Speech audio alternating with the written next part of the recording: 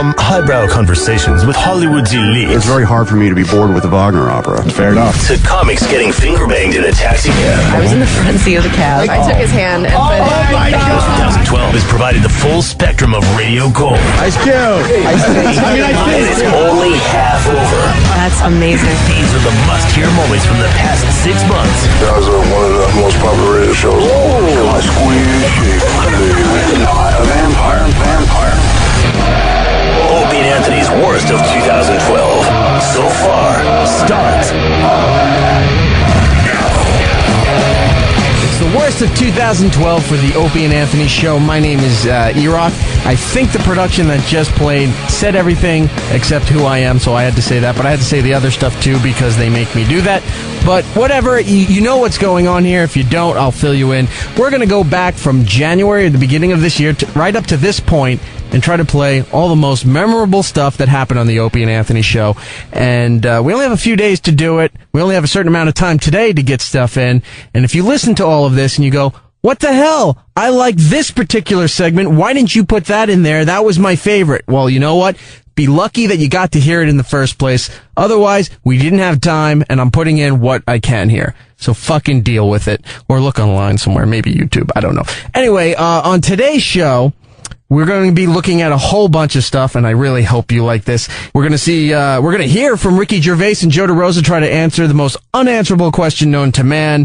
Franchise O&A hadn't been done in a long time. It returns in 2012 with Tom Hiddleston, Loki from the Avengers movie, the Thor movie, the upcoming Thor movie, and a whole lot more. Shaquille O'Neal will be in studio. Lazlo tells us his world travels. Jim Breuer will be here. We'll examine Chris Kyle, the American sniper, fighting with Alex Jones over Jesse Ventura and conspiracy shit. Dr. Steve made a best man speech. Of course we have to play that and rip that apart. Also, we'll take an in-depth look at Chipperson for the year 2012. But we start everything right now with looking at Amy Schumer. Now, a few segments throughout the year, Amy has really opened up to our audience and to this show about her sex life and growing up and all the things that she has done. And each time she's on, there's a story more unbelievable than the last. This is a bit of a montage of several appearances from this year where she starts off talking about sexting and her sex life. It goes into about maybe the first time she had sex, something involving date rape. She'll explain that. And finally, it ends with the infamous story now of her being in a cab and seducing a cab driver to finger her. Here's Amy Schumer. She's at Amy Schumer on Twitter for the worst of 2012 so far. Opie and Anthony's worst of 2012 so far. Sexting? Yeah. It can be really fun if you're alone in a hotel room for enough time. Yeah. Okay. It's all necessity. Yeah. I write really sexy shit like I'm gonna come up your crack, LOL. Oh, so cute. LOL is the hottest part about it. Yeah, the LOL is hot. I had the worst sexting experience with a guy lately. I had plans. I was gonna have sex with this guy. Like, it was going in that direction, no. okay? But that's how bad the phone sex went. Oh, no. Yes. Wow. Okay, so I wrote something to him like, something like, I'm gonna sit on your face, or just something really beautiful, like of course. Poetry. I was writing Shakespeare. So then, and something about, I don't know, I don't remember, but it was something like pulling his hair or something, I don't know. And then the guy wrote back, yeah, like, I'm gonna go down on you, like it's my job, but oral has to go both ways. And I was like, whoa. This Wait, isn't a laying down ground negotiation. rules Yeah. He said, I'm going to go down on you like it's my Like it's job. my job. That's a horrible. First of all, It was bad. that's dangerous. It was terrible. It was so bad. And then I go, this isn't a negotiate. Like, I feel like I was on a used car lot. And he was like, well, I'll throw in the free air conditioning budget. And I was just like, you know what? He goes, do you want to try again? I was like, no. Oral goes both. Who would say that when you're being both dirty?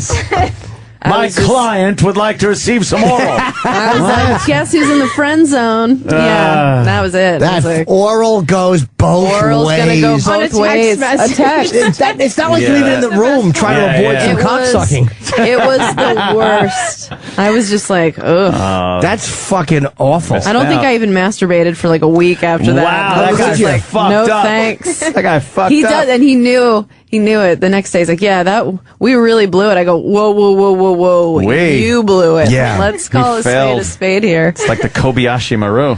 There's nothing worse than a terrible dirty texture. I can be nonstop. Like, I'm an addict, so I can see somebody going, just pretending they don't see it. Yeah, just like, all right. Right already, we get it. You want to smell my ass? I fucking heard you. Dear mom. That's amazing. But it's the fucking ones that are just duds and don't know how to write. It's like, you're horrible. It sucks. Yeah. They won't even send you. I hate when people that won't send you a dirty, like, any type of photo. Oh, come on. Have fun. Live your life. Yes. Oh, God. I have to really have a good relationship with every ex, or, like, God knows the shitstorm that would hit the internet. I fucking was talking to this one girl, and she was just really pretty, and I liked her, but she was such a fucking dud. I didn't even try to talk dirty to her. I mentioned something about sex, like something sexually, but I wasn't. And she's like, talking about, what did she say? Oh, talking about sex, I'm going to take a big pass. Ew. And I said, I feel like I'm talking to my grandmother. Yeah. And I never spoke to her again. Big pass. Yeah, just like, No wonder you're single, Right. stupid. That's why you're 30 and awful. single, you unsexy dud. That's awful. That, because her boyfriend had cheated on her. That's why he fucked somebody else, idiots. Yeah. Because you're a dud. You're Was a that in a fucking text? dud. Yeah. I'm going to take a bit. I would But I save wasn't, that. dude, I wasn't even being dirty. Right. It was literally, she was such a fucking lump. That's so Oh, funny. Jimmy gets so It like. made me He's so annoyed. bad. He's physically But pissed off. I so understood why her boyfriend cheated on her. I'm like, Yeah. that's why he fucked somebody else. Like, I That's don't why. cheat. I'm like a monogamous whore. Like, if a guy cheated on me, it would be to have just normal sex with somebody. He'd like find some nice girl where it would just be normal vanilla sex. A little too I outrageous. met her at church and I took her home. Yeah, I find myself On just Christian Mingo. Yes. On Christian Mingo. That must just be some horrendously, like, crazy sex going on that, though. Yeah. Repressed Oh, God. fucking. Oh, that's the creepiest. Whenever I see that commercial. Yeah. Yeah. It's like, who's Let on Jesus match you The up. guy from religious backgrounds, Yeah. they are the wildest in bed, I find. Girls, too. I've totally. really, like, found that they're really fucking crazy. Yeah. I don't Yeah. know why that is. Something about like Catholic school. They just, I don't know. They were they're those just like, two- fuck yeah. you, mom. Bunch of bunch of sisters. They're not nuns. They were literally sisters. Sisters. Years Black ago. and sisters. Huge Catholic upbringing was crazy. Yeah. Their parents had to know everything they were doing, and they were insane. Yeah. Insanely wild. Could not get out of the house and get into anywhere to have sex faster. They just loved having sex. Just wanted something. Get away from that whole Jesus A thing. lot of leaky submarine going on. Yeah. Religious, are you? No, No? not really. What are you supposed to be? I'm Catholic. Yeah, Italian. That But, kind of goes with it, I guess. I don't go to church and stuff, but No? I'm not super religious. I mean, I believe in God, but I'm not. Yeah, you got to believe in God because you're afraid. You need some kind of hope. Yeah, exactly. You can't think it all just ends. God's not going to help you on the subway when you get raped. That's true. That's true. repeatedly by 13-year-old Latin girls. we learned, yeah. Latina chicks. Oh my God. Yeah. I'm annoyed at that guy. What guy? The fucking Oh, I know. The guy orals are two. What do you say? It's going to go both ways. Gonna go both It's ways. going to go both ways. Why would you say that? I just was like, nope. I go, you're ruining this. You know you're ruining Did you say this? that? Yeah. Good Oh, for good. you. I could show you the conversation if I Good. didn't want you to see the name. Oh no! Oh no! Amy! Oh, Lenny Marcus. I'm kidding. I'm totally kidding. No, Lenny's a great guy. I know, He'd be an Lenny's- awful dirty Oh, texter. can you imagine trying to dirty text with Lenny? Oh, Yeah. that'd be amazing. I kind of want to do that. You write something like, "I want to suck your cock," and after an hour he'd write back, "You're crazy." Yeah. It's like, I'm uploading software on my computer right now. You have to know iPad where you just ignore it, pretend you didn't see it. Oh no! So change the name, put a different name. I don't care. what it Okay. All right. I'll show it to you. You ever use the same fucking scenarios in your sexting and hope that they never talk to each other about it? Like two people out randomly. It's Yes. like this is a good one. This is a proven scenario I have here. I actually have it in my notepad. I could just copy and Copy, paste. paste. Yeah. Copy paste sexting. Yeah, that's a good one. All right, I'll throw the hands against the wall thing. Yeah. No, it's got to be genuine. Yeah. So that's the same thing with if somebody's like kind of like, oh, I guess I'll try to spank you. You feel it. You're like, oh, come on, you try hack. to spank You're you. trying, all right. Do it or don't. You're failing. No, I personalize it. I'll write things from today's paper. I'll be like, I'm gonna push your face into the March Madness bracket sign and shove my cock where the poo comes out. I know he wrote it today. Look, it's today's headlines. Suck my caucus. Political Jeez, humor. that was Political great. humor. It's Too political. Oh boy. Yeah, that way they know it's that day. Do you have a boyfriend? No. Aw. She said she has some relationship troubles. Why? What's wrong with you in relationship? You're afraid of guys too? Are you afraid of everything? They pull their penis out. She's like, You're like a chihuahua in a thunderstorm. Yeah. She screams like Fay Ray. Run into the bathtub. Good reference. The worst. Really the worst. So, really? Are you a bad girlfriend? I'm a good girlfriend when I have a boyfriend, but I just never have a boyfriend. Why? Oh, man. Are you prudish?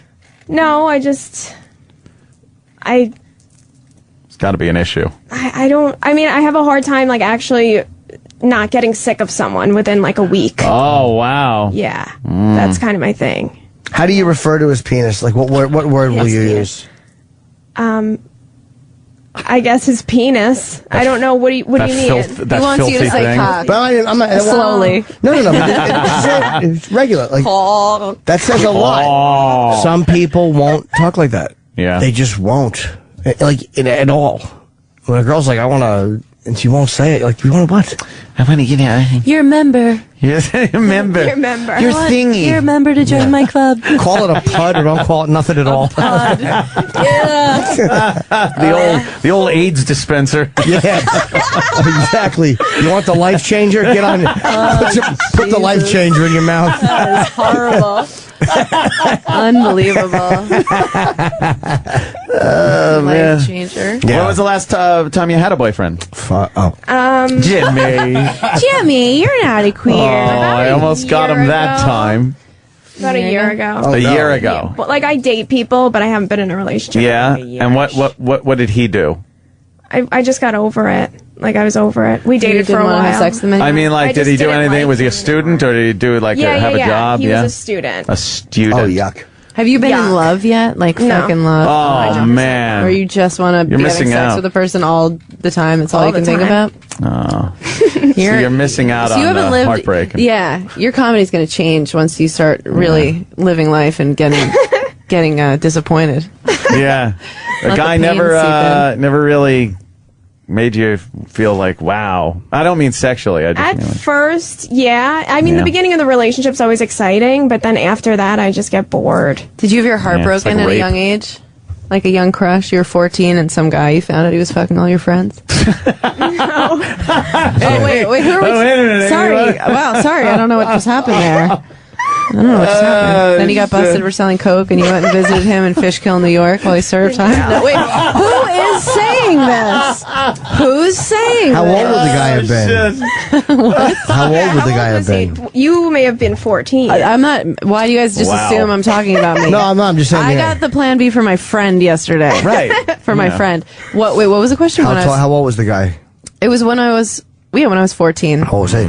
14. Oh, I'm thinking he went to regular jail. Oh, just went to a juvenile. No, he didn't get arrested till he was 19 for selling coke. Oh, You were still with him? No. 14. But we were just still like in touch. 19. Yeah. Little 14-year-old Amy, all wild.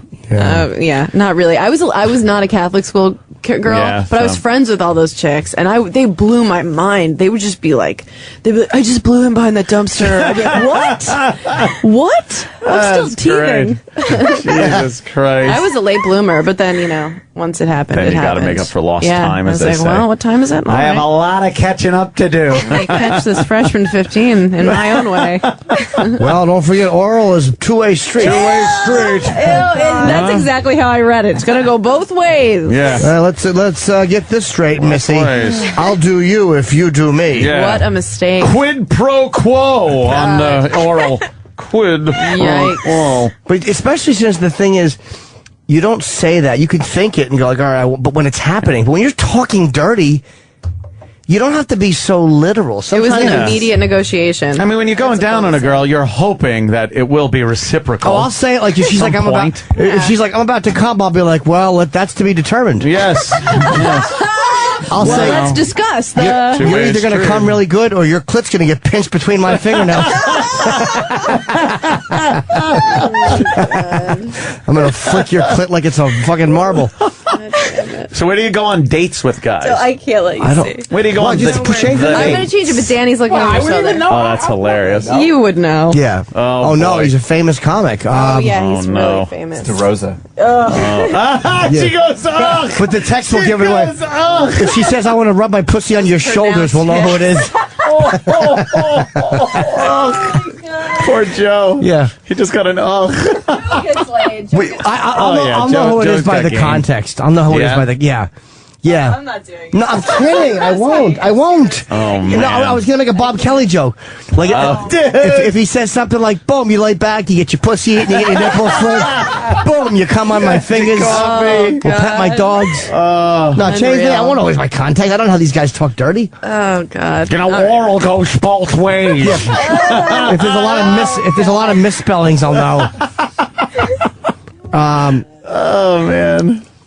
People are just terrible at it, though. People are fucking terrible at it. Yeah, really bad. You got to have some panache. When people take it too literally, it's like we're playing. It doesn't mean anything. Right. It's silly banter. It's fun flirt. It doesn't mean we're actually going to do all this stuff. Big no. Is Sometimes that it? I'll take a big pass. A big pass. That's it. You want to take a big rope and hang yourself off a big bridge. That's why you're a big age and you got no big significant other.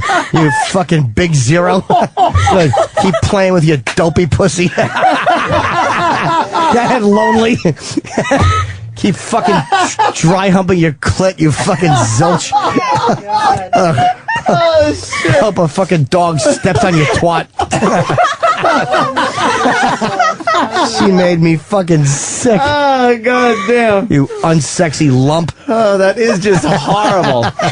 I was talking about sex. I'll take a big pass. Oh, it bothered me. It made me so fucking angry. Because it was such a fucking... First of all, her age annoyed me. Right. 30 and single. And you better be fucking nicer. Yeah, something better going, right. You better be fucking nicer. I don't talk to chicks that age anymore. I really don't. I tried a few. Yeah, they get a little fucking... You're different though, Amy. You're fucking... You're not a civilian. Nah, and you're an exception, I think. You're different. Yeah, But I'm talking about... She fucks around. the women I've spoken to who are that age, as far as being like you know, could we do it this night? It's like, no, go fuck yourself. I'll never speak to you again. You're fucking 30 and you got nobody and you wonder what. That's why. I'm amazed you got to the point where you were actually texting. That entails like exchanging a number and stuff like that, to where you didn't know her enough to know that she would say like a big pass on sex. Like, she was fun to talk to in person. Yeah. But just a dud on like, you know, like a couple times, like, hey, you want to meet up and have lunch? No, okay, goodbye. Ugh. You know, go fuck yourself. Exactly. Keep doing what you do for a living. She's doing right now. So dating, no, Jimmy. So dating, how do those go? Where do you go? Where do they take you? Oh, Jimmy. Never anywhere Pay them. good. Never anywhere good? Where? Just like whatever, something like if you're just meeting up for drinks, just No, boy. any kind of. You need a sugar daddy. You know what I'm saying? Oh my God. Did you find it? I'm looking. Come on, Amy. I changed the contact. Now I don't see the. Oh wait. Okay, I got it. Oh boy! Look, she's smiling over here like. She's nervous that you're gonna know who. Yeah, it is. I really don't want you to know who. I will have. Danny, cut it out. I won't know. You will know. I will not. Is he white? Okay. Yeah. What are you talking about over there? Exactly. That's what I like about Amy the most. Okay. All right, she's scrolling. I'm just trying to delete anything that would let Jimmy know who it was. Oh. No, you just read it to me. Just don't delete it. Just read it around. Oh, okay. All right. Here it is. All right. This was the wait. I don't. I'm not going to read exactly what I wrote because I'm a lady. All right. Okay. Okay, I said something about straddling his face because I'm a sweet lady. Yeah, you do that. And he goes, no hair pulling, but I'm going to go down on you like it's my job. Wait a minute. You said you'd pull his hair? Yeah, I was like, I'm going to pull And his he hair. corrected you? Yeah, no hair pulling, but I'm going to go down on you My like it's my job. tube might come off. That's sexy. I go, I'm not hard. I go, nothing weird. I go, this is my fantasy. What? It's not about you. And I said something about wanting to treat him like my toy. And then he said, sounds okay, but it's about me too. So the oral is going to go both ways. Holy fuck, this guy's terrible. Guys. I said, you ruined it. He said, haha. I go, Yeah, now he's trying to get away with I an go, LOL. that was fun. I go, it just became a negotiation. He said, yeah, not even a good one, like a shitty dealership negotiation. Should we try again? I went, forget it. Oh, And that was it. That was it. Oh, man, face. That was it. Amy Wow. does not play fucking games. No, that's He it. wa- he- I'm not gonna. That's it. That He's was my like friend now. two texts separated from I want to straddle your face, and he fucks that up? Yeah, that's it. What a And she was fucking... gonna have sex with him. Yes, I That was. the thing. That's it. Oh, Yeah. Well, you know what? When you mess with William Stevenson, yeah, that's what you're gonna get. The oral goes, no hair pulling. You don't correct somebody. And half the shit that I text, I don't even No, mean. I that's- just feel like it. I'm not gonna. Oh yeah. Like yeah, it's like, it's just fucking a game. It's That's Yeah. people. There's a way to say if someone asks you directly, "Do you like something?" You can go, "No, I'd try it though," and then in the moment or in an unsexual moment, you talk about it, like when you're in the car or something, and then you let the person know that that's not my thing. But if it's just texting, like you're just texting, it's just fun. It's you're texting. flirting. Believe me, I've never gone down on anyone for hours. All right? Okay? Right. So, Oh yeah. I've never even written that. No. No, I wouldn't well, I want wouldn't to. put it in. Do you think that I've really context. fucked the shit out of anybody? That's really funny. Shit will actually. Yeah. I've never actually throat punched somebody and came on their children.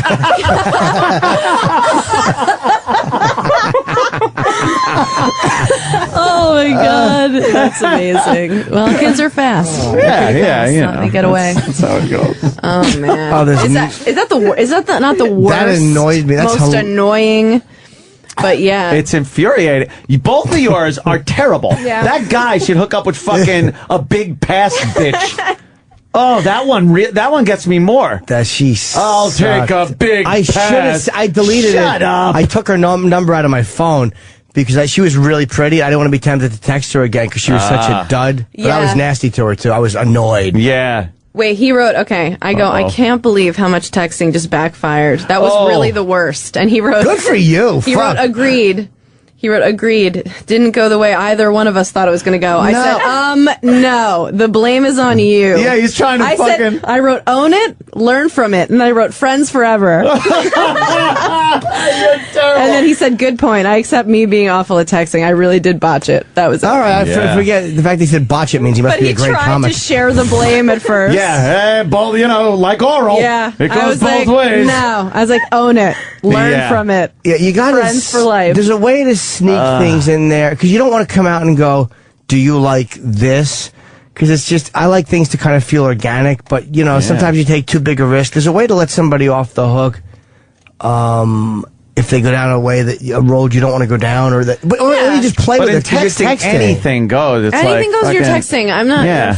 Ugh. If you actually go from texting to in bed, I think some concessions can be made as to what well, that's a verbal contract in the text. I will now read from paragraph 3, section 2. Exhibit You did A. say you would lick my asshole. Now you're denying that? I'll write something. I'll write something really sexy like, "I'm going to put you on your stomach and fill your buns."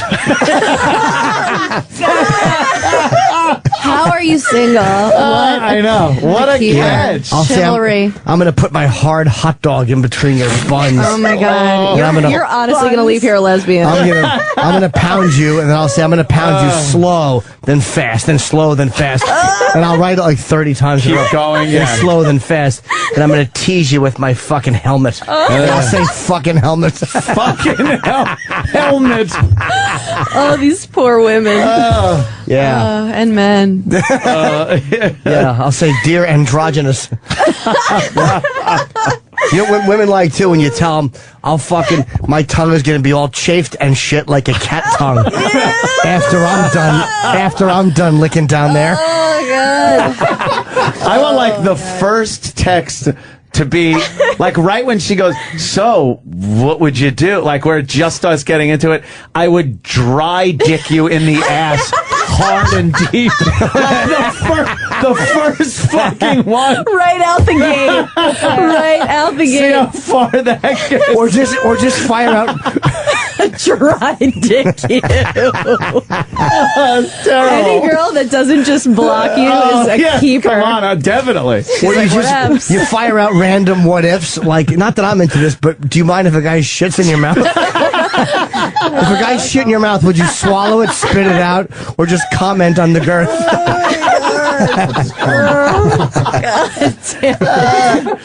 See, but that would be at least funny. Yes. She goes, what are you doing? Right into I'm going to dry dick your ass. Hard and deep in the ass. Oh my god. Oh, and then like ... blood? Question mark. This is O&A's worst of 2012. So far. On the Opie and Anthony channel. Want to talk about that thing? No. Oh my god, please, no. Do you want to talk about it in general? Like without any details? How do you know it was the Okay. thing? It might not be the same thing. Oh, you guys are so It might not horrible. be the same thing. No, we won't spoil any. I won't give any details out you don't want to give out. I bet you guys were like the best date rapists in college. Like, look, we're just come home with us. We're gonna watch a movie. Like we will not touch you. Yeah, exactly. Just the tip. Yeah. This hanky has my cologne in it. Trust me. Smell it. Oh god. Were you a victim of date rape ever?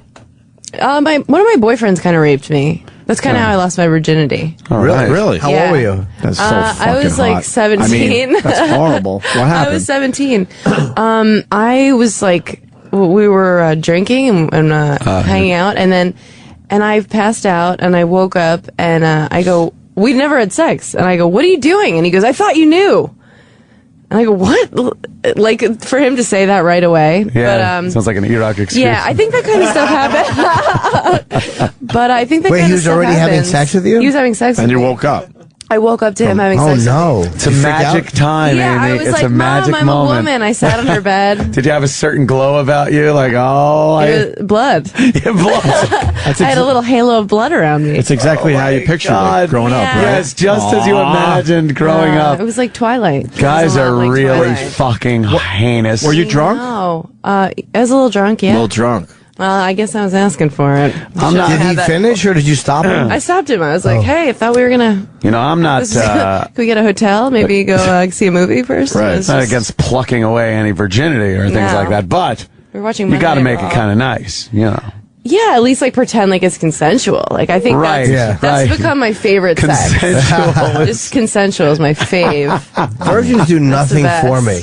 No. I don't like innocence. No. Not No. even if they're asleep. No, well, no. Yeah, what if I they like just a passed out sleepy and- slut? I'm not saying I wouldn't fuck a girl who's been around the block a few times. Yeah. But wow, so he was fucking That's you. creepy. Yeah, I'm not trying to minimize that, by the way. I don't think that was cool, but it's Well. been a long time. Since then, I've had a nice array of cock. So I'm, I have no feelings left about Did it. you But see I don't him, think that's cool to do, guys. You didn't not see cool. him after that? We broke up pretty soon after that, but Was not it even awkward? because of that.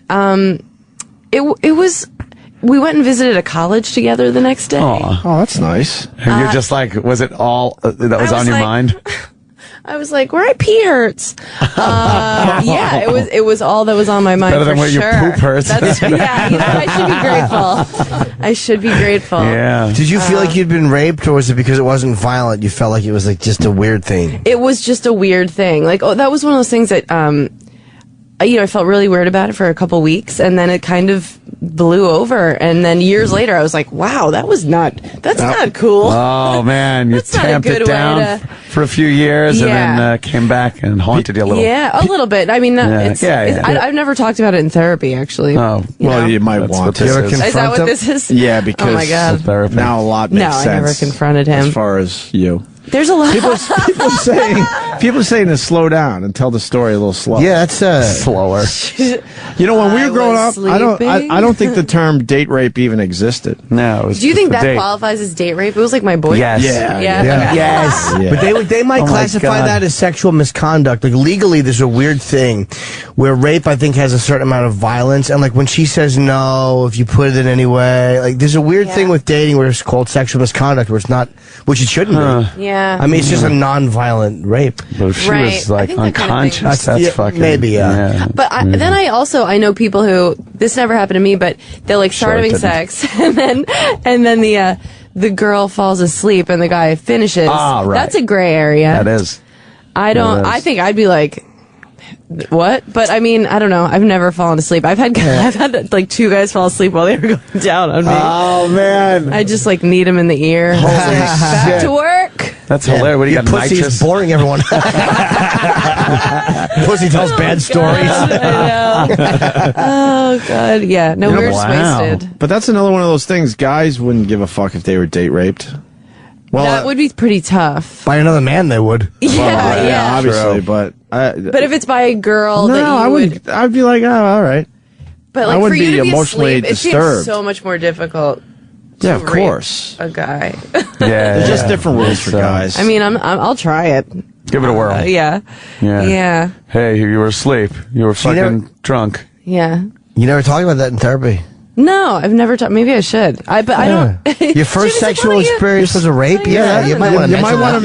you might want to bring that up. You put it like that. What are you talking about in therapy? Right. And he wouldn't get off the phone, the fucking phone calls. He was 20 I'm in minutes late. therapy. Yes. I was talking about- sleeping. He wouldn't stop. He just keeps throwing that type of stuff in. I can't wait to see the bullet points from today's show. Amy's rape. Yes. Vinny's phone calls, Amy's rape. Yeah. The fact that Which it was is your worse. first time is Yeah. really hot. No, that's the thing that's like wow. Terrible. 'cause, That might have set you down a road. You if you're think? already You like might a not wanna be slut down. and you pass out and the guy's fucking you, that's one thing. But I don't first know. timeage. I feel like I've been. This could be completely insane. I feel like sexually pretty healthy. Yeah. He goes, yeah. Yeah. Looks at me like, Do "Aw." you? Yeah, really? Are you healthy? Why is that? Yeah. I don't know. And make sure you speak slow. I don't know. I feel like I'm sure it must have done some damage, but I don't know what it Do you was. think probably what makes did. you feel like you might be unhealthy or healthy? Like, is it the detached, completely psychotic way you can just walk away from somebody? Is that the healthy part you're talking about? Oh my god, That's great. That is so funny. I mean, I think I'm a sociopath, but not because of that. Yeah. It's hard to tell though with sex if it's like I feel pretty normal sexually because sex is such a wacky fucking thing that could go. You could take some areas that people would find repulsive and other people, that's totally fucking cool. That's what I like, yeah. But what is it something from your past that puts you on the road where you like this but don't like this and stuff? So it's hard to tell. It's hard to use sex as a basis if you're fucking crazy or not. Yeah. Because it's so, Yeah, and you know what? I'm realizing sometimes I like porn where the girl's is sleeping and the guy wakes her up like that. Well, of course you do. Well, you know what it is? That's I think where all those it's, weird fetishes come from. I think it's like- something happened to you. yeah, I think it's like I thought of it as like that was like guiltless sex when I watch it now. Yeah. But at the time I was like I remember being very surprised and Wow. upset. Yeah. It's like Just, that Godfather 2 scene when fucking Don Corleone comes home and they walk in, surprise!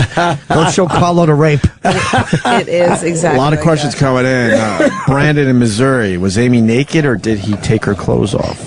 I don't remember. I mean, I don't think he would have undressed me. He It's probably, tough to moved get my jeans underwear off over. if the girl's sleeping. Really tough. No, I didn't wear jeans. I was another 15 pounds.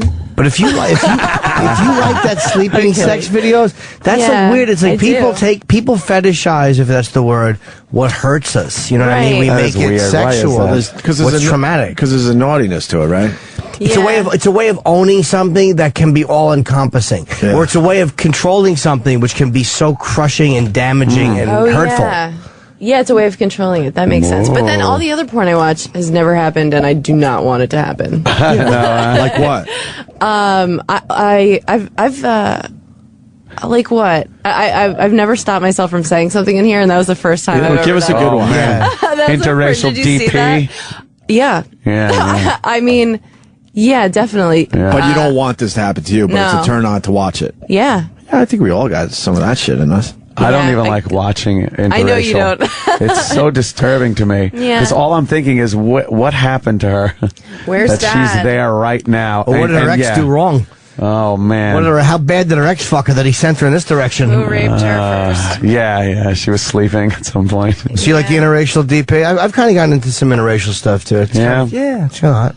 Yeah, I mean, I've sort of taken a break from that but I that don't was even my like the thing white for a guys with while. the black chicks interracial. Like, none of that gets me. You don't even want somebody to have a tan. No, I like pale English people Yeah, that's- having sex with each tea. other. Yeah, if they don't like Drinking cousin tea. Oliver, Anthony can't come.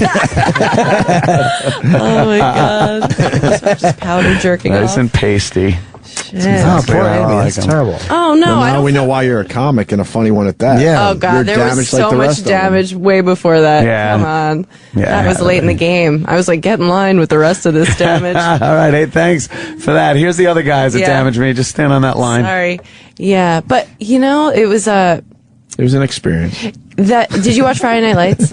No. Oh, all right. Well, there goes that. Yeah, but people out See you there guys later. have, so explain it. Well, there's one scene with Connie Britton, the mom, and she's talking to her kid. Her daughter's like, I'm thinking about having sex. Uh-oh. And she's young, and she's kind of like, well, if you, she's like, don't have sex yet, like, you're not ready. And she's like, why? What's the big deal? And her mom freaks out. She's like, it can harden you, and it can, and she, like, listens to her mom.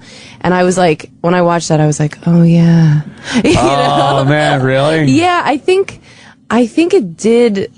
I think there is a good amount of that. Yeah, I guess you can't avoid it. How long did you date him before you did that? We were together for like a year. Well, it's hard to trust people after that too, and somebody you're dating or you're supposed to be, you know, Because Yeah. A year and you weren't fucking him, though? Jesus Christ. We were 16. We got together. I was a late bloomer sexually. Yeah? Yeah, and then shit really hit the fan. Then he made up for That's lost like being time. robbed by somebody though. It's like somebody you trust and you love, and they fucking take something. That's fucking awful. how long you stay with him after the fact? Maybe like a couple months, and then we went to college. Oh, that was the thing that kind of. Yeah. Separated you well, not Did you really. have sex again? But those couple months. Ever? With him? No, I mean, yeah, after- we with- started having sex. So that not actually- right after. But was it in the yeah. back of your head like, I know that was wrong, man? I had to know that I wasn't ready for that. I feel like I didn't. I thought about it for a little while, and then I totally put it out of my head. Right. I think, yeah, that must have been like me trying to control it. Or I mean, the too much. implications of that are just too awful. I mean, if it's a stranger at a party, that's one thing. But if it's somebody you're dating and there's a certain trusting. trust You know what? there, Just, but honestly, I don't think I'm not minimizing it, but I just know so many girls that had experiences like Dude, that. right? The instant feedback is lit. People like Guys are really so many despicable. girls feel like Yeah, they it's got awful. date raped in college. Oh my God! So yeah, So many. It's They're- so many, and then that's the thing. It's like, and you know they're always like, oh, people don't report it because it's like, what? I didn't want to send that guy to jail. Like he had been my boyfriend. It's such a gray area. But I know so many girls that it's like. Because then also, then had I like reported or something, then you become like this, and were you drinking, and were you whatever, yeah, and then yeah. you're the total bad guy. So it's just, man, it's a total gray area. Wow, man. Fuck. That's. Oof. Light morning rate. This is Light FM. Yeah. The fact he never talked about it in therapy is Going to be weird. taking your rape Yeah. calls. Why don't you talk about it? You might have I don't know, because I'm always in a relationship and just having sex with that guy, and it's dirty with that guy, but I like it's monogamous, and there's like love going on. Aw. But I mean, I don't like real like love making. Like I like to fuck. You know? Right. But I don't know. I Not a tender, never stop not crying. a tender, or- loving. No, I don't. That makes me uncomfortable. Really? Yeah, I don't like that. Hilarious. Yeah. I wonder why. Because Jimmy's like that too. Jimmy's talked about that. Yeah, I don't like it slow at all. I go like it all depends. It depends on I'm the just person like- and the mood and everything. Yeah. Like whether I'll change it up a little bit. I have a good pitch repertoire. I could go to the fastball. I could go to the fucking knuckleball. You got the knuckleball? Sinker. Yeah. Yeah. What about the slider? I've got knuckleball. 'Cause- yeah. Ow. There are certain times where it's appropriate. It just seems appropriate to be a little slow and more romantic and fucking corny. And then there's just fucking bend over and let's get this done in 5. and Right. fucking get out and do something. I can only fuck really hard if I'm making noises like Al Molinaro from Happy Days. If I'm holding her ass and I'm going, yeah. Imagine being that girl. It's got that poor girl. yeah, right in her ear. What a treat. Yeah. That What a must be a treat. Yeah. She knows I'm ready to come when I sink my teeth into her cheek like Cape Fear. Oh my god. Bite Yeah. out a chunk of cheek meat. Yeah. I got you now, bitch. That's awful, Amy. That's a terrible story. Oh, I'm sorry. No, I feel bad for you. Not that you Oh, want I us don't to, want you to but feel bad for me. I do. feel okay. I was. I think we should 17. all. I think we should all hug you. Don't we I'd all rather you have our didn't. fucking? that would be worse Can than me. I'm gonna opt out of the hug. Is that okay? We all have our shit though that we think should fuck us up. You know what I mean? Yeah. It's like, oh, is that why I do this and then the other thing? It's like, but everyone's got that shit. Right, and it all like makes sense. If you there's always some psychologist that's like, oh, you Yeah. have this, and you're like, oh fuck, you want to Here- be above it, but you're not. This is Opie and Anthony's worst of 2012 so far. At one point, we have a story to get out of Amy, but just Oh god, I was like, oh, I don't know if I want to talk about that. Why? Oh, Amy. Why else are you here? God, what do you mean? I'm. Wait, it sounds doing like you have a wonderful good things on the story, road. Jimmy. It's, It's up to her. He throws it out there. Yeah. I mean, we've all had sexual dark days. I feel like last time I was here, I remembered my sleep rape, and I shouldn't come back in here this time. This is worse than the sleep rape. Really? You remember something else? Oh my god! More of my youth is coming back to me, and by youth I mean Can we guess? 5 years ago. You know what? And I might have even told the story on here. I'm not sure. Did I ever talk about when a cab driver fingered me on here? I don't think I remember that I one. swear to you, it sounds familiar. Doesn't it? It I kinda sounds familiar. I talk about it a little bit on stage now, just maybe. as like the end of a thing. But I don't know if I told the story. But I would feel really awful if I had already told the story. No, I just remember the one with the ship. I've heard it in your act. I Oh, the guess. eating me on the show. Oh, no. Oh, okay. You've only heard my act. Okay. Yeah. Amy and I took a cab home from Top Hoppers last night. You fingered Amy in the cab? No. What? Wait, She fingered my ass outside the cab before we got I'm a into it to lady. propel me forward. Yeah. Sweet. No, we were both. Amy lives not that far from me, so we split a cab going up. And I forget how it came up. Well, after you told the cab driver to drive you back to the luxury apartments. Oh, yeah. And then you let him know that I live at a 6th floor walk up. Oh, that's good, Jimmy. Yeah. No, I told Amy to get out of her 3 fucking doors down Yeah, because we're because- yapping. She's talking about this guy. And she's like, it's been a while since I've had sex. I mean, this time of year, I like to fuck. Oh, no. She's saying this in the back. Oh, yeah, she's blathering I on. wasn't even thinking about it. I wasn't even thinking about it. And the fucking creepy cabbie with 2 little scars on his cheek is hearing all Oh, this. he's freaking out. I didn't even think about White it. cabbie? That's why I get hard. sexually assaulted. White cabbies are Yeah. the scariest cabbies in New York City. But I said to Sorry, her, white He was cabbies. white? I said, get out of your fucking a few scary. doors away. Get out 3 doors away. I said to her, I'm like, text me as soon as you get, so you know. I was sort of offended he didn't go for it after that. Yeah, right? No, she was loud though. I'm sorry. Yeah, no, I don't didn't- care. I didn't even think about it. I But like no, to fuck this time of year. that's how I sound. That's how I sound. Oh God. So what happened with the cab driver? Now you gotta tell the story. Oh God. It's so dark. It's bad. All right, like take your time. When did this happen? A lot of This is details. so bad. When did it happen, by the way? What were you wearing? I remember what I was wearing. Yeah, what were you wearing? Oh Jesus, this is so awful. Could it be any less appealing with my morning voice? I just walked Oh, in here. don't worry. It's great. Lucille Ball. I sound like I have leprosy. Did Mr. McGillicuddy finger you? Viv came up. How old were you? I was 18. Oh. Oh God, this is Well, so awful. This is the worst. Do tell. This is the Amy. worst. Okay, but it sucks 18. because the weekend after I left here, I was on the road, and then people who heard the show came, and whenever I would make a rape joke, they'd all be like, "Oh." So now, when I say my super sweet fingering joke, they're all gonna be like, "Ooh." Oh, creepy. Okay, this is exactly what happened. Do tell. Okay. Okay, the summer of your senior year, It was where- the summer. Okay. Okay. Okay, it was the summer. It was the summer going into my sophomore year of college. So, yeah, 18, maybe I just turned 19. So we were driving home from a bar. I was in the front seat of the cab. All my Front friends are seat. in the back. Oh, okay. But I remember choosing the front seat on purpose. Why? Did you get a I'm look at the huge whore? Wait, did you Did you get a look at the driver before you chose the front seat? Yeah, and let me okay. tell you, disgusting. Wow, nice. He was like not. He looked like a cab driver. Right. What I wasn't city? like, oh, we hit the jackpot with the one hot cab driver. What city were you in? New York. All right. What nationality was he? He was white. And what were you wearing? I was wearing a mini skirt and a tube top, which was my uniform at the time.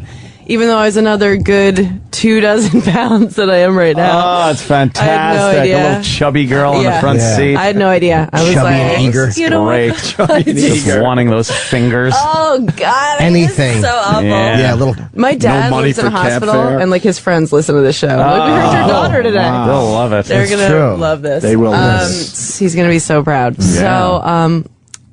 So I was sitting in the front, and my friends were in the back, wasted, and sort of one at a time they got out, and I was getting out with my last friend, who was like asleep in the back, and I was just drunk, and I was going through a phase where I like to get in a lot of trouble sexually and sort of do stuff that scared myself. God. I would go home with it was fucking. This is great. I know. Yeah. I am loving this. This is really hot. Yeah. Wow. So I hope you're not looking for sympathy. I today. just This is really hot. this is You such are a looking mistake. for cum. I'm regretting. I'm not only regretting coming here. I'm regretting ever doing comedy. Yeah. So I just like was sort of. I think I just wanted to feel like I was really turning him on, like making him go out of his mind. So I just was sort of like I just sort of kind of like was sliding my leg over to him. Why am I saying this on here? I hate this. While you're driving in the cab or when you're Yes, parked? well, he's driving. My friend was asleep in So the you're back. opening your little chubby legs. You little chubby. I referred to them as sturdy back then. Okay. Oh, so you're man, moving so- your left leg toward the cab driver. So he's driving. I'm just driving I'm here. so depressed. Imaginary driving. And then, like, right next to him, I need like a publicist leg or starts something. moving Like, closer. don't just talk about. And he's your- probably like, did he look over? Yeah, he looked over. Yeah, he was I like, bet he "What looked over." What is going on? Wow. And And then what happened? and he sort of like was like. How does he make the move? So gross. I does he really make the move? All What right. happened? Your leg's he didn't opening. make the move. I Oh. took his hand and put Oh it. my God! I knew it. This is the greatest thing ever. You took his hand and just put it on your young 19-year-old. 18. I put it on my skirt, and Wait. Where exactly did you put his hand? On your left on the thigh? leg, or did you put it ground zero? I went right. Oh my God! I thought maybe you like a little leg so he could rub your leg a little first. No. You went right for the said gut. You Fuck put that that foreplay. fucking that hand that he coughed in and was digging in his nose Yeah. all night. That all that bad he money went through? He looked like the MTV cab driver. Remember that guy? Yeah, Like he sure. was greasy. Oh, He was, wow. There was nothing like Yeah. attractive about this What a dude. banner night So for she's this sleeping guy. in the back. This guy She's must have asleep lost in the his back. mind. And he, and I, like, we only had like 20 blocks to go, so I was like, this guy better get to work. Oh, he probably fucking. Oh, that guy. God. That guy. Is that hair? That Yeah. really looks like him. So I bet you anything. This guy's like a listener to this show. Yeah. Probably is. Oh God, I would. So you put his hand right on your I puss? put his hand right on my puss. Oh yeah. And yeah, and Wait. he Was everything ready to go? Were you What are you talking about? pantyless? Were you ready to accept him? Were you? How dry does a girl have to be that you can't get a finger in there? Well, that's, Yeah. Wow. But I was turned on. I was excited. I Oh was yeah. So Just you put thinking his- about it. Did you have panties on? Yeah. Okay, so what did he pull them aside or did Moved you? him to the side. Oh my God. I moved him to the side. Oh, you were just You eager. victimized him basically. Yeah, you raped Yeah. the guy. So I know. When I tell the story, I say I let a cab driver finger me, but Yeah, really no. I took his Yeah. hand. you raped Exactly. him. So what did he? What happened? He did what you do with a vagina. So he fingered He you. fingered me and 20 rubbed blocks. my clitoris. Oh, was until it good? I achieved orgasm. Oh, you came? I did? Came. I Oh, came. my God. And then This and is then like we got where we were fantastic. going. Did you go for the quiet orgasm? Yeah. Not to wake your friend? Yeah, like trying not to make a sound. Did you rub his dick? Little meows and. I did not touch him. Did he ask No? you to? Oh no! But what happened was we got where we were going, and so like my friend in the back kind of woke up, and he was like, "Where are we taking this party?" Like he was kind of like, Of course. "Yeah." Of course. That's good. And he and was I the winner of Gash Cab. Oh my god. How long have you been sitting on that? I just thought of it. I swear. That just popped up. Too good. That was strong. Yeah. That was strong. Wait, no. No, it was no, like Chip. pussy of fortune. No, that doesn't work, not Chip. pussy of fortune. Chip, that doesn't work. How long did Oh God. How long did it take to come? I hate thinking of the plot points of this show. How many? Yeah, how many? yeah. How many blocks? We get it. I know. How many minutes? I came right before we got there. So what happened? He wanted to know, and what did you pay for the thing? The cab? Yeah. Did he make Yeah. you pay? Wow. How hilarious What is a that? Not even on the house. What a dick! I love it. She wasn't going to jerk him off. He's like, all right, $8.50. What a Was it dick. easier for him to separate the dollar bills? Me and my friend. He fucking made you pay. Me and my friend. I'm sure we split it. I would not have been. So like, wait, what this did he is say to you?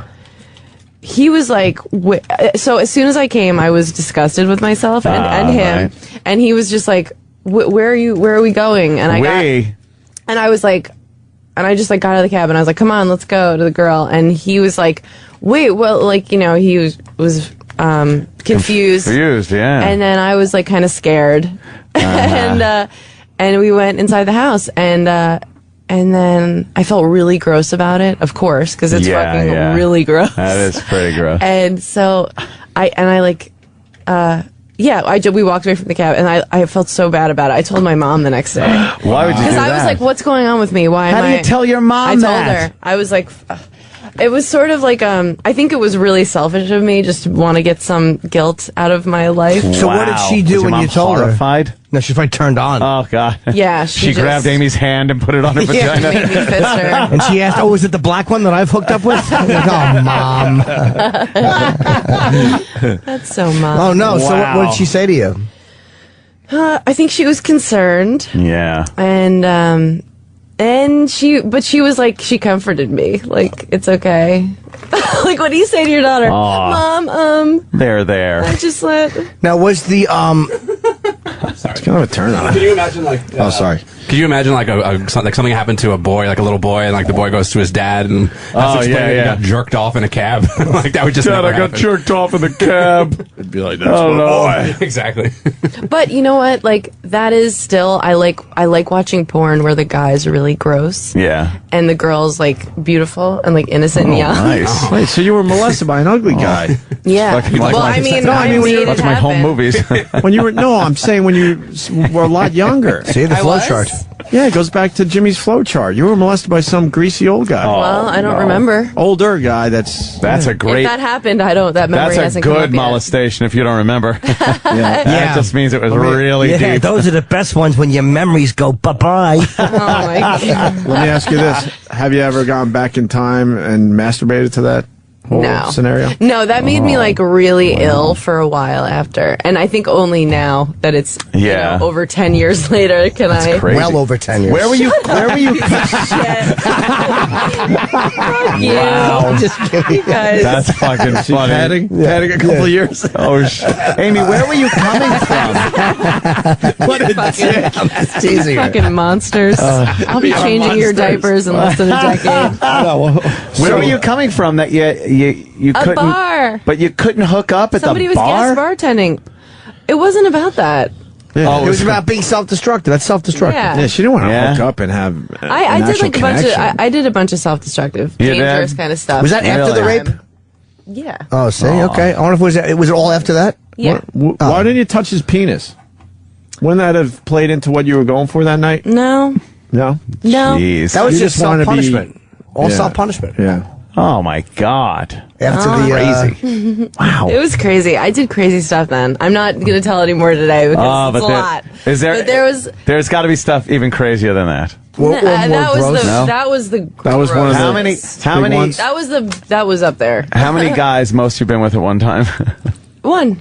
Oh, that's it. Oh You've yeah, no. I had never the was just two-guy like a cum thing? dumpster. No. Cum dumpster. And it was always like very selfish and about me. I didn't like. Oh, I didn't okay. like go nuts on Good everybody's for you. cocks. It Good was for like, you.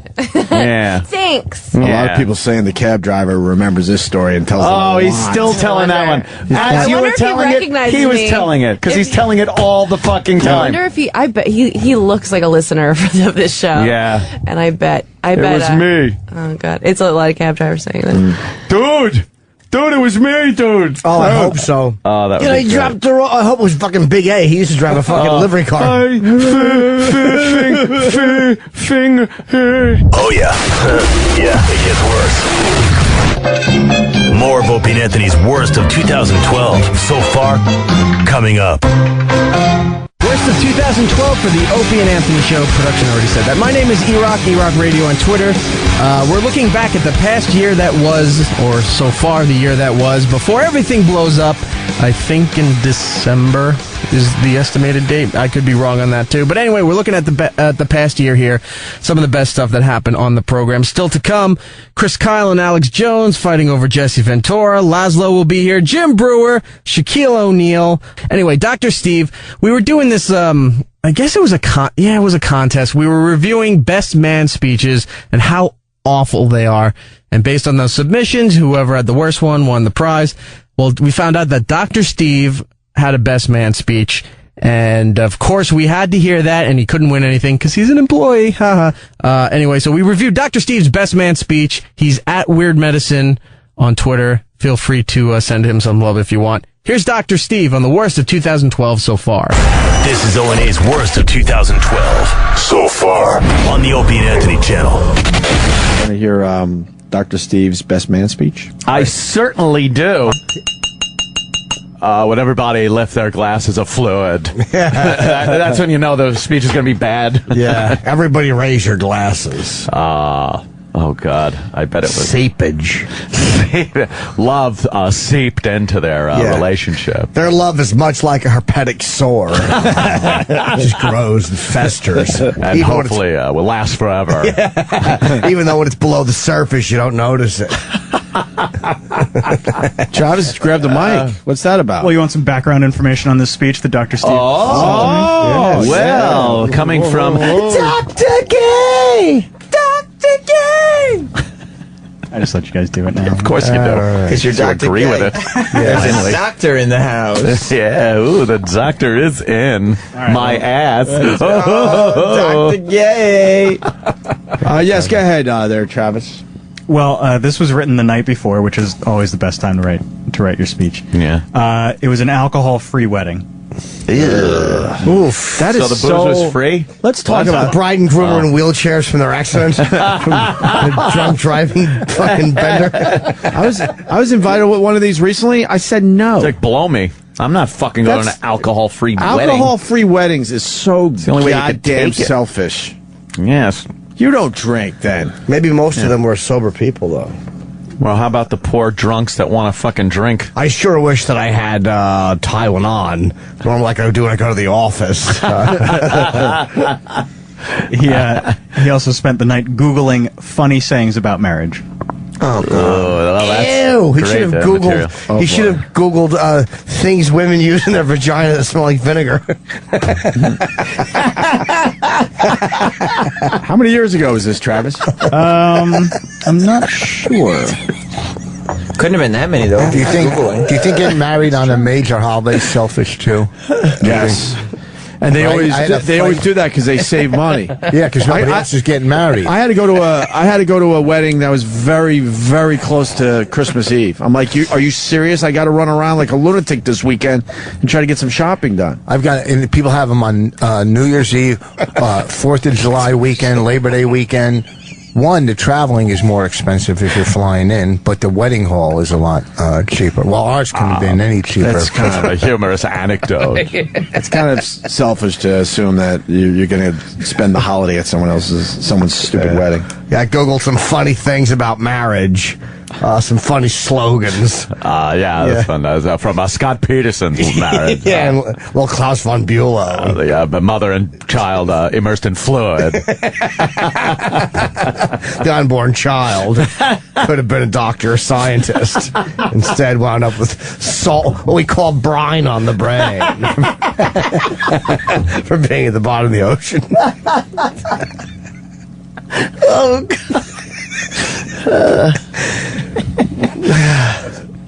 That was it? What year? What? I have no idea. Okay. Old Ben Gardner pussy.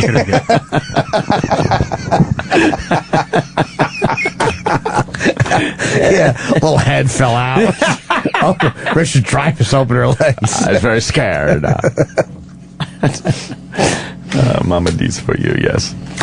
So what else? What other? No, that was it. Oh, that's it for the background on Dr. Steve's. I'm sure it'll be very best man speech. Now, who is this for? Is it for like a close friend? Yeah, this is for Dr. Mengele.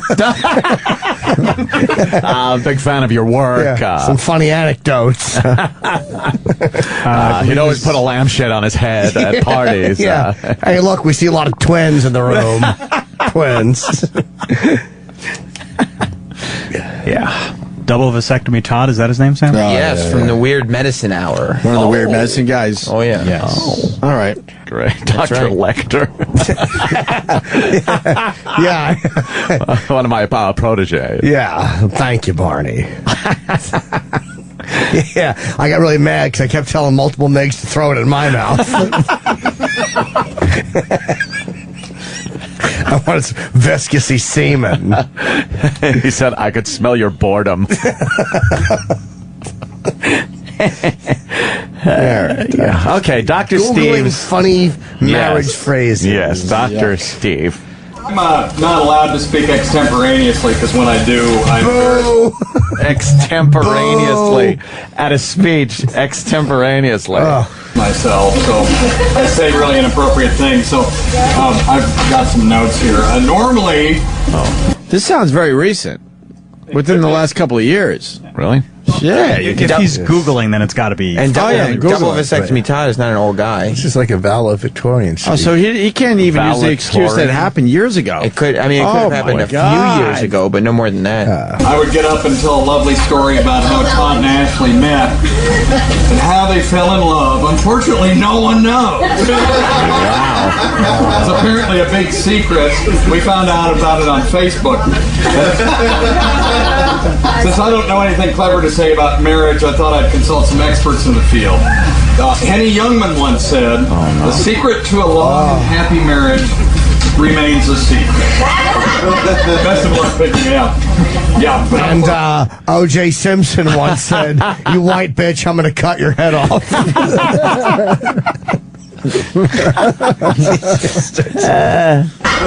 Best of luck picking it out. Yeah, but I'm bombing up here. It's okay. This is real short. Mickey Rooney said this about marriage. Hey, take me out of this room. My caregiver's punching me. That's what Mickey Rooney said. He said I was cute in 1948, and now my caregiver's hitting me with my dirty diapers. Maybe I should shut up. Got clean comedy, because I was kind of stunk. I don't know why people thought I was cute. That's what Mickey Rooney said. Mickey Rooney said I should be dead like Andy. About marriage. Always get married early in the morning.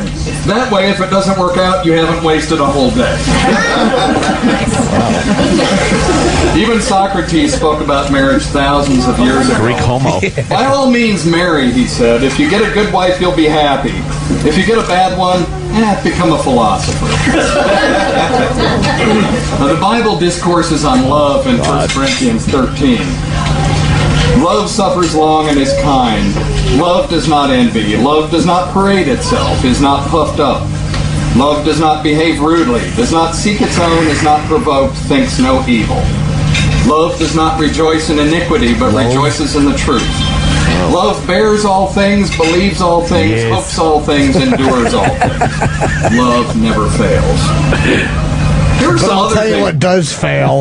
Me when I'm making a speech. That's horrific speech. Yeah, hold a glass of apple juice. It's a no alcohol wedding. Christ. I give this speech at the hospice when I want people to not really want to live anymore. Yeah. I'm the get them out of their bed guy when we have a long waiting list. I got old Mr. Hodges to finally kick over and give up.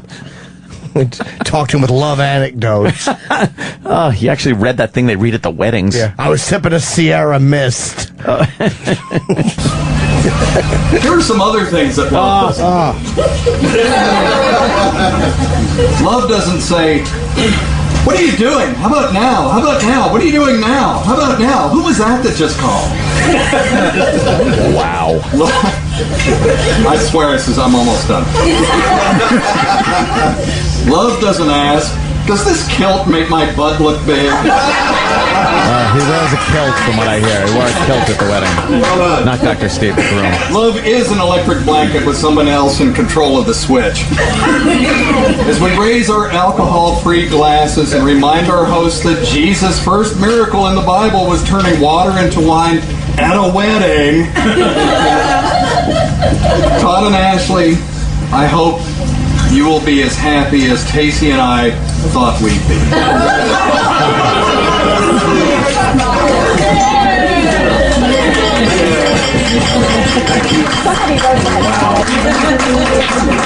Dr. Steve. It was short anyway. That was good. Oh my God. Luca Brasi was more comfortable at the wedding than you were. Why a non-alcoholic wedding, first of all? That is so selfish. I know he's your pal, but what the fuck? Well, I think his wife's father is a minister, and he doesn't believe in drinking. Although no, it's true. So make your cater to the father there. Yeah, and his wife loves to go to the bars and slam shots and stuff, but she's never drunk in front of her father, and they were afraid she'd probably have a fucking issue. Did you do a few shots before you went? No, I think we had a flask, but I never got to it because it was just so dull. You should have. A little booze on that speech might have. But there were a lot of, the Christians there, and I thought it was a little edgy in giving them, a nudge about the alcohol-free wedding, but, and turning water into wine. But that was about as edgy as I felt. I like your delivery there. At a wedding. I can picture Hey, yeah, he did a little Valby there. John Valby. Yeah. I know a girl, her name is Ashley. Yeah,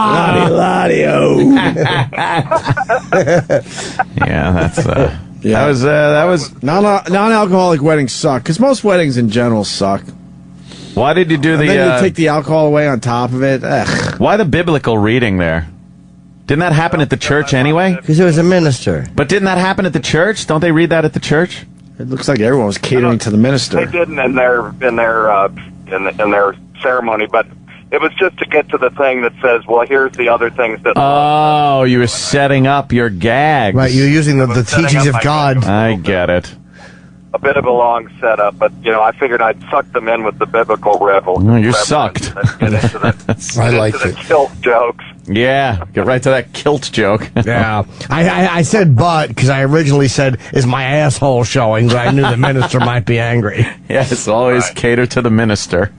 Oh, yeah, that's why I didn't say, does this kilt make my ass look big? Yeah. God, what a dull wedding that must have been. Then. Exactly. That was a good speech. You're the next Peggy Noonan. No. You don't know who that is. That's a fucking I do know who that is. Yeah, Dr. Steve knows everything, so he knows who it is. Wait, why was that a good reference? Because she was a speechwriter for Nixon. Yeah. And she used to be on Fox News, and she had the most glossy lips of any woman. Cool, look at you. Oh, Dr. Steve likes lips. Yeah. Like especially when they're lips. glossy. He's a face fucker. He's used to seeing the ones all dried out with a respirator in there. Yeah. But they only went in for a knee injury. After an hour with him. Yeah, we never asked Dr. Steve, why are you a doctor for dead people? My God. That doesn't make sense. Well, I'm not. I'm a doctor for the living. They just happen to are going to die sooner than a lot of other doctors. So why do they need a doctor? One foot in the grave, another on a skateboard. But why do they need a doctor at that point? Here's the thing. That's the one time you don't need a doctor. Yeah, a doctor. No. I disagree. If you're going from non-life to life, then we have 3 different medical specialties. We've got neonatology and perinatology, and we've got OBGYN. And if you're going from life to non-life, there's me and some minister. It's ridiculous how we give that second transition such short shrift. Do you yuck it up with like a Grim Reaper suit? Sometimes you walk in with a sickle into the room. Just look at the beds. Yeah. Watch the look on their eyes. They're dead, lifeless, fogged over eyes. You know what, though? I went to see a friend who was in the hospital, and I walked in the room, and his eyes got real big, and he said, "What, did they consult you on me?" Oh, man. Oh, yeah, shit. you're Dr. Death. Yeah, no one wants to see you. Oh, man. That's gotta be a drag. So He I has a felt good like- graveside manner. Yeah. Right. Yeah, that's his bedside manner. He walks in with a shovel, fucking dirt on his shoes. Holy shit! Sorry, I just saw the last patient. A cross and a Bible. Are you like the angel of death?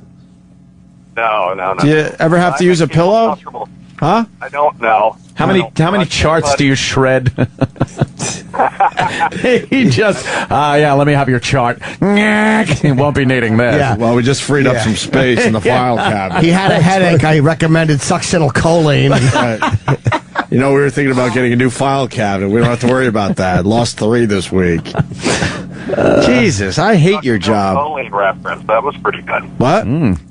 What? Succinylcholine reference. Is that you, Jim? Yeah, it was. Yeah. Jim knows his deadly medications. Dang, I know what you need to paralyze a woman before you fuck her. Your act. Wow, yeah, Dr. Steve, you could have gotten into a different line, right? Yeah. Yeah, lack of motivation on your part, I'm thinking. It's easy. Oh, we lost another one. Yeah, Whoops. that's good for your 10 job. today. That's good for your job. How many we lose today? 10? Wow, good. Oh, all You're right. up. You're on quota. Freeing up those beds. I think in the new year we should get you a job where maybe the people live longer. Well, okay. He went into this. No, he went into this one because he knew that his mistakes wouldn't be as obvious. Yeah. Just well, they're close anyway. What are you gonna do? Yell at me? Non-Hodgkin's lymphoma. In the end, I did them a favor. They were suffering. Huh? It's unlikely that you're going to... There is that mental calculation that you do. It did go through my head that it's unlikely I'll get sued. You know, Yeah, not many malpractice suits against people that are there just watching for people to die. How many people have you literally seen pass from life to death, would you say? Oh, I couldn't count it. I mean, I see 4 new consults a day and about 15 follow-ups, and then I do my office, and every one of those patients eventually, I mean, they all come to me before they go. But do you literally, are you watching them when they're alive and then they're dead? Sometimes, yeah, like if we do a withdrawal treatment in the... You're a ghoul. Yeah. I would leave that for somebody else. Pull the strings! Pull the strings! Come to Governors this weekend. You'll see another one. No. Oh, Rich, because you're not good on the stage or No, I was something? just trying to be self. You think he writes on their charts with that invisible ink? Oh, okay, won't be needing that. Yeah. And when they pass to the other side, have you ever had to explain your erection to people watching? I just get off on death. I don't know why. So I got to end this line of work. Got a legit question for you, Dr. Steve. A lot of people say there's an afterlife. Do you see any weird shit in the rooms when these people go? No, I've had a couple of patients that had near-death experiences, though, but I haven't seen any weird shit when people go. Except one time, did you hang up on me? No, we're here. Okay. You're paranoid for some reason. Oh, jeez. I'm sorry. Wonder why. Now So I've weird. myself to the hang-up, but Yeah. we had a lady in Vermont that died, and the monks at the priory nearby swore that her spirit came through there and set off the fire alarm at the exact moment that she died. So Oh, that's rude on her That part. could be a coincidence, I think, Yeah, right? exactly. Yeah. Could have been a squirrel. You should be seeing, like, yeah, because she used spirits. to drive them crazy when she was alive. You know, she was one of those militant Catholics, and she drove these monks at the priory out of their minds, and she just gave them one last dig on the way out. That was their interpretation of it. Dr. Steve, I summoned my dead dad one day, and the lights flickered. Whoa, Sam saw it. That's true. It happened in here. Sam saw it. Me and Aunt were talking about our dead dads, and I'm like, yeah, it's all bullshit. And I said, if there's something going on in the afterlife, show us a sign. And Sam's my witness. Those fucking lights flickered. And to this day, I don't know what the fuck it was. Yeah. You need electrical work.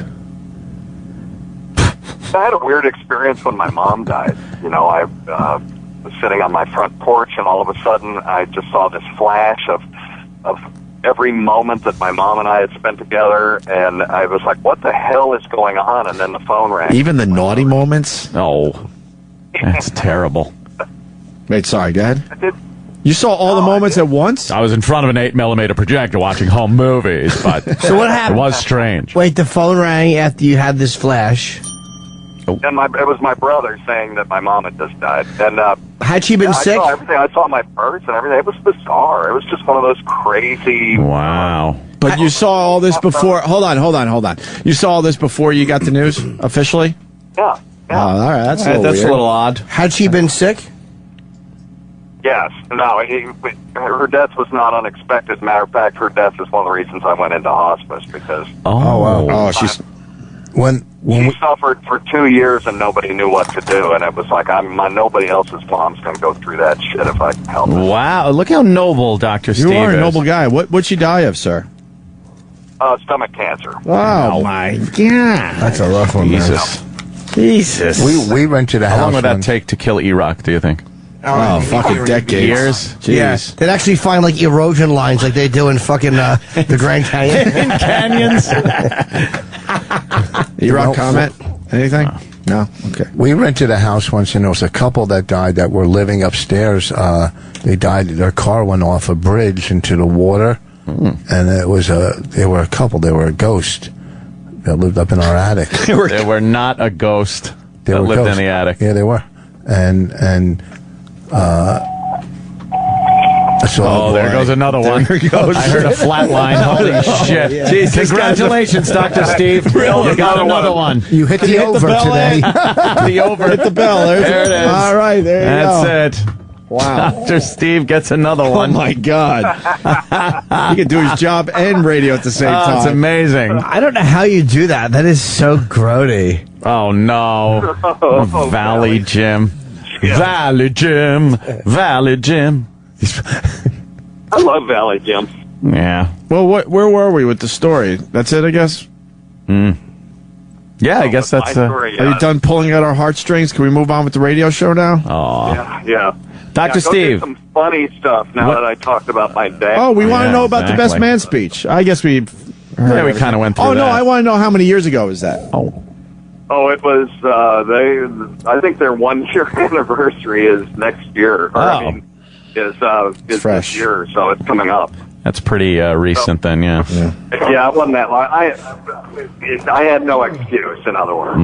You're walking through a hallway right now, huh? Oh, God. Yes. You see the light? A crypt. Yeah, could you keep the phone on as one of these patients go? Jeez. It's terrible. What? Yeah, No. you don't want to hear that. No. Death rattle. We done with Dr. Steve? Yeah, I think we should let him Thank get you, back Dr. to his Steve. patients. Opie and Anthony's worst of 2012 so far continues right now. Hi, my name is E-Rock, E-Rock Radio on Twitter. I'm hosting this thing while everybody else is on vacation. Still to come on this program, Jim Breuer, Lazlo will be in studio, Shaquille O'Neal, Tom Hiddleston, Ricky Gervais and Joe DeRosa, and we take an in-depth look at Chipperson. But for right now, in this segment, this started early, I believe in January of this year. We had Chris Kyle in. He was promoting his book. He's an American sniper, I think the most decorated sniper in military history. And he told a little story about punching Jesse Ventura when he was in a bar for Jesse being disrespectful to the Marines. And so, he tells that story. And then we hear from our old pal Alex Jones, who plugs his website a million times, so I'm not even going to go into it right now. But he has a problem with Chris Kyle's story, saying that it's bogus, bunk, if you will, to use harsh language, and that he believes Jesse Ventura's side of the story. Jesse is an honorable guy. He knows Jesse, blah, blah, blah, blah, blah. So we get them both on the phone to confront each other. And this is when magic happens, as Chris Kyle talks to Alex Jones on the worst of 2012 so far. This is Opie and Anthony's worst of 2012 so far. There's someone on the line saying that you were in a bar fight with Jesse Ventura. Is that true? God, probably. Is it? Yes. Oh, shit. Oh, let's get into this. Yeah, I would like Can to you talk know. about it? I was going to ask you how you felt about it. Because we I don't know how do you explain there that? was a verbal altercation in here, but he used to come on our show and it was all right. We didn't agree with a lot of the stuff he said, but we had an okay. Thank you for your service. But then we had a moment where he walked off our show because we just killed him with knowledge. Yeah, we really did a big argument, especially Jimmy. We had a big argument. Yeah, Jimmy does a good impression of him too. And it was just uncomfortable, and he was whatever. I wanted to ask how you felt about him as a SEAL, but if you had a bar fight, were you stressing the difference between when UDT or what happened?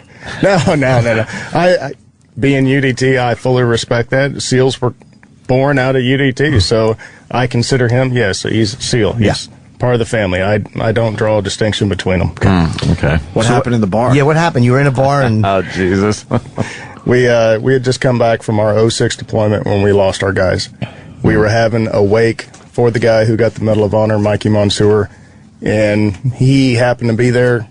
He was coming in for a graduating buds class that he was going to speak to, and he was upset with the war. He doesn't agree with it, which is fine. You don't have to agree with the war. I just get sent there. I don't have to agree with politics. I signed up to serve the country. The country tells me what to do. He was making it known that he did not agree with it, and I approached him and said, hey, it's not the place. I appreciate it, but we are having a wake. It was the SEAL bar there in town. I said, we're having the wake here. The family's here. I would appreciate it if you just kind of keep it down. He told us that we were killing innocent people over there, men, women, children, that we were murderers, and I said, you know what, we can all have our differences, that's fine, but please just don't upset the family. Yeah. And then he said that, we deserve to lose a few guys. Holy shit. Jesse said that? Yes. What the fuck is wrong with him? So, by the way, all you guys out there that attacked me because I fucking attacked him, good. I'm glad to hear that. He really is a douche. And what happened when he said that to you? Did you grab his ponytail? No. You slugged him? Good. I punched him. Good for you. Where'd you punch him? Bravo. In the face.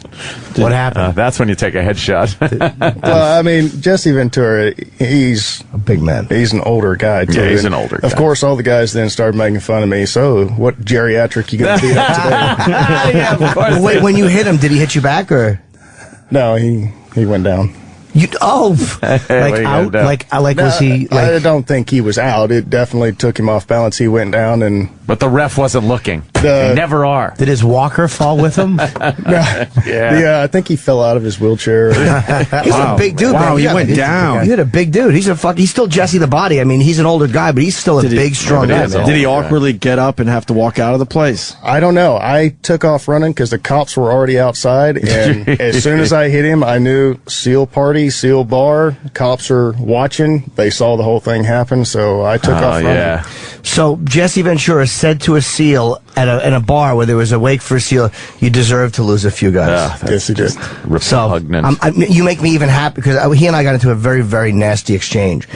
Because I was defending kind of Al-Qaeda. Yes, and I said, you know what, they're nice people, Jesse. No, I said that I kind of agreed with the Afghanistan action, and he was saying that I'm just a guy who didn't serve, who was for the war, and I'm like, but that's not where I'm coming from. I'm not saying, fuck, just go out and fight. It wasn't at all.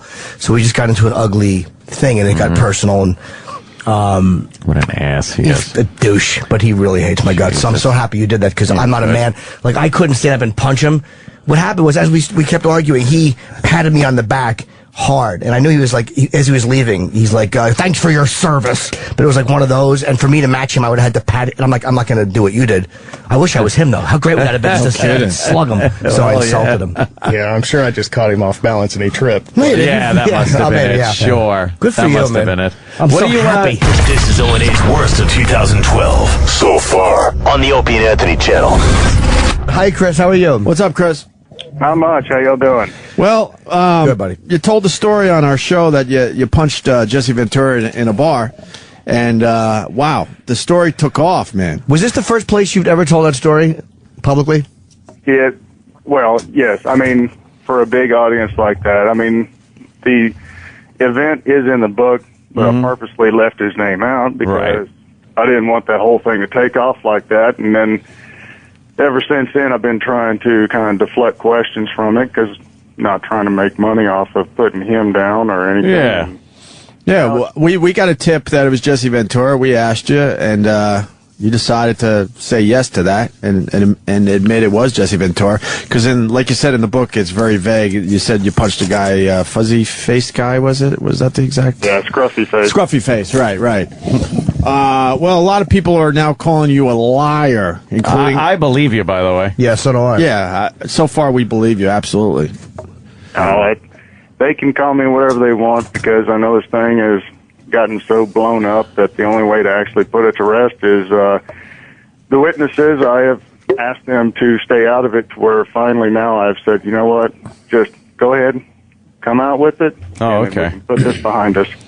Oh, you have actually asked them to speak up because there was audio we heard of Ventura, of course, you probably heard it too, where he's denying ever meeting you and he's harping on the fact that a crime has been committed and maybe he should file charges.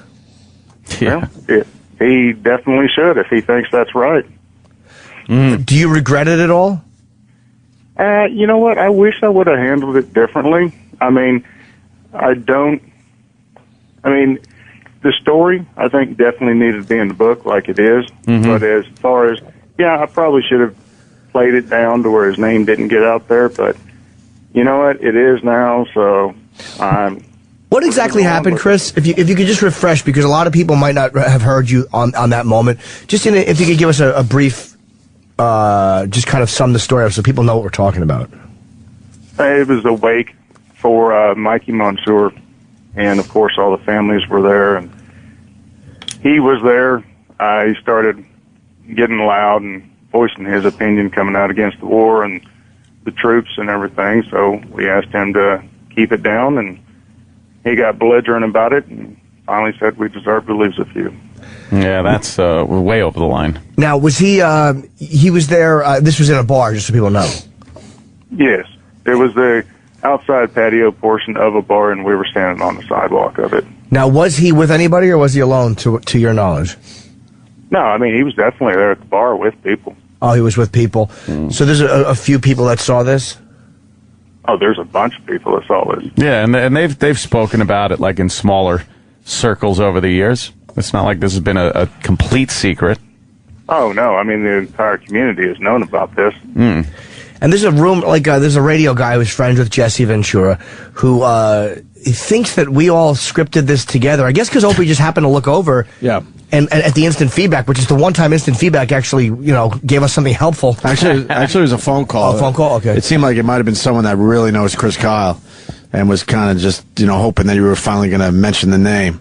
But Alex Jones says that it's a conspiracy. We were in on the conspiracy, even though we just met you that morning. And by the way, we thought you were awesome. Yeah. We think you're the greatest. People loved you on the show, man. And they also, Alex Jones also says we scripted the whole thing. So we helped you along, and we got together and we came up with this whole thing.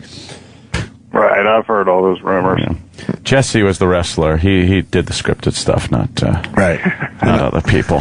And also, I love how Chris Kyle's admitting that he told us first, because Bill O'Reilly took this fucking story and stole it from us, that cocksucker. That cocksucker. Yeah, he kind of ran with it like he just, whatever. Well, we got Alex Jones on the line, too. He wants in on this. You cool with that, Chris? Definitely. All right. Hey, Alex. Hey, guys. Hey, Alex. Welcome to the Opie and Anthony show. Hey, I like the show. I also like Norton when he's on the Boneyard. Right. Thank you very much, man. Don't kiss ass right now. Well, we got don't kiss people. No. Let's not kiss anyone's ass right now. All right? To that. Hey, I actually listen to that channel. I mean, so I'm just saying I listen to it. You're kissing a little ass because you're in a tough spot right now, sir. Why did you call us liars, and why did you say that we were in on a conspiracy with Chris Kyle and that we scripted this thing? Okay, well, number one, I'm not in a tough place. I was just trying to be friendly. I just woke up about 15 minutes. No, you're in a tough place. Jesse Ventura. I'm not in a tough place. Jesse Ventura lied on your show. Infowars.com. Jesse Ventura lied on your show, sir. Alex, so what happened? You thought that we scripted this with Chris Kyle, which is ludicrous. What are you thinking there? No, let me tell you what I meant by that. I'm saying the way he was talking, then somebody calls in with it, And the way he was talking, I think it was scripted. I did not think and did not say that I thought you guys were in on the lie. I was watching your face on the video, and it looks like you're, there believing it and hearing it for the first time. So you guys aren't even on the radar screen as far as I'm concerned with this whole deal. But I know Jesse pretty damn well and see him get tears in his eyes and stuff when he talks to troops in airports and stuff. I mean, quite frankly, if he sees troops, he runs over or they run over to him, and it goes on. And it's the same thing about it's the politicians that have sent you, and it's wrong, and it's terrible what's happening to you, and all this stuff. So when I heard him talk about punching him and knocking him down, I thought, well, that sounds wild, but could be true. But as soon as he said the thing on O'Reilly and stuff about, he said, you deserve to die. You guys deserve to die when the family's right there. That is made up, period. I knew it was bull then, and guaranteed. Ventura, I've never even heard him. After I did that interview the other day on Skype, he was like, heard him like almost crying in the background, and his wife totally angry. So believe me, Ventura's not getting ready to depose people and go absolutely ape over nothing. He doesn't have people over there at that McPee's place getting affidavits signed and stuff for nothing. All right, listen. Totally made up. All right, listen. So you have no doubt that Chris Kyle did not punch Jesse Ventura.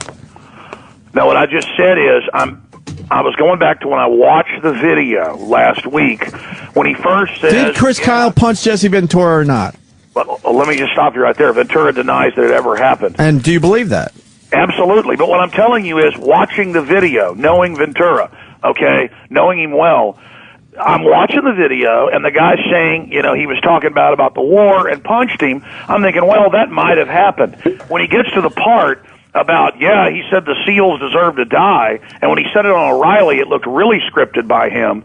He was following a script. I knew it was pure bull, and as soon as I talked to Ventura, as soon as I could get a hold of him, sure enough, he was completely dumbfounded. Alex, we got to jump in a little bit because don't forget, Chris is not a public figure, so he's not used to speaking publicly. So when he's talking about things that he's not used to talking about on Bill O'Reilly, a show he's probably watched for 10 years, it might be a little bit more nerve-wracking. And we do have Chris here to respond to that. We have to let him respond. Yeah, Chris, how do you feel? Well, he'll get to respond in court. Well, no, I mean right now, Chris. Yeah, that's fine. I mean, I've got the people that are definitely going to come out, and some of them are the family members that were there, so I'm not too concerned. And Chris, what did he say about the Navy SEALs dying? I think that's being misquoted. What you did are he say? misquoting it, Alex. What did he say, Chris? He said you deserve to lose a few. Deserve to lose a few. Yeah, that means deserve to die. What it means and what was said. Don't try Perry Mason crap. You've been misquoting the man the whole time. Alex, Kyle, you think you're going to make a big name for your new American mercenary force to help knock heads of American people? Think again. I know all about Richard Pearl, all about your trips to Israel, all of it, buddy boy.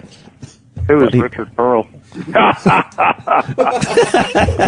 What is Richard Pearl? Alex, I'll give you that. Who is Richard Pearl? Yeah, it'll all come out. And by the way, Alex, we're not giving Who is Richard Pearl? We're not and we're also not giving you Perry Mason stuff and playing semantics games. The difference, to me, it's more believable for Jesse Ventura to say, you guys deserve to lose a few, than to say something as harsh as, I'm glad Navy SEAls are dying. Exactly. There is a difference in believability in what one guy would say, and I don't think Jesse Ventura would come out and go, I'm glad a soldier's dead. Look, that's the same thing, and that's how it's not selling it. That he was that he's saying the Navy SEALs deserve to lose a few. That is saying that lose a few means die. It absolutely does, but there is a difference in the way you say it. One is more believable to me. Listen, I hope for your sake that you are telling the truth.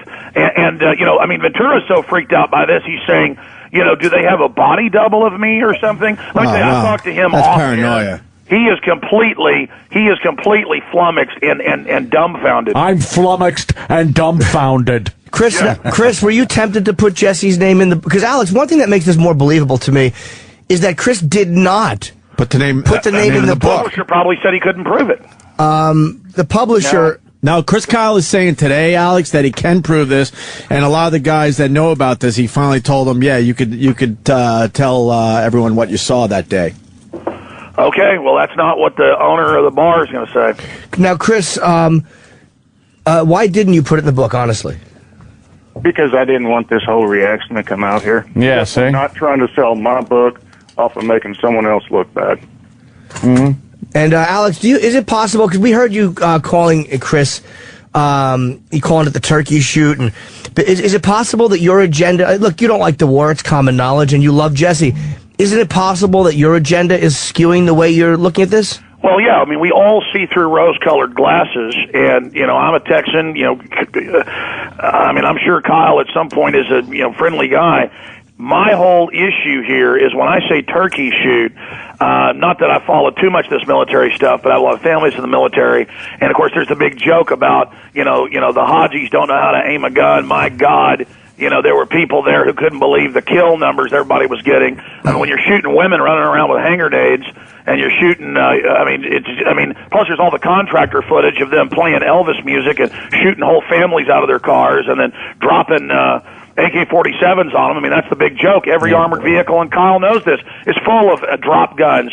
And they splatter a whole bunch of people at a checkpoint or whatever, drop an AK-47 on them. Y'all get, Bronze Stars for kills in combat. I'm not saying that's exactly what Kyle did, but it's all well known about Iraq. Kyle, how do you Iranian war starts? Yeah, you were over there. You must have seen it, Alex, right? Kyle, how do you respond to that? You got to let Kyle respond. You can't make an accusation like that and not let Kyle respond. He's got to respond. Kyle?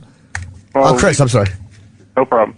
We've never had drop weapons on us, but I can tell you as far as the book, it's not sitting there trying to glorify all the people I've killed. It's trying to get across the sacrifices that a military member has to go through while he's overseas, and at the same time, my wife is telling the sacrifices she went through while here at home, and I'm trying to highlight the heroes that surrounded me that made me look good.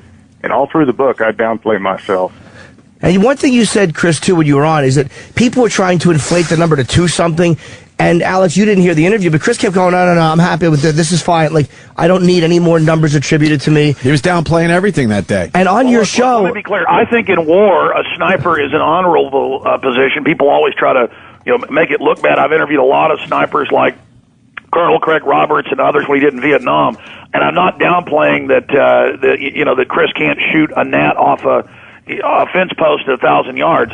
I'm simply saying that it's well known, just like with the Army helicopter shooting up the Reuters van, that as far as turkey shoot goes, there were times when you just have all sorts of mayhem and people being blasted in all directions, and it's a lot easier to be a sniper in the desert or in those built-up mount areas than it was in, say, Southeast Asia. I mean, that's my point about turkey shoot. Clearly, Kyle, would it have been harder to make 1,000-yard, 2,000-yard shots in Vietnam in the jungle or from a rooftop into a desert?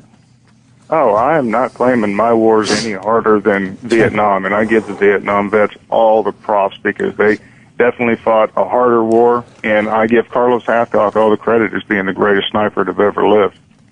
And Alex, that's all I was saying, guys. Okay, something you said too, which I thought was a little unfair, but you said that Chris is bragging about shooting women, and the way you painted that, and we played the audio, was that here is this guy going over to Iraq and he's coming back acting like he's hot shit for killing women. But when Chris described that shoot, he was really specific. He was bothered by it. About being bothered. I read quotes, and in fairness, the media does take things out of context where it's talking about... No, you take things out of context because you made it sound like he was bragging about shooting women. But he didn't brag. When if you listened to the actual interview and not transcripts, you would have heard Chris Kyle being very bothered by the fact that he shot a woman. To watch the entire interview. All I saw was like a 3-minute clip on the internet. No, we understand that, but we're saying when you're quoting something and you're painting this guy, there's a big difference there. You were painting him as this cavalier ass who was bragging about shooting a woman, and what he was telling us, Chris, I think, is that you made absolutely sure she had a grenade. You could see it through your scope.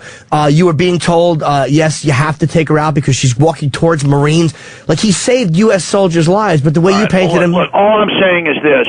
Even the Dallas Morning News said there's something creepy, and I'm not even saying this about Kyle, about on TV constantly, especially the host and people smacking their lips, and maybe that's where I'm picking this up. You guys didn't really do that, but some of the other shows getting all excited, tell us more about killing the people, tell us more. And it's just at a certain point, it's disgusting, and I don't want to hear about it. And I'm not saying Kyle's even bad for that. It's true. Now that I've seen more of the interviews with him, he's not the one getting off on it. Some of the hosts are. And I just know all the people I know from Vietnam, World War II, and places will never even talk about it. So I'm just saying, hearing all of this stuff. I mean, I remember one time I was at the deer camp, and I was about 10 years old. where all these old World War II vets there in Buffalo, Texas, just south of Dallas, where we've got a ranch, and Kyle's from that general area. And I'm sitting there pulling on their leg at 5 a.m. while they're, cooking biscuits and gravy before we go hunting. Tell me a war story. Tell me a war story. Tell me a war story. And one old guy who was a tank commander going into Germany, he said, okay, there was this woman, looked like Marilyn Monroe, walked up and opened up her trench coat and pulled out a rifle, so we cut her in half. Now, there's your story. Don't ask me anymore. I understand that war is ugly. I've got all that stuff. All I know is I don't believe that Jesse Ventura said you deserve to lose a few, and unless he was drunk, and the problem is Jesse hasn't had alcohol in like 15 years because of blood clots. He has to take medicine for blood clots. And I know Kyle's saying that, now that I've seen him on O'Reilly, that he wasn't drinking. All I know is that the Jesse Ventura I know does not talk about the troops, and always says, it's a line, he says the same stuff over and over again, that the troops are heroes, it's not their fault, it's the military, it's the politicians' fault for failing and sending them there and lying about WMDs. And so when Chris says that, and again, right now he sounds like a nice guy, so I'm completely blown away by this, because Ventura sounds credible. Kyle, right now sounds calm and nice, and I don't know what kind of psyop this is or what this is, but let me just tell you, it's a big deal. Well, okay, we do have a problem because Chris Kyle's saying it happened and Jesse Ventura saying it didn't happen. Yeah, exactly. And so, we heard some audio of you, and you said that you don't even believe Jesse Ventura was in the bar that day because he doesn't drink. Well, yeah, that was probably then like last Thursday or Friday before I talked to Jesse. And then Jesse says, yes, I was there for graduation, but I wasn't there speaking. It was something about numbers that are the same as another class. Yeah, we heard that part. So you think Chris Kyle's lying? I don't believe that Jesse Ventura said you deserve to lose a few. No. All right, fair enough. But do you think Chris Kyle punched Jesse Ventura and knocked him down? I told you that when I first was sitting there, they come in during a break when I was on the radio, like last Thursday, and they said, have you seen this, from the Opie and Anthony show? And I said, no, seen what? And they said, here it is. They pulled it up on screen, and I started watching it. And he says, he was in there talking bad about the war, blah, blah, blah. And I thought, oh, well, maybe there was a fight. And then when he gets to the part about, you deserve to lose a few, I was like, that's a bunch of bull. And so that was my initial response, is that I can imagine Jesse Ventura, sometime making somebody angry, talking bad about the war, and some type of altercation ensuing. But the part about him saying that, I cannot see that happening. And now that Jesse denied it, I have to believe Jesse. And let me tell you, Jesse's so shocked that another Navy SEAL would say something like this because he thinks they're all honorable that, off air, well, he even said some of it on air. He's like, my God, Alex, do you think like they had a double in there? This is some type of psyop? Now, hold on. Chris, is it possible that you and Jesse were arguing or you were debating and he said something to the effect of, it's only natural you're going to lose a few, or you are 100% sure that he said it and with the intention that you heard it? No. I feel the opinion that he said exactly what I thought he heard. Some other guys that were standing right there. Oh, they heard it as well? Way. And I feel horrible about it coming out the way it had, and I'm sorry I handled it the way I did on your show. I guess I should have just denied it and said, I don't know what you're talking about. And I had no idea. And after all this has come out, I've listened to different interviews of people trying to, say I'm lying and everything. I had no idea Mr. Ventura was thinking about public office, doing all this other stuff. I honestly have no idea who this Pearl guy is. So, no, I'm not part of some bigger thing trying to discredit him. And, yeah, I feel bad that now all of a sudden all this attention is on this. And I'm trying to get a story out there about, hey, y'all look at what the troops have to go through, take notice, and let's take care of these vets. Well, can I ask you a question? Definitely. You're setting up craft, and you say you're going to have basically diplomatic protection, training of law enforcement, all these groups. You've gotten awards from different international groups. I didn't know you'd be here, or I'd pull it up. Have you gone to Israel and gotten police training? No, sir. So you haven't gotten awards from that American / Israel group that trains domestic U.S. police? I got a JINSA award, Jewish Institute for National Security Affairs. That's while I was still active. That was in 2005. Yeah, well, just so you know, that's Richard Pearl, and he's known as the Prince of Darkness in the Pentagon. That's his nickname, but let's just expand on that for a moment. Do you know about the National Defense Authorization Act and how Congress just abolished the Posse Comitatus Act? I mean, you're a master sergeant, isn't it? No, sir, I was a chief. Chief, okay, a chief sergeant. I forget all these different titles and names. I mean, certainly you know what Posse Comitatus is. What? Sir, honestly, as far as when it comes to that, I have my business partners because my main concern is running the training side of the business. I understand. But what is posse comitatus? I don't know what it is. I'm pretty sure I've caught it twice. It means no worries for the rest of your days. Why don't you shut up, Norton, and play some player? I don't know. I don't know what posse comitatus means. Oh, okay. That's the 1878 law barring the military from domestic law enforcement. Oh, okay. And Kyle, I mean, I'm just curious here. I mean, this sniper training and stuff. I mean, that's basically paramilitary training for the police. But I know they've had snipers before that. I'm just saying, I see a lot of data points here, and I was thinking maybe maybe you had been in an altercation with some big guy who looked like Ventura. Maybe somebody told you that was Ventura. Maybe somebody put you up to talking about this. But listening to you now, you sound dumbfounded. So I'm dumbfounded. I think that. Leave the founded part off. Yeah. Is it, Alex? Is Jesse really that important in the end? That we have to take out Jesse Ventura and discredit him? Okay, well, here's why Jesse's. It's a question. I don't know. Okay, here's something I know isn't true. 100%. Because I probably talk to Jesse every few weeks or something, or he gives me a call, asks me about news. Sorry about that. Just get Ambien. But my point is, I talked like 2 weeks ago. I called Jesse and I said, "When are you leaving the U.S.? Are you going to be driving through Texas? If you are in your RV, stop by my house." And he's like, "Well, I think I'm leaving, in about a week or so." And he said, "But let me call you in the next few days, and I'll come on the radio before I leave town." I said, "Great. Say hi to your wife. Bye." Next day, phone rings while I'm on air. Jesse Ventura's got some breaking news. He wants to come on. Now, I've just called him in Minnesota. Talked to him. What happened? His wife got him off the elliptical machine. I know he's in Minnesota, and it's all over TMZ, Fox News, that Jesse Ventura is rubbernecking, recklessly driving in California trying to get to the airport. Well, Jesse hasn't flown in 16 months. Anyway, so Jesse's saying, "This is crazy. I think this is some dirty trick saying I'm, tailgating, being pulled over by police. I'm here in Minnesota." So he had to threaten TMZ to retract it. So first you have that false story come out. Fox runs with it. And then this other story comes out. And I'm telling you, if Jesse is lying, he is a better liar than even Herman Cain. If he's lying, he's one of the best liars I've ever seen. So that means you're saying Chris Kyle's lying. Chris, there's no doubt in your mind that you punched Jesse Ventura that day, right? Yes, sir, definitely. And Mr. West, you're a friend of Mr. Ventura's. I'd be more than happy if you would like to set up a time for me and him, not on the air, me and him to be able to talk, whether on the phone or in person. I'll be in California this week and Vegas the week after.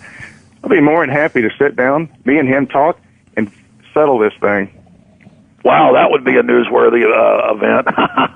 Well, why even make it on the news? I mean, I'm trying to Alex, all the what's wrong with questions you? on this. He wants this thing to go away. I fully 100% believe I'm telling the truth. You believe him. I think him and I could definitely clear the air on this. Sure. Well, then I'll tell you what I'll do. If you can get me your number or your email, I'll give it to Jesse, and I know he's got.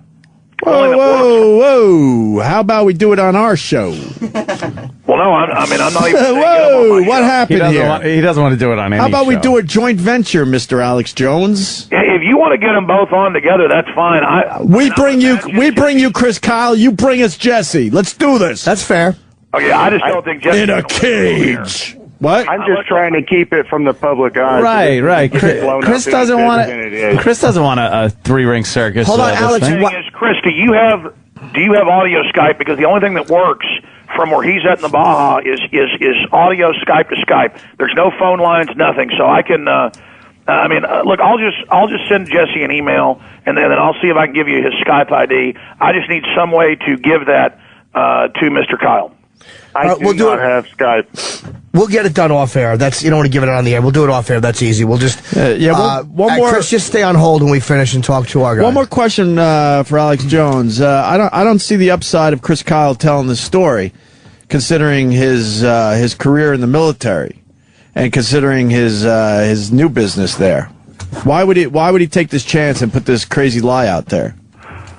Look, all I know is his book was already getting quite a bit of attention, but I mean, he got like 3 or 4 times the attention, and of course it did kind of distract in a way, but he did get a ton of attention out of this. Yeah, it sold a lot of books. We know that, but in the end, okay, you sell a lot of books, but you destroy your military career. Well, I know this. That is what's happening, because I've looked at the different SEAL websites and stuff. They're all mad and saying, even if this is true, and they're all saying they didn't hear of it happening and they think they would have, that this makes it look like SEALs are all talking crap about each other. And it just makes the SEALs, I mean, even if you believe Ventura said that, it makes it horrible that he'd say lose some, and it makes it horrible that Chris Kyle would talk about it. But as I can tell by the way you're talking, this Chris is not the way you thought, like you originally might have interpreted him. And I think that you're seeing he's a lot more of a real and believable guy. Yeah, I mean, in the clips I've seen, especially on your show, I mean, he came off as kind of scripted on O'Reilly, and I see what you're saying, as he probably was nervous and so was just thinking about what he was going to say. And because I'm in the media so much, so are you guys. You almost forget you're even on air. It's like the opposite problem. You forget you're on air. Yeah. I mean, I wish I got butterflies like I did 16 years ago. and then at the same time, when I saw him on your show, he just seemed kind of like smirky and arrogant. And, like it was real funny, and now he doesn't sound like that. So, I mean, it does sound different. Alex, could you meet Chris maybe 1,000 yards south of the Stratosphere Hotel in Vegas? Yeah, he'll send you a message. Hey, by the way, I'm from Texas too, and I've shot a deer at 1,000 yards. I haven't shot an Iraqi at 2,600. Yeah. Did the deer have a grenade? 700, 308. I doubt can it. shoot deer at 1,000 yards all day long. You're all man, Alex. Well, I'm not a Bronco rider. I mean, I didn't do it professionally like Kyle, but I have. I did work for a large animal vet for a couple of years, and I've run the electric dehorners and the hot shots, and I've inoculated 1,000 cows in one day. All right, I think we're good, but we appreciate you guys. Cow arms. Laying that. We appreciate you both coming on, and Chris, we'll talk to you off air for a second. Yeah, we're in a quandary, sir. I believe Chris. I believe Chris. I think that, hey, look, they had a good discussion, and Chris explained himself, and all right, fair enough. And Alex, officially, you believe Jesse? Folks should go to Infowars.com or PrisonPlanet.com and watch the full interview at Infowars.com and see who you believe. Yes, I believe Jesse, but here's the deal, Chris. I guess I can contact your publisher and try to get your contact so I can put you in touch with Jesse? Definitely. Okay, well then I'll just tell your publisher to who should I contact with the publisher? William Morrow. No, but they're going to be getting so many calls. Just wait, we do it off air because you're going to have a bunch of names flying around. Yeah, we'll get it to you off air. The real name from Chris. Yeah, I think it might be Ted Scheckler.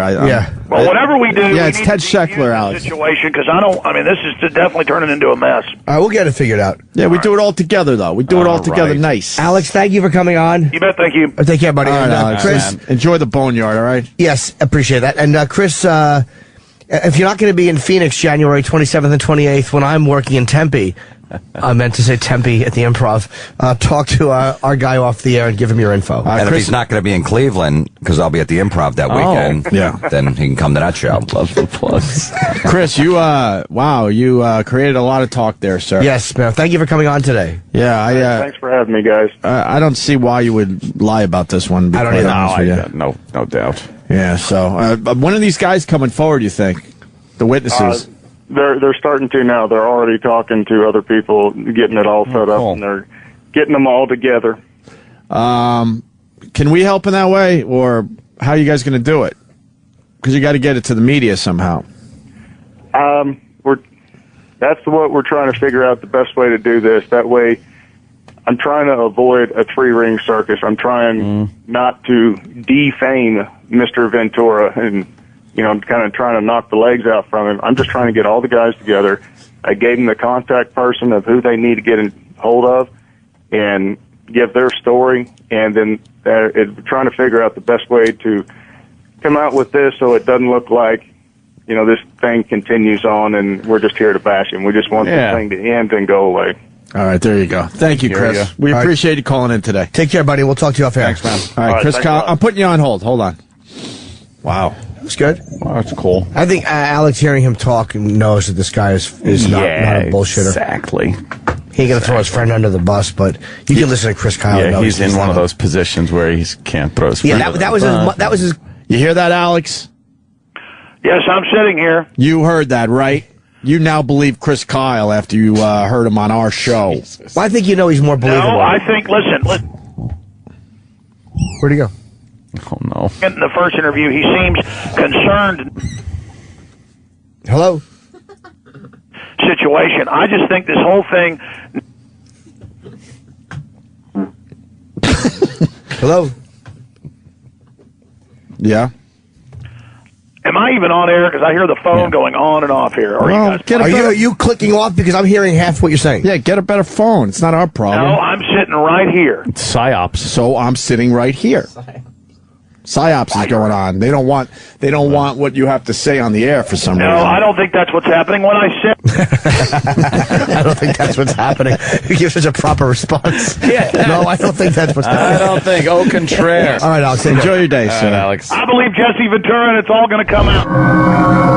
This is Opie and Anthony's worst of 2012 so far.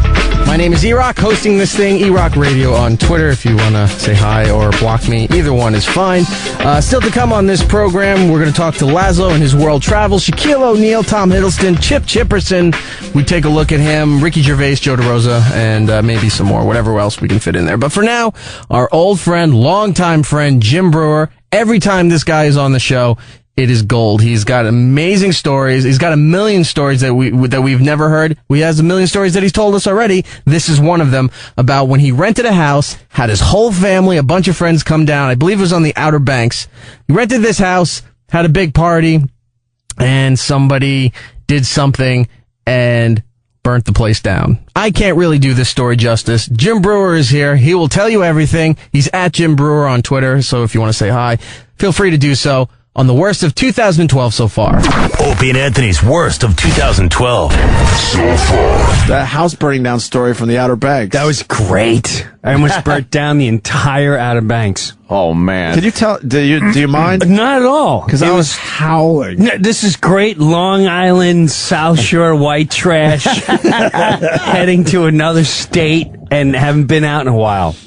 Every year, for like 2 years in a row, I would rent 2 houses down on the Outer Banks, and I'd rent it so far. I'd rent it as far north as possible. So you have to go on the Outer Banks and then drive on the beach. The 4x4 beach. The 4x4. That's where I get my house every summer. Because I have so many heavy drinkers in my family, I didn't need them driving around in North Carolina all night. Right. So we would go at the far north end of the beach where the fence was to get into Virginia. It's at the actual border. Right yes, there. I was at the border. So I have 2 houses, and there's nobody near me, so they get as loud as they want. Matter of fact, the first night, now we had the kid house, and we have the do whatever you want house. Of all people, everyone in the do whatever you want house is usually 50 and over. Right. They don't even get off there. I don't think any of my sisters saw the beach that week.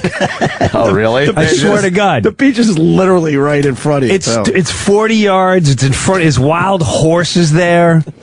Both my sisters never even stood up. They just urined, cut a urine hole in a bench, peed, drank jugs of wine, smoked 4,000. My one sister's married to the big thick German. He'd start drinking Heineken at 9 with the eggs.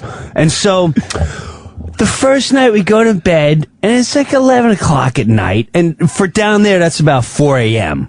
11 o'clock at night is 4 a.m. because you start early, you drink all day, you go swimming, you see dolphins, horses. It's a big, long day. So the end of the night, I hear like this music. Like, what is going on? I look in the next house and there's these guys playing guitar. Like, I know no one in my family plays instruments. Like, who's at their house playing guitars? These fucking yo-yos were so loud, the locals were like, hey man, someone's having a big party. And they came out of the woods. Now you gotta see the locals down there. Oh man, This is where convicts live. The houses right next to the ocean are fucking beautiful. Elevators, pools, you name it. But you go in the backwoods, which is right there toward the Bay Area, and it's fucking. They're convicts. I'm convinced they're like making moonshine and crystal meth and all sorts of shit. And back there's there. slavery still going on deep in the woods there. Without a doubt, hands down. Something's going on. So anyway, before it's locals, it's just partying our brains off. Now, before we get there, I usually rent a week with my family, and then a week before that, I get my friends from Long Island. So why don't we go there before my family comes? Now it's 4th of July week. So as we're going down, we stop in Virginia. Oh, yeah. And I think we must have dropped, I'm not even exaggerating, probably $1,000. Easy. For south of the border. Easy. $1,000 in fireworks. Fuck. Now, we get to North Carolina. We're all hopped up for we haven't had a display like this since 1978's block party. Jefferson Avenue, the big fire walk off. This was a huge event. There's no trees to interrupt. This is great. Perfect. Now, whenever you get down there, have you ever been down there 4th of July? No. No, I always go in August. It's better than the Hudson River. Yeah. And it's all local shooting these things all over the water. So it clearly says everywhere. Don't even, every sign, every turn, don't even listen. Don't even think about shooting your goddamn fireworks off.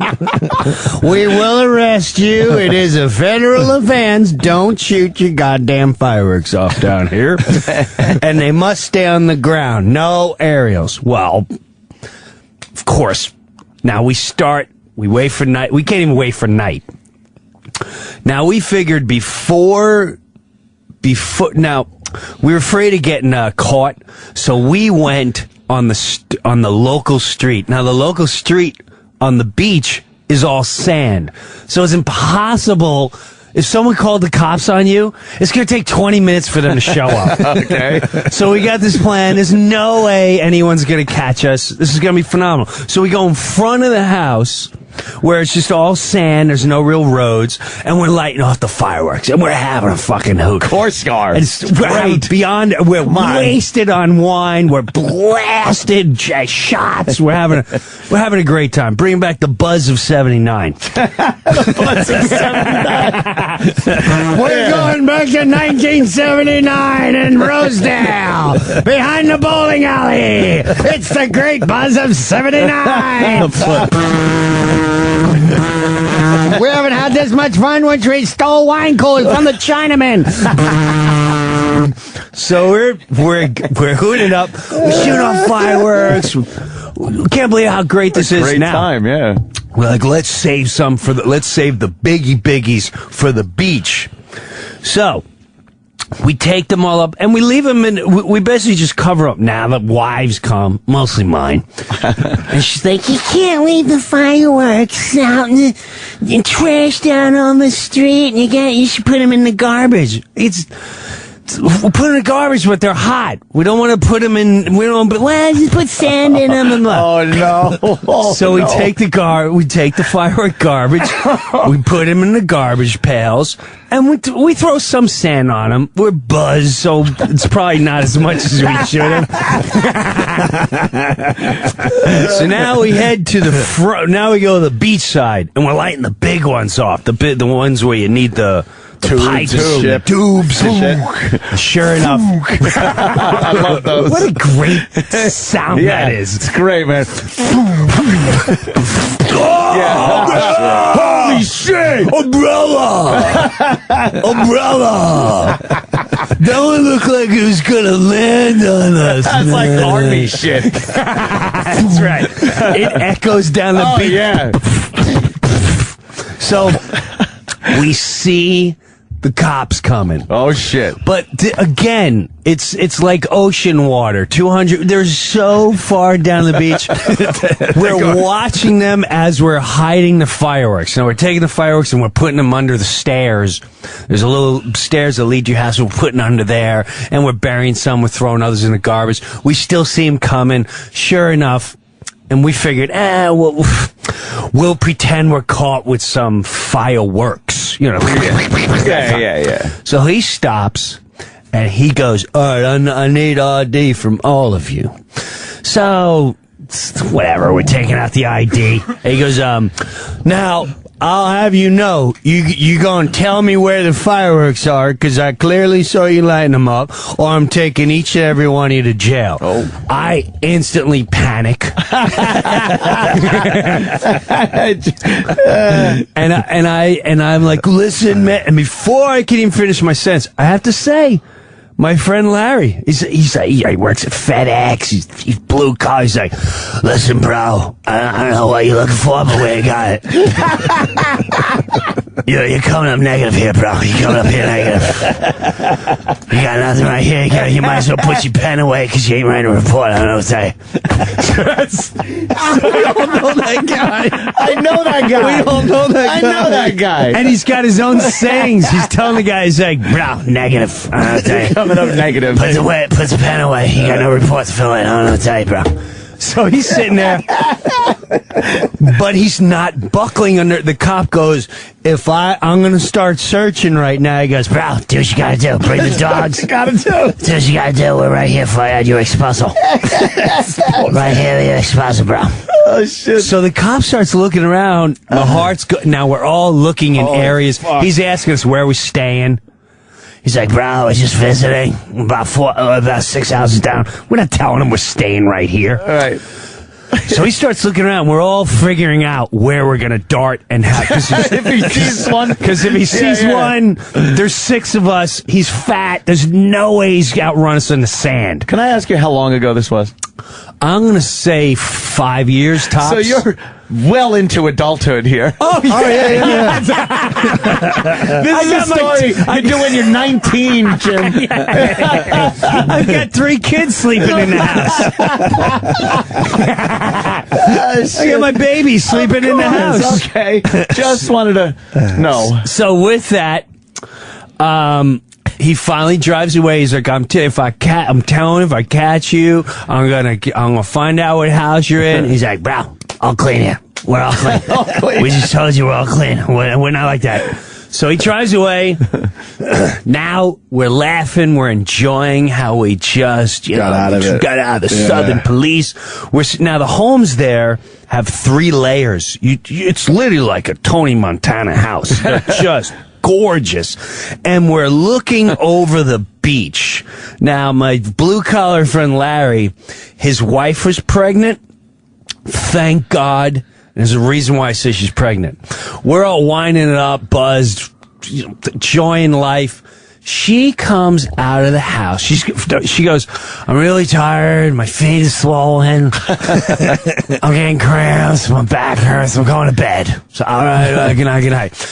She comes back out about 3 minutes later, very calmly. Guys, there's a really, really bad fire in the front of the house. Oh, shit. Really, really bad fire. But that's how she said it. And of course, we're like, yeah. One friend's got the, hey, he's got the pipe. Oh, it's good. It's great. The fire helps the earth and the water. So she goes back in. She goes, no, guys, you really have to do something about this fire. And she's holding her belly while she's saying this. She goes, it's a bad fire. I'm not kidding. So as she says that, I swear to God, in like slow motion, I just kind of look up, and as I'm getting up, I see a glare coming over the top of the house. Oh, shit. And I get up. Now, this is from the 3rd level of the house. And I turned, and through the living room and through the kitchen window, I could see the top of a flame. Oh, man. And I'm shit. And I'm looking. That's 20 feet high, easy. Easy. And I'm looking. 20-foot flames, easy. And we all go right in the front. Yeah. And you see. Oh, no. This fucking thing's about 20 feet high and 8 to 10 feet wide. And it's in the front of the house. We're like, oh my God. Now it's August, so everything is literally like a matchstick. Everything can burn. There's no.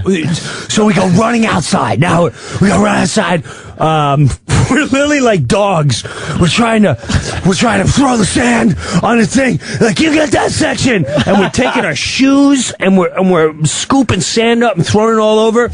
The girls are taking buckets and they're running to the pool and coming back with buckets. Bucket brigade. Now you gotta remember too, all this is in the sand. So when you run the house, it's a good 100 feet. Oh, so by the time they come back, the bucket's half full. They're out of breath. They need help to come and get them for the relay race. Now the locals are out there and they're like, you better call the fire department. It's gonna spread to the rest of the island.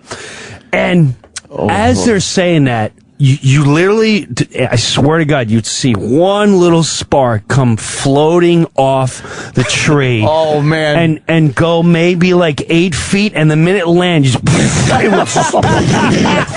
start up. And this thing's heading for the next house, and it's heading for our cars.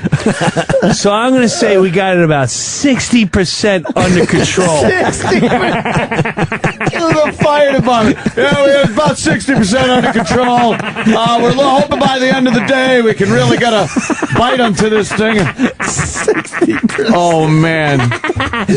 So I'm more worried about the cars. We start getting the cars and we're moving the cars so the cars don't blow up, but it's heading for the other house. That's what I'm starting to freak out about. Oh, man. And so now we got a hose. Another guy comes out with a hose and we'll hose it down. 65% under control now. The fire department comes. They put it out really quick. We have to fill out a report. Oh, yeah. Oh, boy. Now, that same day, all right, earlier that day, we started cooking. I forgot about this. As we were cooking, now their gas stoves are on the top deck. So, we're cooking burgers and blah, blah, blah. And we're in the kitchen. We turn around, the top deck is on fire. That's a separate fire? Yes. The barbecue had so much grease in it, it went on fire. It lit part of the deck. The deck is syringed.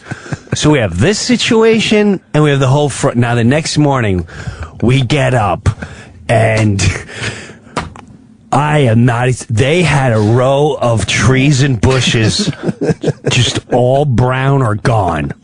I mean, it's black, brown, and gone. Where we had the garbage pails, they completely disintegrated. So 3 fires now. Right, so they completely disintegrated. No, well, two fires. But that's from the fireworks that they put in the garbage pails. So now we're panicking, going, the real estate agent's going to come here. Well, sure enough, who comes pulling in the driveway? Oh, my God. This guy pulls in the driveway, and it says, I don't want to say the travel agency. I haven't been back since. I don't know. They pull up, the guy gets out, and he's before he gets out, he's in the car. And I'm going, oh, my God, he's just looking at all the damage. We're in a lot of trouble. This is really bad. He's been in the car for like 10 minutes. He gets out of the car. He looks at the direction of all the bushes where the garbage pails used to be. He comes walking up the stairs. I open the door, and he goes, hello, I'm from the agency. I went, I know. This is bad. He goes, I apologize. I go, you apologize? He goes, I would have got here sooner because I'm here about the kitchen drawer. Your wife called the kitchen drawer's jammed. So I'm looking at him like all awkward.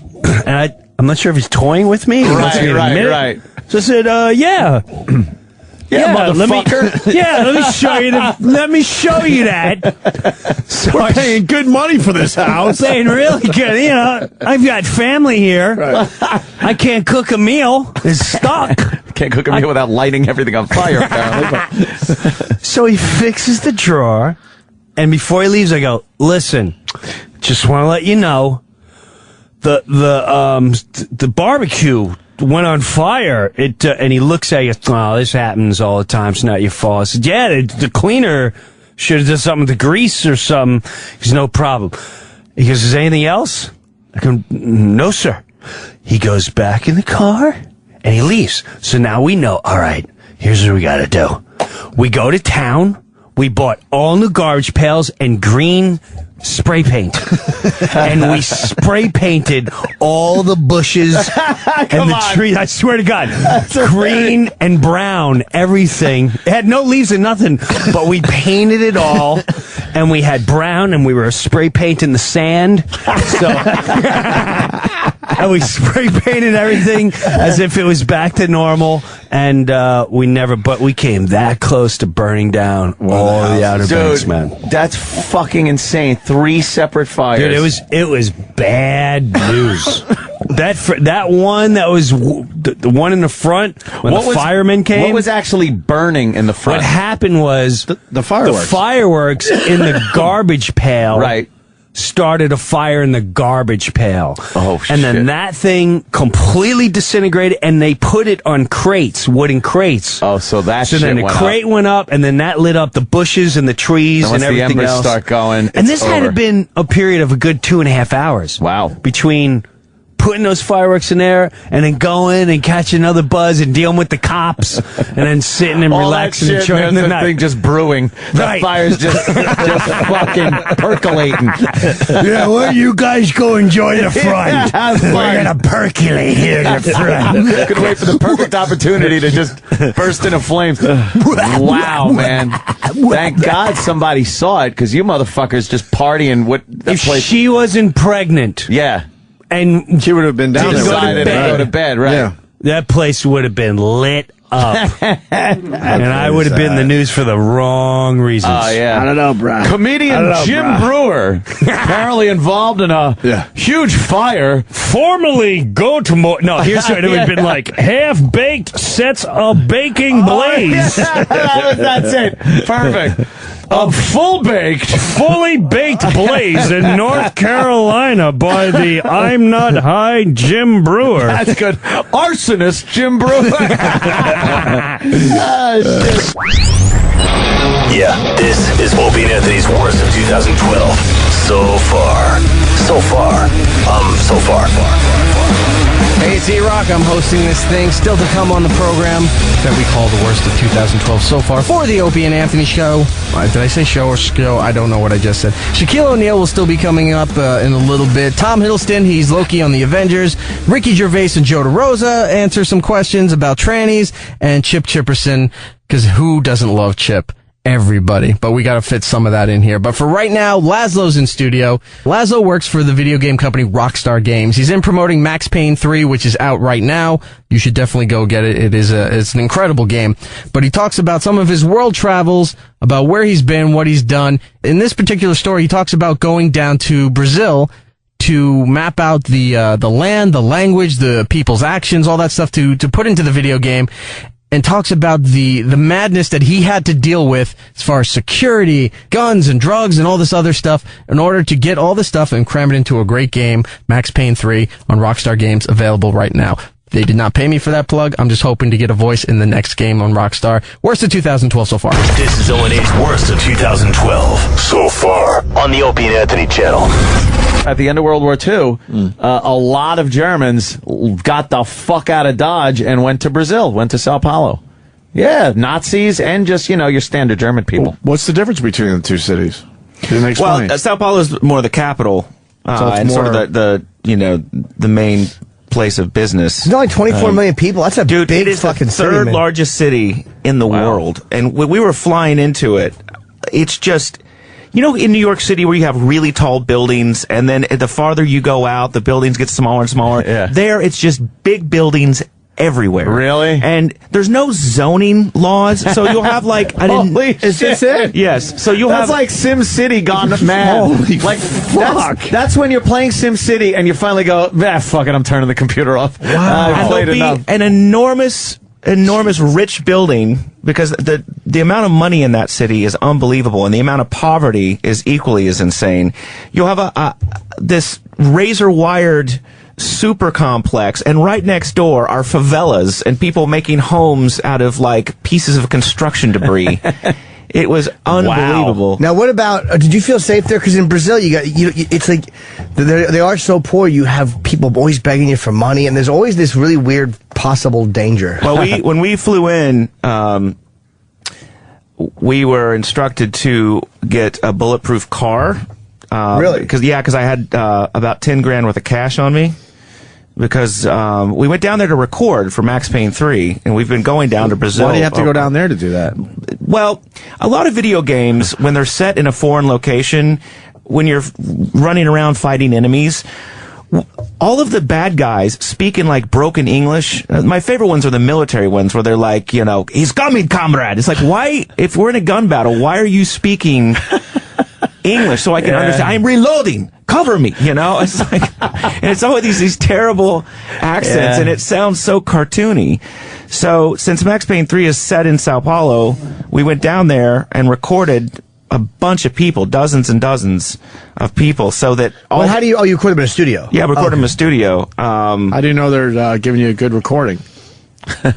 Well, because we have translators there, with us. But and it's so that when you're playing the game, that there's authentic, Portuguese being screamed at you while the guy's trying to shoot you in the face. Now, they'll buy that game there, right? Will that game sell well in Brazil, you think? Hope so. Do other games sell well there? Well, Central and South America have a huge piracy issue because video games, and you talk about taxes, video games in Brazil. A game here that costs $60 costs about $110 there. Why? Wow. Because if it's not manufactured in the country, they slap a huge tax on it, and it's actually, in a weird way, it's very smart. Yeah, for we Brazil. should do that. I have to tell you, if you want to make we were riding around later on in this Ford car or whatever, it's made in Brazil. And so all these companies, if you want to sell to the third largest city in the world, and plus, all the other, it's a massive country. Open a plant, right? You got to open a plant, and it creates jobs, and, I started thinking, about all the horse shit that we just bring over from overseas. Yeah. I was like, maybe that's what we should do. Tax the Tax shit it out really of China. high, and then tax it high coming. Trump said something like that, 25% tax. But he was a point, because then you fucking make those Chinese companies come here, open a plant, so American workers are making these Chinese products. That makes sense. And, it disgusted me how Apple was talking shit about actually making anything in the United States. If they were to take one product and make it in Detroit, they could fucking help turn that city around. But, there's been all these people saying, why don't you make anything here? And there's, the workers are so much more flexible in China. We change the screen on the iPhone, and they, we go around to the dormitories and knock and wake people up who had just got off shift and make them come back to work. I'm like, yeah. It's because that's fucking inhumane. Americans wouldn't put up with that shit. First off, having to live in a dorm by work, that fucking blows. The only problem is, though, would Americans be willing to pay a lot more money? Because, again, with unions and stuff, it's going to be a lot more expensive to make, and the labor's a lot more expensive, and the product will be more expensive. So, as a company, what do you do? I'm just playing devil's advocate. But what do you do? Because you're going to have to charge, instead of $400 for an iPhone, you have to charge $650 or $700. See, I don't buy that, because Apple's now the largest company in the world, aren't they? One of them, yeah. Dude, they're making mad cash on everything. They're not making like $20 on each iPhone. They're making a wee bit more. But would they don't want to give up let's say they give up a big piece of that profit by paying that, again, this is going to be their argument. The stock is going to go down because the profit margin is going to be lower, because instead of paying fucking $1.50 to a guy, they got to pay $25 for an hour. So they're like, we're going to lose that money for the same thing. Why would we'll cut that on shipping? Who gives a shit? That's their thinking. It just concerns me because, a place without strong manufacturing nosedives. Look at Germany. They've got tons of manufacturing. They've seemed to figure out how to keep, a middle class that's happy and, has jobs, as opposed to here where it's like all we have is the service industry. And we used to have that. We used to have in the 50s and the 40s, and everybody built a lot of shit. Oh, the good old days. Yeah, the cars and everything was coming from here. Yes. Water fountains. When people kept to themselves and We're to their fucking- own kind. We're fucking the middle class at this point in this country. But what's the answer, Holy though? 'Cause fuck. I don't know what the answer is. it's a but tough- It's not good. Because the middle class needs to work, and they need to fucking make things, but it's so much cheaper to buy shit that's made in other places. It's When you look at some of those unions, I mean, the perfect example, the Long Island Railroad, which I wrote in on this morning, has cut their service like crazy. There's not as many trains. Right. They raised rates by 25%, and meanwhile, like 90-something% of their employees go out on disability. Oh yeah, on the taxpayers' fucking because you dime. can. It's easy. Yeah, to. and they get $100,000 salary for the rest of their lives. Right. It's insanity. You'd be crazy to not go out on disability. It's like, why wouldn't you? It's totally available to you. No one questions it. Oh yeah, my back. And then they just Punching pay 'em tickets. I fucked my back. Whacked out. Just don't get caught bowling. Yeah, don't get caught bowling. Or playing golf. Yeah. Gotta be there's careful with that stuff. Plenty of those people around. What'd you do while you were down there? I love when you go to these countries. So and we bring went back stories. We went down there to we get picked up. We went down there to record a bunch of stuff for Max Payne 3, and we've taken other trips down there, which I wasn't on any of those. But we show up and before we even go, there's like a security consultant that's like gets in touch with me, and he sends me the picture of our driver. Right, because kidnapping is such a hoo-ha down there. Shit. Wow. You have a dossier. You know, and before I go, all these people are like, dude, really, seriously, I'm not fucking around. Be careful. I'm like, where the fuck am I going? Yeah. What the fuck? Don't wear a watch. Don't wear a good watch. Wear a cheap plastic watch. Take the watch, put it up your ass. They're like, don't look at your BlackBerry or your iPhone. I thought when this was safer than Rio. It looks like a modernized city. Well, no, except for because you're the just little looking at shanty buildings. You're not towns and- seeing the crackheads. Yeah, go down to at street the level. Right. Take it to street level, yo. But so right before I leave, the security guy contacts me and says, "There's a different driver now. We're very worried." And let us get back to you. I'm like, what the fuck? It's the old driver switcheroo. And so old driver switcheroo. And they're really worried about this. Dude, bugging out. And That's so fucking in America, we would go, crazy. where's whatever? Oh, I don't know. Wait, he hold called on. it sick, so I'm going to drive you from the airport. Yeah, no, he called in sick. He's had a cold all winter. Yeah, have some brandy. He's like, didn't work on The Godfather either. We saw what happened. So wait, the security guy was with you?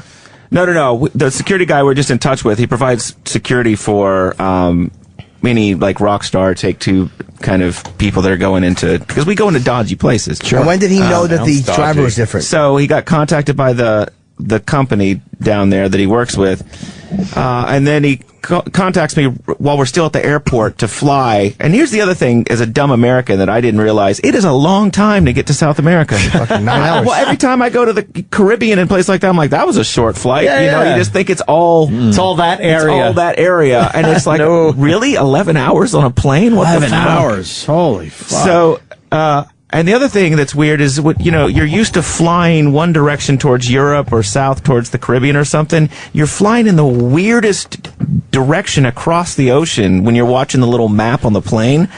And because like the curvature of the earth, you'd think you'd go down like over Mexico, right, and then straight down, but you got to kind of curve out and back in again. So we show up at the airport, which is hot as balls, and the driver, I'm holding the picture up, and the picture sort of looks like him, but he's, put on a little weight. I'm like, oh my God. And you sure as hell. So we get in, and I asked him if I can roll down the window, and he gets really moody. He's like, there's no rolling down the window here, sir. I was like, all right.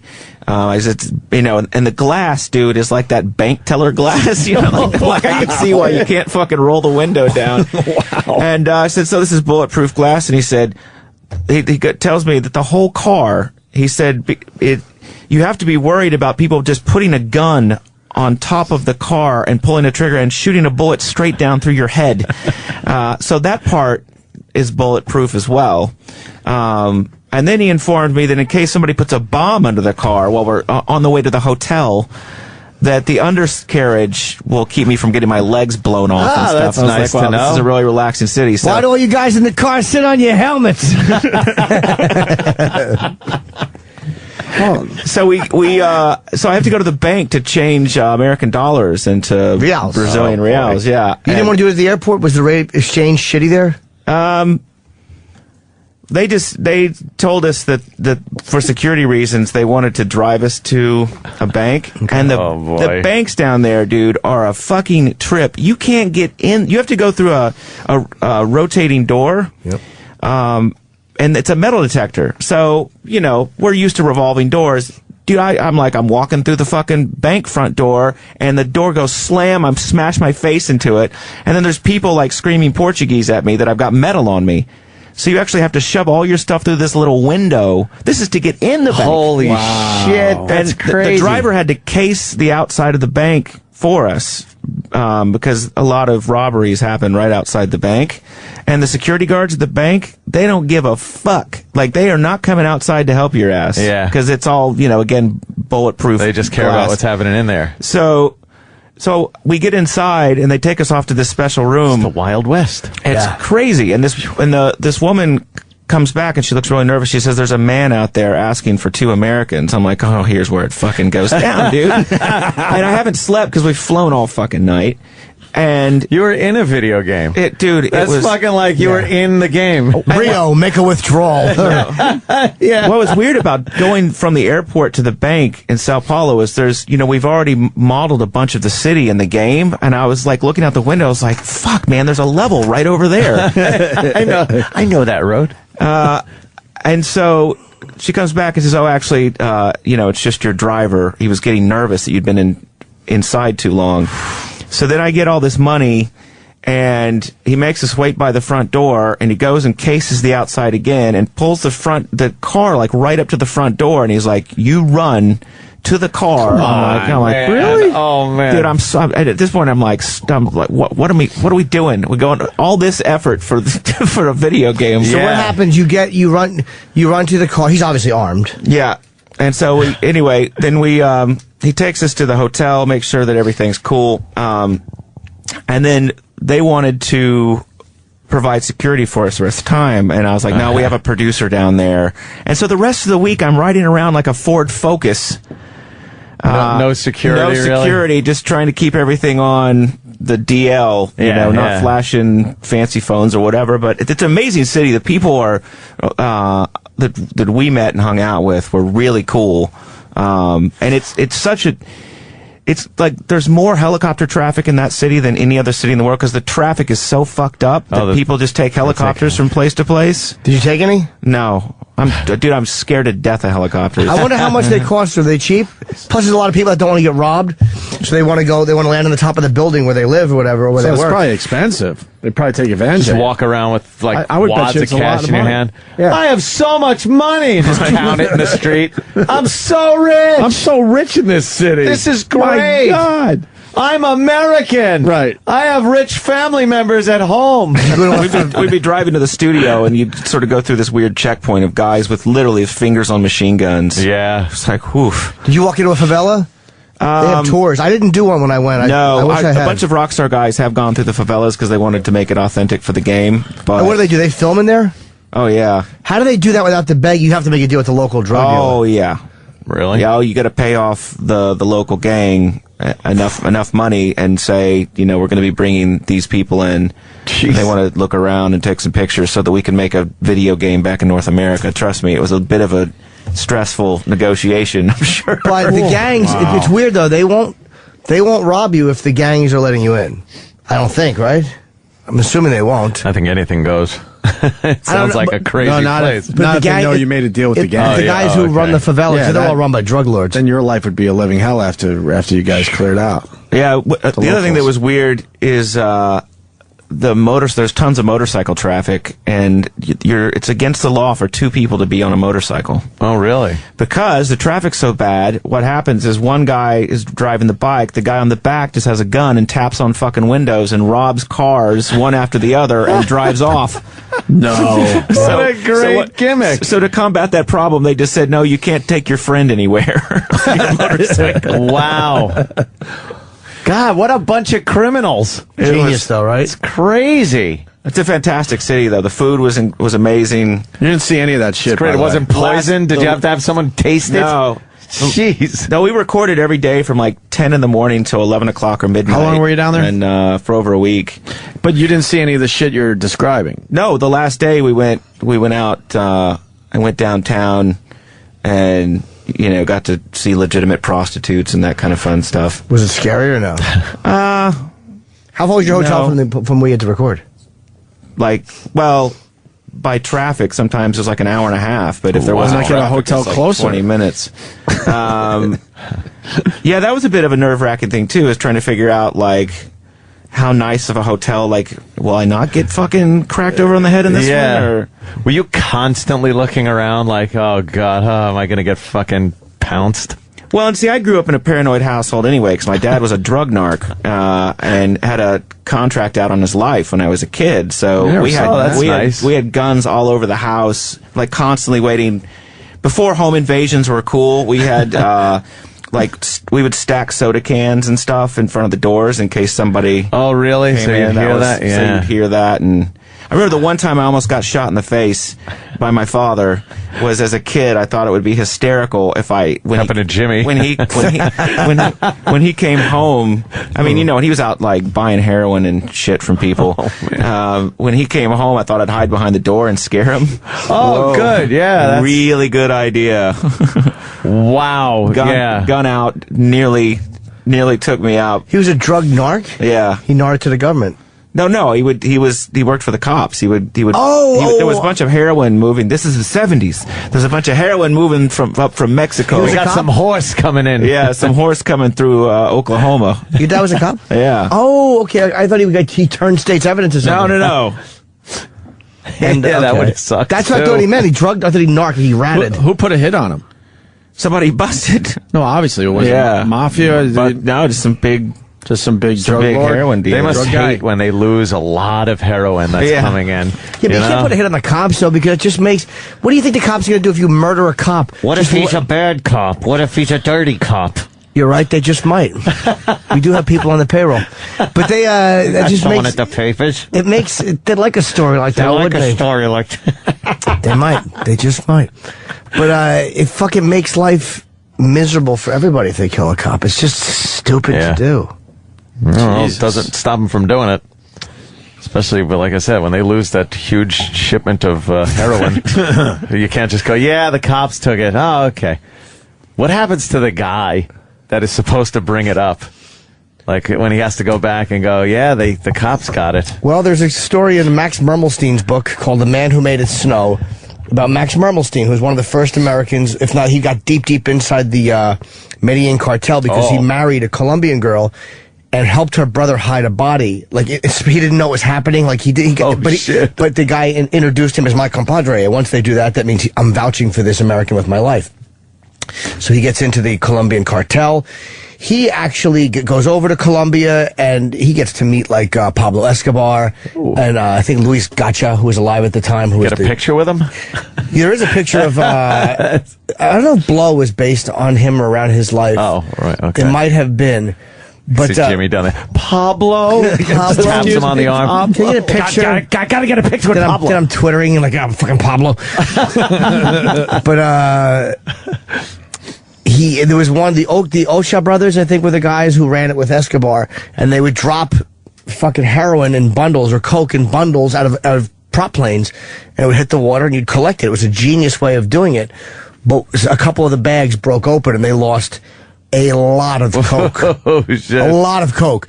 And he had to go, or him and the pilot had to go to Colombia and explain. And they didn't know if they were going to make it out alive. No shit. Wouldn't you just take off at that point? No, you can't. They'd kill your family. Oh, then you're dead. And they'd kill your whole family. Oh. And the thing was, it's the cost of doing business. Oh, really? The cost of doing business is you will lose some product sometimes. You think he fucked with them a little bit, though, when they were there? Thinking they're going to die, and you're like... And they didn't seem like very fun men. Go into that room over there, and there's a party for him. Streamers. This might have been the first time they did it. Just kidding. Yeah. This might have been the first time they did it, or one of the first times. It was a brand new way of delivering coke, and all of a sudden they lose. Wow. That's how they used to have a fucking, the way I think I've said this before, they would have they would load the coke into a car, like they would take a car apart and all the sides of it had coke in it and the tire. It was a coke car. And they would tow it and hooked on the back of a tow truck because that was a lot less likely to attract attention than a guy driving. So they'd have a tow truck driver pulling the coke car and they would send another guy out right behind it with a bottle of liquor. And if by chance the tow truck got pulled over, this fucking guy was gonna drink and fucking run into the cop car that was parked because that would take the attention off the coke and then the car would just drive back into traffic. That was their plan. If not to kill the cop, but just to fucking rear-end his car while it was parked. And a guy drunk rear-ending a cop car, they're going to focus on him. What a fall guy that guy's got to be. But the thing is life in prison for everybody. If you don't do that. Wow. Yeah. Must-hear moments from the past 6 months. Opie and Anthony's worst of 2012 so far continues. Hey, it's E-Rock, hosting the worst of 2012 so far. Still to come, Tom Hiddleston from the Avengers. He's Loki. If you're not familiar with that, you will be in a little bit. Gervais and Joe DeRosa will be here, and we'll take a look at Chipperson. I don't do a good chip. I can just go... That's about it. I'm sure you all do it a lot better. Feel free to tweet me at E-Rock Radio with all your chip shit. Anyway, Shaquille O'Neal is in studio. What's to say about Shaquille O'Neal? Done a million things. You may know him best from his movie Kazam, or perhaps Steel or Blue Chips, or some of the other movies that he's been in that they're too long to list. Perhaps you know him from his Shaq Fu video game. Maybe you played that growing up. Or rapping with the Fushnikins to What's Up, Doc?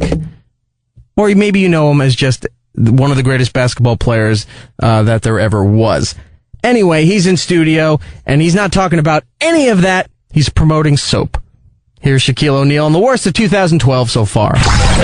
This is Opie and Anthony's worst of 2012 so far. Shaq's here early? Holy shit. That must be him. Oh, yeah, bring him in, man. God. Let's see if he's ready. Yes. Like his head is... He would hit the exit sign, it looks like. Wow, he's massive. That must be a bitch to fucking go around like that. Well, I guess we'll jump back on this at some juncture today. Yeah, of course. I think we should finish it with him right here. Oh, yeah. Of course we'll finish it. We played in Miami. Your Dove body wash. I know. Yeah. It's a weird day to be promoting You and your Dove. Dove body wash. Don't talk about basketball. I just want to talk about my body wash. The publicist says I just can talk about my body wash. Oh, we got to save Kareem Abdul-Jabbar. I know. From his publicist. Poor bastard. Shaq is making his way down the hall. Holy Yes, he is. Fuck, he's a legend. He's driving toward the window. One of the greatest NBA players of all fucking time. Yes. Some say the greatest center of all time. Oh, my God. I'd still give it to Abdul-Jabbar. He's right the fuck up there. Oh, my God. He can't. Look, he ducked under the exit sign, dude. Yes. I'm not even fucking kidding. I see that. Look at that exit sign right there. He has to duck under it. He's got those the cool headphones, too. Yeah. Oh, my God. I know Travis. He's very tall. Yes, we know who he is. We understand. Oh, I like how all quiet we get before. Well, you want to be... I'm a little nervous. Are you really? Oh. Sometimes I get nervous with these Sweetie. things. I love basketball. My God. Me too. He's so tall. Damn. Holy man. shit. That's craziness. He's starstruck when he sees me. Yeah. Well, of course, it's you, Jimmy. Yeah, well. Does he know you think? No. Well, no? No. He's got to duck his head to get through that door. Yeah. This is going to be crazy. Yeah. I love his headphones. What are they? Love the headphones. Dr. Dre? Huh? Are they Those are Beats? Yes. Are they Beats, yo? I prefer Bose. Yeah. This is going to get ugly. You could just walk. You could just walk right in. Bring him right in. We're pretty friggin' loose when it comes to actually doing a show. How you doing, man? Anthony, how you doing, man? That's Hey, Shaq. Pleasure, man. How you doing? I like the Jimmy. beats you had on. Thank you. You know this guy? I know everybody. Yeah. I know everybody. Jimmy Norton? We've actually never met. No? No.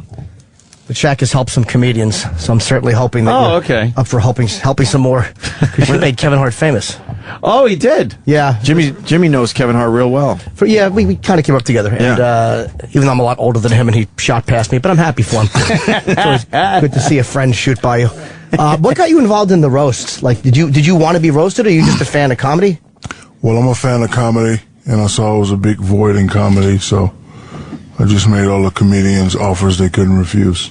Oh, you good money in TV. Exactly. Did anybody say no to that? No. Yeah, it's kind of like Why would they say no to that? That sounds like a great fucking opportunity. Were you sensitive about any of it? Like, was there anything? No, I probably have the greatest sense of humor ever.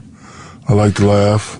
I like to make people laugh, and like I said, there was a void there, and nobody was really doing it. Russell was doing it first, and then I turned on HBO, and it's not there anymore. So I tried it at an All-Star game because at All-Star events everybody's there. So let's do it at an All-Star game, and my partner Jeff Clanagan and I we did it, and it was such a success. It was like, what, this can't be true. Let's do it again. And we did it again, and we recorded it. We said, let's sell it and see how people like it. And we sell over 400,000 copies every time we drop. Oh my God, Jesus, that's awesome. And none of it made you go like, No, because I like to laugh, and it'd be like coming up here and telling you guys what to say and how to say it. That's what the bosses do. Yeah, that's their job. Obviously they don't, because you guys are one of the most popular radio shows in the world. Oh, thank you very much. Promo. Roland probably said that on the way in. Just tell them they're popular; they'll be really good to you.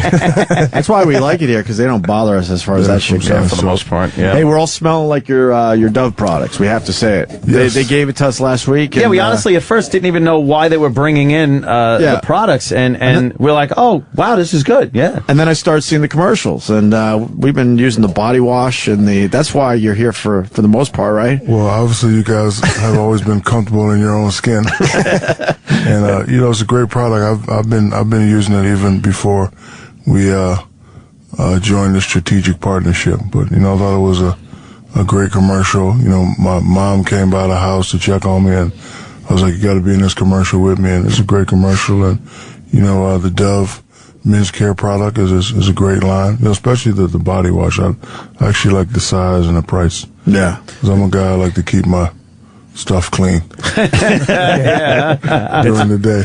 It is a big size too, man. But it smells good. It's like the deodorant is actually really fresh. Yeah. And I put it on, and I'm very pleased with myself. You smell should good. be. Yeah, we were hoping you would notice that we smell like your product. Yeah, but it's just kind of awkward to fucking lean in and smell me. Right. You get a lot of endorsements, which is great. I mean, you're kind of you're one of the sports stars that have really done well as far as endorsements go. You mean me or Shaq? Not you. Oh, we're waiting for our first endorsement. Well, yeah. I mean, I've taken care of business since I came in, and whenever I meet with a company, I always tell them I'm not really interested in endorsement, but in a strategic partnership. Mm-hmm. And I've also been the type that if I'm not comfortable with the product, or if I've never used your product, then I'll be an honest businessman and not take your money. Mm. Have you ever worried about things that you say? Because you've said some controversial, albeit funny, but some people see it as controversial. Not at all. Yeah? Because to me, image is reality. Yeah. Those that come in with the suits and create their image, they're the ones that have to watch out. So you figure there's nothing they can get you on where you can fall because you're going to say, "Hey, this is me." No, not really. People see me. They know that I'm a humble guy. They know that I'm a funny guy. They know I'm always say what's on my mind. You got some great quotes too, man. Oh my God! Some people would say they should use that soap to wash your mouth out with, Mr. No way. I'm a role model. No way.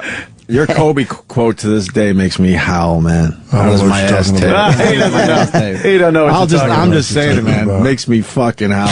Everybody was. But it's refreshing to see guys say what's on their mind. Like guys like Barkley always talked, and it's like I don't want to hear somebody giving the company line. That's not interesting to me. And then you know what? Being a marketing expert, I know what's going to get everybody riled up. Right. Like I know when to say it and how to say it. That incident, I was at one of those little comedy clubs. They called you up on stage, and I did a little rap, and somebody recorded it and sold it for $500.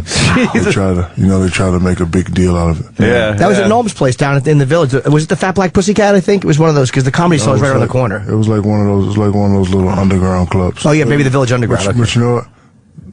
The funny thing is when this stuff gets out, everybody talks about it like you're going to get a spanking. Yeah. Did you see what Shaq said I know. today? It's true. Yeah, that's kind of the society it's crazy, we're living in these days, though, where everybody's walking on eggshells. But what I respect about he didn't apologize. No, he just no. let it happen and just went with it. Because you know, I was at a comedy club, I was at a setting. And, Context. And I know I rocked the crowds, about 500 people and having a good time. And, you know, it's just, you know, people use that to, you know, create their show. And I just love that. I understand. As a sports fan, you know, I understand you guys got to have sportsmanship to a point, but it gets sickening after a while. I like when you guys are real about losses and certain plays and players. Everyone knows that I'm a little comedian. Those that can't take it. Yeah. I'm sorry. Yeah. Get a sense of humor. Buy one. Yeah. They're on the internet, $4.99. senseofhumor.com. Well, you're one of those big guys, too. It was interesting to read that when you were coming up that you would always try to make people laugh and be the funny guy. Like, you either the funny guy or the bully. Like, you were either going to get big laughs from somebody or they were going to go home with fucking jaw shattered. So you had, like, two options.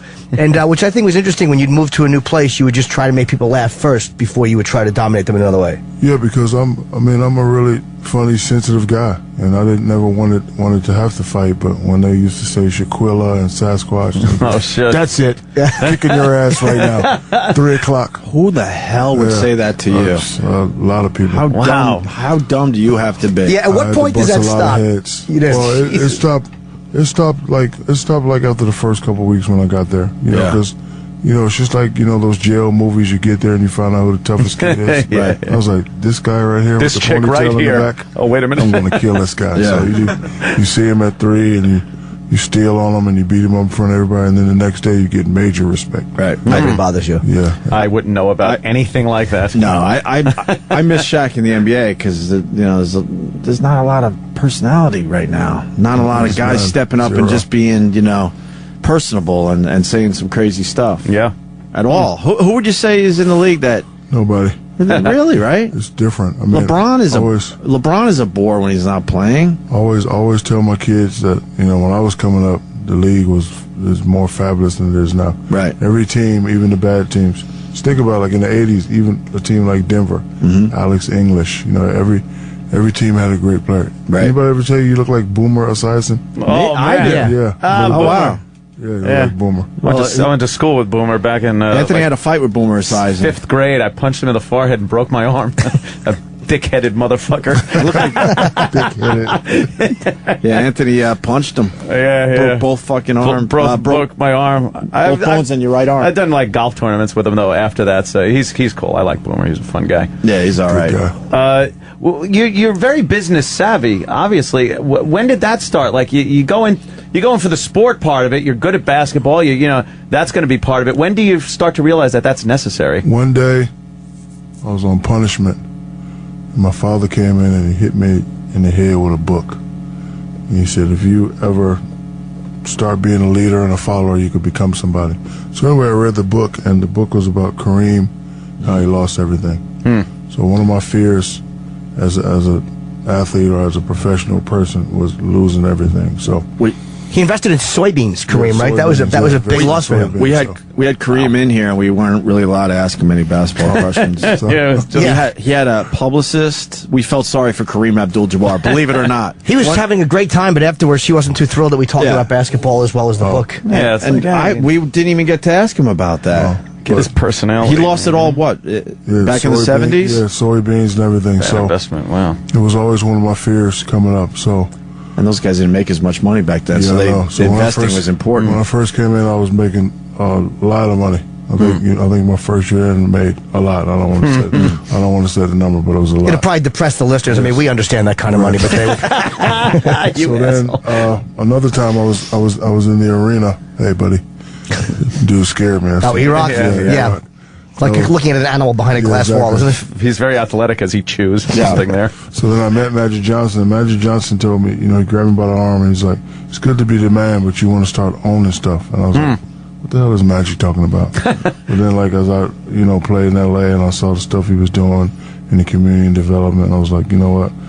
Let me do that. And while I'm doing it, let me go back and get my master's, because, like, when I have conversation with people, of course they're going to look at me as Shaq, but I want them to know that I understand. Like, when I go in with CEOs and they know I got my master's in business, they know that They can't let anything slide. They can't no mess phrase, with you. No coin, no nothing. And now I'm getting my PhD May 5th in HRD, organizational leadership. Dr. Shaquille O'Neal? Yes, be Dr. O'Neal. What's HRD? Human Resource Development.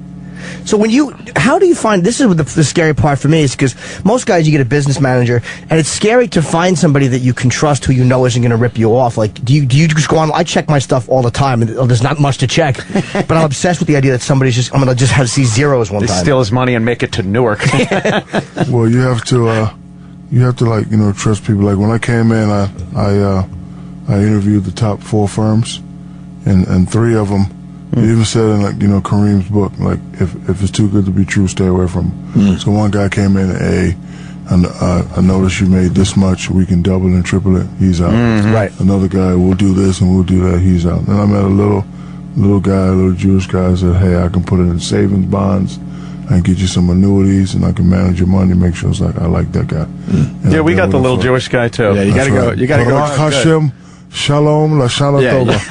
Yes. You got to go little Jewish guy every time. So it's you just have to. you got it. You just got That's very smart. I'm telling you, it's smart because as far as being an athlete goes, you never really know when that machine is just going to stop working. As far as that, and you could have a long, illustrious career, make a lot of money, or you could be done in a year.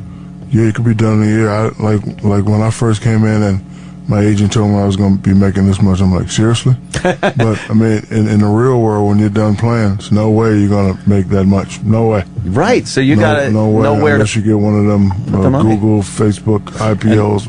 And there's a lot of... So you got to save it or... What do you think the difference... What do you think the difference is between somebody like you that actually realized that and people that just decide they're going to kind of play it by... Fear, you think? Yeah, fear. Was that from your stepfather, you think? Like kind of drilling it into you? Yeah, stepfather, just being fear and just, not, just being able to live the same lifestyle. Like, for a guy that doesn't have any business savvy, the only word he should memorize is annuity. Yeah. Put money away, and then at a certain age, you get to take it out for the rest of your life. That's it. No investments, no buying businesses, no trying to do restaurants, or just annuity. And that was the first thing I did. It'll be there when you're, ready to when you're done. Just relax. Is that annuity is money that you don't get taxed on, and then you can't? I sound like I'm saying it, but I'm really asking. It's tax deferred. Tax deferred until you take it out. Start using defer that shit, and then sometimes you get a lower tax rate based on. I met a guy one time. He had a $100 bill, and he ripped it in half, and he said, "You put that 50 away in annuity, you never touch it. You got 50 left." Now the smart ones will rip that 50 in half. And you save 75 and you play with 25. And that's what I tried to do. But, Chuck, you can't spend half the bill. Well, he was just trying to smart guy. I've never wanted to see a fist fly in front of me so bad. Shaq's, a few guys that were pretty big stars in the NBA that are broke. I don't know if you want to mention names. So they say they're broke. I don't really know their finances, but yeah, there's a few guys off the top of my head that didn't do a lot of the stuff you're saying, and they're in a desperate situation right now. Like I said earlier, because of fear, I never wanted to be in that position. Like I never, first thing I did was buy my mom and parents a house. Like I said to myself, I'm gonna work hard, so they don't ever have to get that phone call like, "Hey, the house." I would do that so you could have somewhere to live if everything fucks up. Yeah. I know, right? When did you know it was time to when you're playing? It's always interesting to me when an athlete steps down. Like that's got to be the hardest decision you have to make. Like what told you it's time to just go on to something else? It wasn't hard. I was used to playing at a super high level, so then when I started playing at regular level, it just didn't look good or feel good. Like. I can remember one time in Boston, I only had 6 points. I was like, this shit ain't me. I mean, this I can mother this isn't me, and it doesn't last forever. And luckily I have things to fall back on, and I wish I could have did a little bit better at Boston last year, but I ripped my Achilles in half. My goal was to win the whole thing and then just walk away. That would have been a nice way to end the story. But I had fun and had a great press conference, and we moved on. Who was the first guy you played against that kind of was one of your idols, or the first time you had to face somebody on the court that made you nervous? Patrick Ewing. Really? That was when I came here to the Guard and articles, and Patrick Ewing tried to break my thumb when he gave me a fist bump. And, oh shit! But I knew I knew marketing wise that if you can play in New York, you can play anywhere. So I shot it, I made it, and felt pretty good. I was like, so you know what? I'll do it. Suffering Knicks fan right here. We would have loved to have you. Jeez.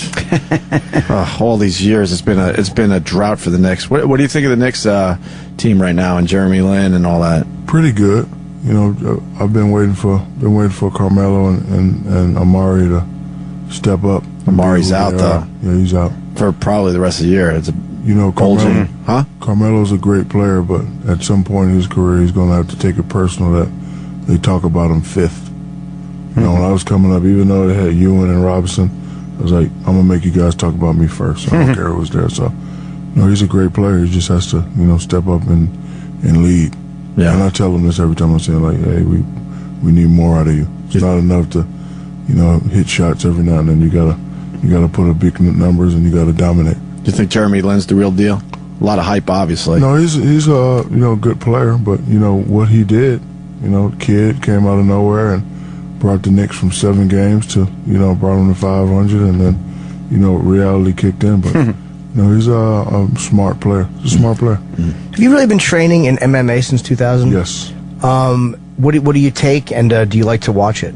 Oh, I love to watch it. I think those guys are phenomenal athletes. Kind of jealous of them. I wish, you know, we could have did some of that stuff in the NBA, but you know, they're great athletes. I would like to see that too. That'd be hilarious. It's a great sport. The Fertitta brothers and Dana White have done a fabulous job. We love Dana. Of you know, just making it a great sport. And every time I get a chance, I always go. It's just fabulous. Do you got a favorite fighter or a fight you want to see? Well, I want to see the John Bones Jones against Rashad Evans fight. You know, who do you want in that one? Evans. Well, I mean, no disrespect to John Bones, but I'm down with the old guys. Are you? So, you know, Rashad, you know, I've been a fan of his, and you know, they know each other. So I think it's going to be a very, very interesting fight. I'm kind of pulling for Rashad too, because we had Bones and we had all those guys, and I always get like a move put on me or something, Right. and he choked me and this guy Bob, but he choked a little longer than he was supposed to. Yeah, so you made a great sound. A little longer, yeah. You just went, and fantastic. Made it hurt, Shaq. Rashad put me in a move too. What was the move? He put me on a floor move, which was awful with his thighs, but he stopped immediately. So I kind of want to see Rashad pull it off. A prison assault is what it was. It looked bad, man. How about Chael Sonnen fighting Silva in Brazil in front of 80,000 people? Who? Chael Sonnen is fighting. Oh, Chelsea, I never heard of him. He fought Silva a few years ago, and he actually he beat him for 5 rounds. Shaq just looked at E-Rock walk in the middle of his interview. No, who's this guy? He's looking behind the glass going, wait a minute, that guy was in there. Paul. That guy was over there. Watch it now. Doesn't that guy look like it's from one of those... Looks like one of those A&E biker shows. Yeah. Shaq, why are you in here, E-Rock? You just distracted our interview with Shaq. Yeah, you just blundered in and wrecked everything. We're having fun. I wasn't trying to. I was going to pull up the video of you getting choked. Oh, boy. He doesn't care about you don't that. care. Nah, what are we going to play videos for Shaq? Yeah. We're talking to him. Yeah. Hey, Shaq, you want to see my home movies? What are we going to do? Bring my photo album in? Why don't you show me your comic book collection? Fucking get out. Just kidding. Hit the bricks. Hit the bricks. You interested in guns? You like shooting or you're law enforcement, right? Yeah, I'm law enforcement. That's pretty goddamn cool. I own a few. I just, you know, as a guy and as a citizen, you know, I have to be careful how I answer this question. Yeah, I understand. So I do what the law allows me to do. Yeah. Let's just put it that way. But do you enjoy going to the range and blasting off some rounds? I mean, the only time I go for the range is when it's law enforcement purposes. Okay, I hear you. All right. Yeah. I understand. Well, and plus when you're in a position where you're one of the most recognizable guys in the country. When's the last time you went somewhere where nobody in the room knew who you were and you could just kind of relax and eat and Nowhere? Nowhere. Like maybe when you were teenagers the last time you were there? Nowhere. Jesus Christ, that's when were they paying attention to you? At what age? 15. 15 years old. My God. Wow. I guess you get used to it. Like everything you do is going to be seen and reported on. Right. Does it make you text differently and email differently and communicate differently privately? No. You have no fear that it's going to be... Yeah, because most of the stuff I do is not 99% felonious. So, you know, every now and then a person may sell a text or tell an email, but right. My mother always calls me and tells me her favorite Bible quote: "No weapon formed against me shall prosper." So you can sell a text and sell an email and get your $1,500, but it's not. Is that how much they go for? I guess, I don't know. Thank God I'm not famous. Oh, is there a lot of dirt out there on me? Don't worry about it. Yeah, I have no. Believe me, if I ever become an athlete or become famous, there is a lot of filth. Did you just say become an athlete? Well, yeah, I was kidding. I was just kidding. I like a little mixed martial arts. I mean, Shaq's very tall, but I could always get in there and take him down in a single. Oh, sure. No way. No, I stink. I mean, not only am I short, but I do a little elliptical. I mean, I don't want to talk a whole bunch of exercise with Shaq. What, 5 minutes, 10 minutes? I'm a 30-minute elliptical guy. I play a little iPad chess on the elliptical machine. Shaq, you still play basketball? No, not at all? Do you shoot around or anything? You just don't want to... I mean, I just said I'm just getting over this Achilles injury, so still got a little hitch, so I haven't done anything. I've been working out the last couple of weeks. Charles Barkley challenged me to a shirt-off competition May 15th, so... Oh, wow. So I've been... shirt-off competition. I've been comfortable in my skin for a long time, so I've been working out. I love Barkley. Yeah. He keeps it real, too, man. He does. He's great to watch. What separates you from... Because you seem almost... Like, you see a lot of guys that leave the game, but then there's guys like you and Jordan who seem to be kind of above basketball ending who you are and people knowing you. It's like you just kind of continued being Shaq in the public eye. It's luck. I go to a lot of corporations and they ask me my strategy, and it's like, well, I don't really have a strategy. I've always just been myself. And well, sign on the line. Just like to, throw the product out there. And, good thing about products that if it's real, the people will take to it. So I think, there's a lot of kids that look at me and say, you know what, if he did it, I can do it. Rather than, coming in faking and trying to use the big words and doing it. Because kids are the smartest beings on earth. They know who's real and they know who's making stuff up.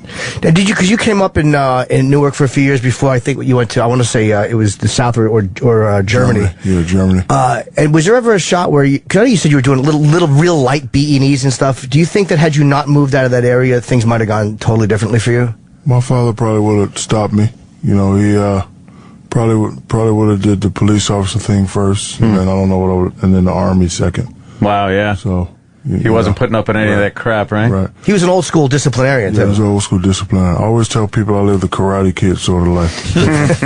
Go from the projects of Newark to Germany, to down South Texas to Louisiana. And I think that's why I'm able to relate to all people. When did you know that you had the basketball skills? Because it's assumed that a tall guy knows how to play basketball. We've seen it in every high school in America. But when did you realize, oh, I got something here? I mean, I was always a very shy kid. I didn't get confidence till I heard Dick Vitale say, this guy, if he decides to go to the NBA, he'll be the #1 pick. Wow. Because coming out of high school, I was always ranked after New York's own Kenny Anderson. No, really? So I was always, behind him all the years. So they talked about him more than they talked about me. So I was like, you know what, maybe I'm not that good. But then I went to the McDonald's game and showed off, and he was like, this guy's going to be the best big man ever. And then one day I was in college, and a guy who I never really liked because I was Magic Johnson, and I had a white friend named Mitch Riles who looked and acted like Larry Bird. So he used to kick my ass every day. So I didn't like Larry Bird for that reason. But one day I'm walking in college, and Larry Bird says, Shaquille O'Neal will be the best big man ever to play the game. Wow. And I was like, damn, Larry Bird knows who I am. And then all of a sudden you're like Larry Bird. Yeah, I was like, I love you, Larry Legend. And Robert Parrish said, fuck you, and walked out. It's this is one of the most interesting things I learned about you. You're a really good dancer. Yes. And I cut a rug now and again, but I would never say I'm a good dancer. Why did you become a good dancer? Because before I started playing basketball, I was a break dancer. Really? And I was a break dancer, and basketball is all about rhythm. So I think that's what makes me a dominant big man. I got rhythm. I got moves. I could. Basketball is 1-2 or 1-2-3. Yeah, I can see where you'd be a good dancer. Dancing is 1-2, 1-2-3. I can see that would help your game, Jimmy. No, this was like the interesting thing was at a young age, because you always think that a big guy or a strong guy has everything, and you obviously, like you said, you had people pick on you or fuck with you, so you had to develop these things so that you said to distract from them seeing that about you. You learned. I had to do what all the little guys was doing. I was just break dancing, and it was flipping, and it was running fast, and it was climbing up walls and doing parkour before it was called parkour. So I did everything they did. I couldn't even pop lock. I tried. We all tried when breaking came out. I think I'm a couple years older. Just not my thing. Any embarrassing pictures of you in a neon suit and big puffy hat breakdancing? No. No, huh? That video would sell. Oh, man. A young Shaq breakdancing? Bringing out the piece of cardboard in the boombox. Oh, wow, yeah. So, I say you also you stuttered when you were younger. Was that a constant thing? And how did you overcome that? I overcame it. I met this speech therapist one day. She said, just be cool when you talk. Just be cool. What would happen? Would you get scared? No, just like try to talk fast or get nervous, and then it would stutter. But now I know how to be cool with it. I know how to fake a smile, or say and just move on to something else. Like, hey. I love the show. I guess it helps if you can laugh at yourself too, because guys. I always laugh at myself. Did that come from getting teased growing up, and you had to learn to fire back when you were a dead man? No, just like to laugh. I think people that take themselves a little too seriously need to turn up their sense of humor levels. I love to laugh. I mean, I grew up watching Good Times, Sanford and Son, Happy Days, Laverne and Shirley. I love to laugh. Red Fox, I just read his book. Hilarious guy, but not a good business. There's an example of a guy who constantly made odd business decisions. It's like, did nobody love you enough to tell you not to invest in a fucking car fur on the outside of the car? He did. Cool. It was whatever it's called. It looked cool though. But put fur on the outside of your car, and he didn't consider the fact that it would rain, and he lost $1 million doing that. He wanted to make it a business instead of just for his own car. Hilarious. He was just one of those guys. He was a good guy. He gave out a lot of money. He was a generous dude, and he just Sanford and Son was an amazing show. He needed a guy like you in his life. Who's your favorite comic if you had to pick one? It's a lot. In this world we live in, we don't have to just go with one anymore. There's just a lot. I mean, Eddie Murphy and Chris Rock and Chris Tucker and Cat Williams and now Kevin Hart, and we got a new one that we're working on, Gary Owens, who's a white guy. Yeah, he's from Peter. Yeah, it's a lot of comedians. But the good thing about comedy is there's different type of comedies. Like I love the guy who does the redneck jokes. Jeff Foxworthy. You love Foxworthy? Oh my God, it's funny. I like him, and I like their style of comedy, and I just love laughing. If you weren't a ball player, or if you weren't an athlete, would you want to be an actor or a professional dancer or a comic? What would you? I would love to be an actor, one of the action star, one of those big, strong, guys on TV who really didn't have to act, just say like Carl Weathers. Yeah, Carl Weathers, and they'll just say, the one crazy line that's going to make me a lot of money. I'll be back. Oh, my God, he gets in the water. Yeah, it's like one of those lines that kind of sinks in. Like for Eastwood, it was "Go ahead, make my day." Yeah. For Schwarzenegger, there's always that one. Hasta la vista, baby. Yeah, Arnold had quite a few. There's nothing worse than somebody trying to have one of those lines and it fails miserably. Call me in an hour. You're like, fail. In an hour. Fail. Terrible. You say you have a sense of humor about yourself. Have you seen some of the parodies people have done of you? Of course. On I remember one from, I think it was Mad TV. Yeah, and they were doing your Icy Hot commercial, doing a parody of it. It was hilarious, man. And I actually, sometimes when I see comedians, I say, "Hey, talk about me." Oh yeah, I love it. Yeah, I love it. It's cool. I don't get mad. I like to laugh.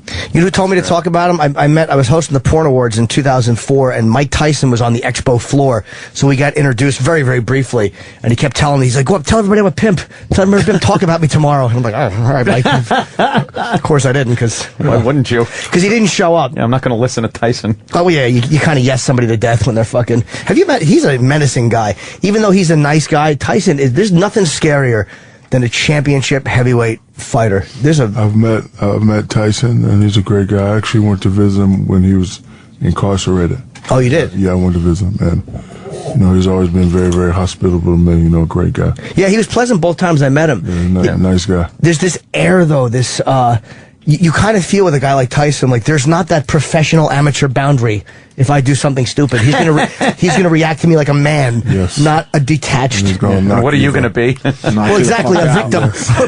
What am I gonna be? The fucking plaintiff. He's gonna knock. I said he's gonna knock you the fuck out. We all know that. There's a few guys you just know. Exactly. God, that's hilarious. Like Chuck Liddell would do that. Yep. Chuck Liddell would. I'd be more scared of John Jones than fucking Chuck for some reason, because he's a younger guy, man. Chuck's a brawler.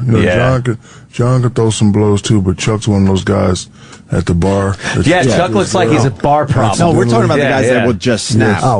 Liddell would snap in an instant. Liddell lay like a beer stein upside your head and then just pound you. He alpha males you when he talks to, but he doesn't mean to. Like, he's a really nice dude, but he kind of just like leans in with his big barrel chest and his fucking face is right by your ear. And you're like, people think he's menacing me, but he's like, I really enjoyed you. And you're like, well, thanks. Don't forget about how he breathes like a bull, too. Yeah, because his nose the has whole been broken time. a couple times. Yeah. He came to the Improv one night with Dana. I was in L.A. and he's fucking heckling me. I'm being heckled by Liddell. And you took What do you do? I laughed it off like a girl. I tee-heed him. I didn't fucking... Well, you should. Speaking of fighting, I just want to tell Shaq, I'm so glad I didn't knock on your door. We were on vacation at the same time. You have no idea. Trust me, I know that. But you were down in Turks and Caicos. This is about 4 or 5 years ago. And me and my now wife were in a room, and someone was making a lot of fucking noise upstairs. And I'm like, I'm going to go up there and say something. Turned out, to make a long story short, it was you upstairs. Was it me or the kids? You had everybody. Oh, yeah. You had a lot of people down there. Yeah, They probably pretty was much had kids. Sorry. No, but I'm thinking, I'm going to be a man and do the right thing. You're in Turks. What are you trying to do? Sleep? Well, it was later at night, man. Like, go out. And then I learned through the week that, Shaq's staying right upstairs. And then you would, I don't know if you want to hear this, but this guy was beyond cool to every freaking person that came up to him that week. Beyond cool. Yeah, is that frustrating too? Like, is there ever a place where people bother you where you're like, look, I know you're a fan, but right now, come on. No, not really. I just try to be polite. Like, the other day I was at Fogo de Chao. The place where they bring the meat on, so I'm eating. Oh, yeah. Is that Korean barbecue? No. It's like Brazilian. Yeah. So I was With eating. the paddle, with the red. You don't go red ever, do you? No, I go green. Oh, You go green the entire I know what you mean. time. They will bring you all sorts of meat until you finally put that paddle to red. Until you ask for the ham. They get very pissy if you ask for the ham. You have to. They never just bring the ham out. Why would you go for the ham? Fucking ham is phenomenal. It's lovely. You got so much good stuff. Yes. Oh, yeah, that stuff So is I was eating, and the lady was like in mid-bite. Can you take a picture? I was like, not right now, man. I'm eating. Yeah. But other than that, like I'll either say yes or I'll try to give you a polite no. I never understood, like, that's like the hackiest thing a fan can do is come like up to the somebody while they're sausage is eating. right there. It's like everyone knows that's not the time to do I it. was like, you want me to drop the sausage? Take a picture? I'll I don't drop the think so. sausage. I don't think so, lady. Yeah, I'll ask anybody, but never while they're eating. It's like even it's like wait outside if you want. Like make yourself inconvenient, stand there and wait, and then try to get somebody. Jimmy's the pro at that. Last time I went there, I went with my cousins and a couple uncles, and we all had shit stories the next day. Well, you're packing so much meat. Oh, well, yeah. You're amazed what your body can do the next day. So much meat. Were you next to me in the bathroom stall? One of my cousins. That's my nickname. Pack a lot of meat. One of my cousins. Call him Red Paddle. Couldn't wait to call me and tell me he shit the whole way back home on the Long Island Railroad. Oh, we were eating so much meat. You can't eat there every week. It's a pleasant story. But it is we're a bunch of guys relating. Yeah, There's one on 46th Street called Plataforma, which is really good. And I think that's the one I went to. It's fucking fantastic. And we ate at them in Rio. You ever been to Rio? Yes. They have, in between, brothel breaks, you have to have food. And I would run to the Brothel original breaks. Can you define that? Well, I would take 100 milligram Viagra and run into a place and just really brothel. Yeah, brothel. Okay. Yeah, I really misbehaved with a bunch of comedians. Yeah, a bunch of us went. And they would just laugh at each other in their bathrobes. It was fun. With their hard-ons and. Yeah, it was just brothel place. Is that the place you can get the regular massage or the home run massage? Oh, they didn't play. No, there was not even the hint of massage. It was like I like you because there was no language connection. Yeah. And it's weird how you make out with girls in that situation. Like I was kissing prostitutes. Jesus, I don't say that proudly, but I did. I don't know why I'm talking about this. So. Dove products are. When you're done, you really want to scrub up and then smell good afterwards. And I suggest Dove, that body wash that Shaq is Be promoting. comfortable in your own skin. Right. Is that kind of the theme of it? Yeah, that's the slug line. Because it actually does smell. It's weird. I like it. I really do. No, it's nice. It's really nice. What do they have? They have it because we only got the deodorant and I think like the face and body wash. Do they have other stuff? Or they got shampoo? Yeah, they got all that stuff. And creams and stuff like that? I'm going shampoo now. They got soap. They got everything. What do you do when you get a product pitched to you? Do you say, all right, let me try this for a week and see if I like it? Well, if I've never tried it before, I'll just be like, nah, probably not. Like, for example, after my first championship, Wheaties contacted me, but I told my my manager, who was my Uncle Mike, I was like, growing up in Newark, we couldn't afford Wheaties, but if you call Frosted Flakes or Fruit Loops, tell them I want to be on the cover. So he contacted them, they weren't really doing it. So they wouldn't really call them. No, he called them, but they was like, well, no, we've never really done it before. But so, why wouldn't they do that? Yeah, so the second year, he's like, hey, Wheaties once again. I'm like, nah, man. Right. Frosted Yeah. Flakes. And I even added ones like Rice Krispies. Well, Fruit Loops. They wouldn't do it. So the third year, I was like, you know what? Forget all those people. Just call Corn Flakes. Yeah. And they wouldn't do it. So then, after the one in Miami, D Wade had a deal with Wheaties, so they put me and him on the cover. Isn't that weird? What bad marketing by the company to not have you on the cover eating wheat? It's like, or I'm sorry, or whatever. Frosted Flakes. That's just dumb on their part. What a Fruit Loops gets Shaq on their cereal boxes. Everyone would be talking about that. Probably some dumb marketing executive thinks, well, technically, it could be, it could be a fan of the Spurs who might not buy it. Not realizing that that's just great I advertising. remember my parents telling me, like, because I love Frosted Flakes. And it's like, I want Frosted Flakes. And they're like, we'll get Corn Flakes. You put a little sugar on it. It's the same thing. It's like, no, but it's not the same thing. It's not, but like when you're growing up, like how we grew up. Oh, it'll do. Believe me. Yeah. It'll do. I got Frosted Flakes, man. I know, this is the best. I got one more basketball question. You think LeBron James is going to get it done? Ever? One day, yeah. I think he will. One day. You think he'll get it done in Miami with Dwayne and it's Bosh? set up that way. It's set up. Well, that way. obviously. It's, but now all the other teams are catching up, and they're getting their superstar team together. It took Mike how many years to get it? Well, I want to say 6. Did it take him 6 years? Oh yeah. Did he not get it until after Pippen was there? Or was Pippen always there? No, I'm not sure. It took him 6. He won it with Pippen. Won 8. 8 Took me 8. Took you 8? Yeah, it took me 8. Wow. I couldn't believe you played 19 years. I was like, because I remember when your career started. It's like, Jesus Christ, that was a 20-year run. So I mean, hopefully he will get it. But the unfortunate thing, the greater you are, one is not enough. Like I can remember busting my ass to get one, and then like they let me celebrate on ESPN one day, and then could the Lakers become a dynasty? Could they get 2? So I was like, now you gotta. Yeah, so then you gotta get 2. like, can they get 3? And then after we lost the third one, the Lakers are terrible. Trade Shaq. Shaq's too old. And then when I got one, you ever get frustrated by the media? Yeah. Does some of that stuff eat away at you ever? I only get frustrated when the ones that don't have G14 classification speak. But I used it to drive me, and I use it to motivate me. So, what is G14 classification? I mean, again, for the listeners, I mean, we know, but like, for me, like if you never played, then I don't know how you can speak on certain situations. That's all. I mean, like everyone has an opinion. I respect opinion, but don't tell me how to be a big man when you're not a big man. Like you would listen to Barkley saying it, obviously. No, not even Barkley. Oh, really? Because he never won a championship. No, not only that, but because I'm more classified than he is. Nice. So, I like that. Like for example, Bill Walton only had 6,000 points. Like he would say certain things, and I'd be like, "How do you know, Bill? I got 20,000 points already." You know what I'm saying? So my thing with Bill is like, we're both in the federal building, but you're on the lower floor and I'm up. It's only 2 guys that have more clearance than me, and that's Kareem and Wilt Chamberlain. Who else would you put in the top 5 centers of all time? Obviously Shaq, Wilt, Kareem. I don't put myself in the top 5. Why? You're being humble. We would. No, I never would, did. sir.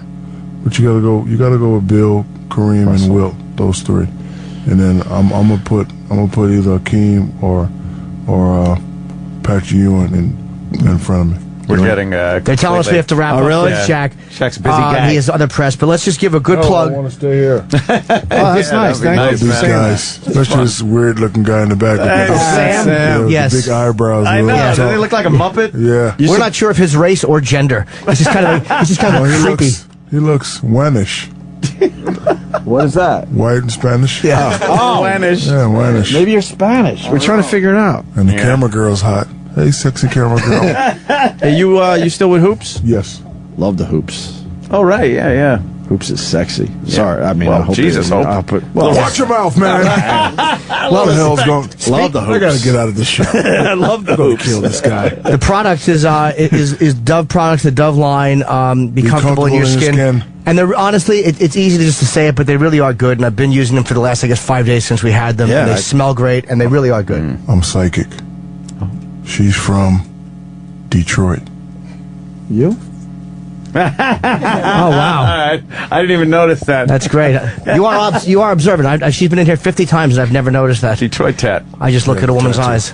I know how to read people. So thanks, Shaquille. Yeah, absolutely. I might ask you to take a photo, but again, just for the website, you know. I normally wouldn't. Yeah, of course. Big fan, man. Thanks, man. See you guys. All right. Yeah, please come back and see us, Shaq. Opie and Anthony's worst of 2012 so far continues right now. My name is E-Rock, worst of 2012 so far. I'm hosting this thing because everyone's on vacation except for me. Anyway, still to come, franchise O&A makes its return to the Opie and Anthony program with Tom Hiddleston. He's Loki from the Avengers, plus Ricky Gervais and Joe DeRosa do some tranny talk coming up in a little bit. But for now, we take a look at Chipperson. Lyle Chipperson. It has definitely been the year of Chip 2012. What we have here is a montage of little segments that Chip was involved in where maybe he's hitting on Troy. He's fighting with Sam. Chip does impressions. Who knew? Chip Waldman, Chip Lynde, and more. I'm not going to explain anymore because you all know Chip. You all love Chip. No, everyone hates Chip. Anyway, here's a big Chip montage for you for the worst of 2012 so far. Opie and Anthony's worst of 2012 so far. You got a party game or something there? I do, yeah. It's a game I created to play at parties. Well, that's a party game. Yeah, I know. All right. It's called Words Back. Words Back? Yeah. How many people did I say, Sam? Because you get a bunch of people. There's 10 teams of 4. 10 teams of 4. That sounds ridiculous. And how many games how many guesses and that's did at a party? Everybody stands in a circle. There's 10 teams of 4. Everyone gets 20 guesses. Okay, 10 teams of 4. Jesus Christ, this take forever. You have to guess the word. It's called Words Back. So like the one guy the clue is, okay, you have to guess what the word is. Want to play some ball base? Baseball? Oh, you must have looked at the paper. 10 teams of 4 people? And they each get 20 guesses. And they each get 20 guesses. Hey, who likes ball basket? Basketball? You told him. No, I didn't know. This game is kind of awful. It's Words Back. Words Back. Backwards. Oh, it's a play on words. Wow. You want to book a read? Go ahead, take your time. I'll just sit here with my feet up. I get 20 guesses? Yeah. So is everybody on your team. Now, you would need at least 40 people to play this at a party? That's easy at my parties. Oh, really? Play some Words Back. 40 people, 20 guesses. That's a lot of time. And if you need help from your partners, you shout, pass, play, pass, play, pass, play. You got to shout, pass, play, pass, play, pass. Chip was texting Sam on New Year's Eve. No, on Christmas Eve. Christmas Eve. This is what you had to deal with? I was having dinner with my family, and Chip kept sending me different words packs. Pass, play, pass, play, pass, play. Oh, is that what you have to yell?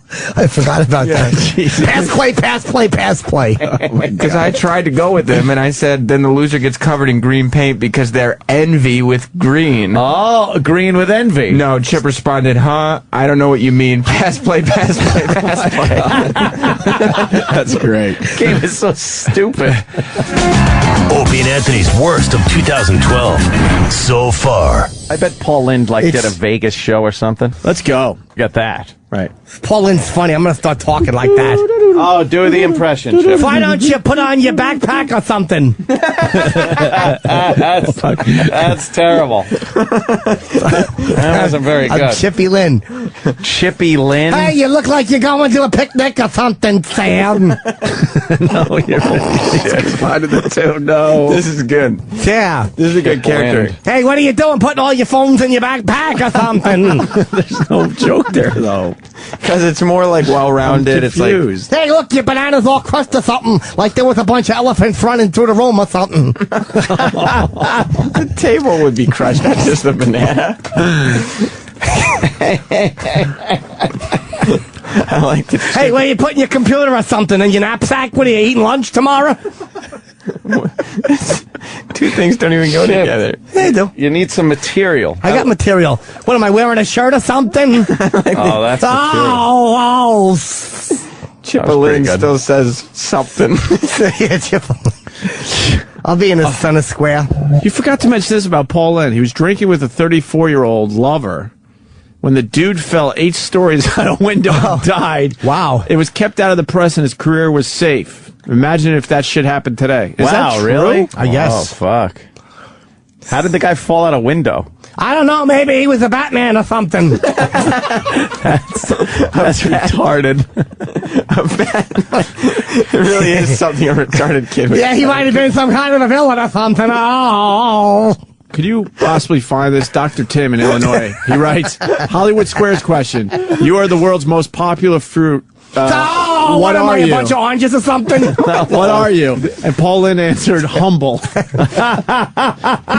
That's funny. Hilarious. That's a funny. Is that real? And if that it has is, to be written for him. There were plenty of gay references with You're the him. world's most popular fruit. What are you? Humble. Humble. Funny fucking bastard he was, man. Humble. You can't find it, probably. No, I would have said I'm a banana stuck up a butt or something. Oh, I'm tropical or something. Oh, you made it to 10 again. What's that? What's wrong with us? No. Oh, What's something? something. Look at Travis over there, Chipperson. Hey, he's got his hand behind his head or something. What are you in a lounge chair or something in Ohio? Oh, That doesn't make any sense. yeah, it does. I'll tell you, 99 cents makes almost $1. Oh. Paul Lynde, Chip Lynde, Chipperson. Yeah, oh, what do you fold it up? You quarter something for your iPhone? Call hello. Oh. Cool, hello. I want to be in the center square. I'll have funny answers. Like what? Oh, yeah? Depends on the question. Well, let's go with you're the world's most popular fruit. What are you? I'm a bunch of orange bushels with tangerine hats. I'm two oranges and a banana. And I'd wink. I disagree. I look like a cock. Circle gets the square. Oh, no, I don't know what that means. What? Circle and a square. What are we, a bunch of different things? I'm a triangle. Oh. Or something. Or something. Oh. Yeah. Yeah. Let's go home. You gonna try this on stage, Chip? Yeah. Is this your new... Chipperson. I should do center square. Hollywood Squares. What are we, in California or something? Oh. I got a question. Sure. Heaviest rock band in America. Like fucking puppies. Puppies. It's like he's spitting when he says it. I'll agree with that. Yeah. Oh. X gets the square. Yes. Yeah, X gets the square. What are you gonna play, tic-tac-toe or something? Oh, how come they don't call it tic-tac-fingers? Oh, God, Jesus. I remember one time we played thumbtack-toe. Oh, we was putting thumbtacks to each other's toes. I guess you knew that by the name of the game. Oh, Oh my God! All right. I'm done with Chippa. Have fun with this, Lynde. Sam. Does Chipper Lynde ever play Words Back? words back. Yes, I do. Square center. Oh, square center. This is O&A's worst of 2012 so far on the Opie and Anthony channel. Why did Troy steal half the sandwiches? Troy! He's outside probably flirting with Monica right now. I hate the soundproof. Troy! Who's Monica? She's that girl out there, the With the white pants. She does a lot of our production. Troy was just whipping her chair around. Anthony was here to do this bit. What's going on? Hopefully Anthony will be back tomorrow. He's got to get a doctor's note. He's going to be livid. Yeah, what's up, Troy? He's going to be livid. Stop looking at his dick. What's up? So weird. Every time I come in here, he stares at my dick. I heard this during the weekend. It was relayed to me when Jimmy does Chip. Chip likes to look at everyone's dick in the studio. But there'll be times that I'll come into the studio and he'll be in Chip character but not saying anything. He's just staring at my cock. It's not true. You're lying. And he talks. So Jimmy's not looking at you. Stop fucking lying. And Chip brings up Troy's dick. Shut up. No, I randomly. don't. It's fucking lies. What do you think of his dick? I don't think nothing about it. I don't give a fuck how really big it is. I don't care. Can I talk to Jim for a second? Sure. Does Chip like Looking at guys' dicks. You have to ask Chip. I don't understand what Chip Yeah, but does. he's going to be in denial. All right, can I talk to Chip for a second? Yeah. Wow. Hi. Do you like looking at men's penises? No. Then why do you do it so I don't. much? Why are you doing it then? I'm not. You're fucking lying. What do you like better, flowers or hot dogs? Fucking hot dogs are delicious. See what I'm saying? I love eating a good, long hot dog. Can I talk to Jim for a second? Go ahead. Jim's gone. Jim? You asked for Chip, and now you're stuck with him. I want Jim because Chip is denying this. Jim? Yeah. Chip is denying that he likes looking at penises. Well, I'm sure he's being truthful. Can I talk to Chip for a second? What's that? It seems that you like dick. I don't like dick. You like dicks. What's that? I don't know. It's something on your pants. God, so weird. See, you're staring right at Troy's dick. No, I'm not. But you don't like dick. I was looking at his shoes. He's still doing it. I was looking at his shoes. They're red. No, but your eyes were lifting up toward the They crotch. weren't. Yeah, they were. I was just trying to talk to Sam. Hi, Sam. He's doing it again. Jim? Yeah. We're not getting anywhere with Chip. Chip What else is new? We kind of want to know if Chip likes dick. I don't think so. He's never indicated any homosexual desires to me. Okay. I mean, I've never heard Chip talk about that stuff or think about that stuff. But when you're Jim, you're not looking at Troy's dick. But No, I have no interest in Troy's dick at all. But as soon as I ask for Chip, he's looking at you're looking at his dick again. No, I'm not. Yes, you I'm are. looking right at you. You're looking at my dick. No, I'm not. Yes, you are. You're covering it. Yeah, well, How did you know that? I just saw where his hands were. This is O&A's worst of 2012 so far on the Opie and Anthony channel. Troy, why are you in here? I'm just waiting to grab Jim. Wow, what's so gross about that? You gonna bro down? Jesus. You gonna bro down with Chip? Yeah, absolutely. What? Yeah, you bro down with Chip. Chip looks at cock. I don't like no cocks. You like Bro down with cocks. Chip. Huh? Chip's a cool dude. Yeah. He's looking right at your dick. I'm not. It's fucking bullshit. He was looking for a second. You getting excited? You getting butterflies? No. Yeah. How come your cheeks are all red? What'd you get slapped or something for looking at dicks? No, but you're about to. So shut the fuck up. You shut the fuck up, you cocksucker. You wish you were a cocksucker. That's what No, you I think never about. was with Lamar. Fucking piece of shit. Who's Fuck Lamar? you. Who's Lamar? Not that he would help my mother. You know who she is. You bet I know who your mother is. Yeah. Nice long thumbs, fucking Fonzie or something. Doesn't even make any sense. You're an asshole. You're And a fucking- you're very stupid, Chip. You're a I don't know if fucking anybody's pile ever of told you hemorrhoid juice. You're a bucket of hemorrhoid juice. You're a moron. You're stupid. Yeah, well, you're a lesson. That doesn't even make any sense. Yes, it is. Double Go try guns, to get bitch. try to get Troy to let him give you a hand job or I whatever. don't want no you fucking hand job. Give him one then. Yeah, you need a hand job because you're unemployed and shit. I'm not unemployed. Yeah, I'm you fucking are. killing him today. Kill yourself. Yeah, you kill yourself. No, you cocksucker. kill yourself. Why don't you hang yourself with a bunch of dicks? Because you would lick them all and I'd slide right out I of them. ain't never licked a few dicks a couple years ago. Never. A couple years ago? Never. I don't believe that. Nice- Stop looking. Nice stupid thumbs. What do you yell? Hey, Cunningham all the time. I got or the something, Fonzie reference, Chip. I got it. Yeah, what are you hitchhiking or something all over the world? No, I'm right here. Yeah, look at your dumb thumb like a monkey.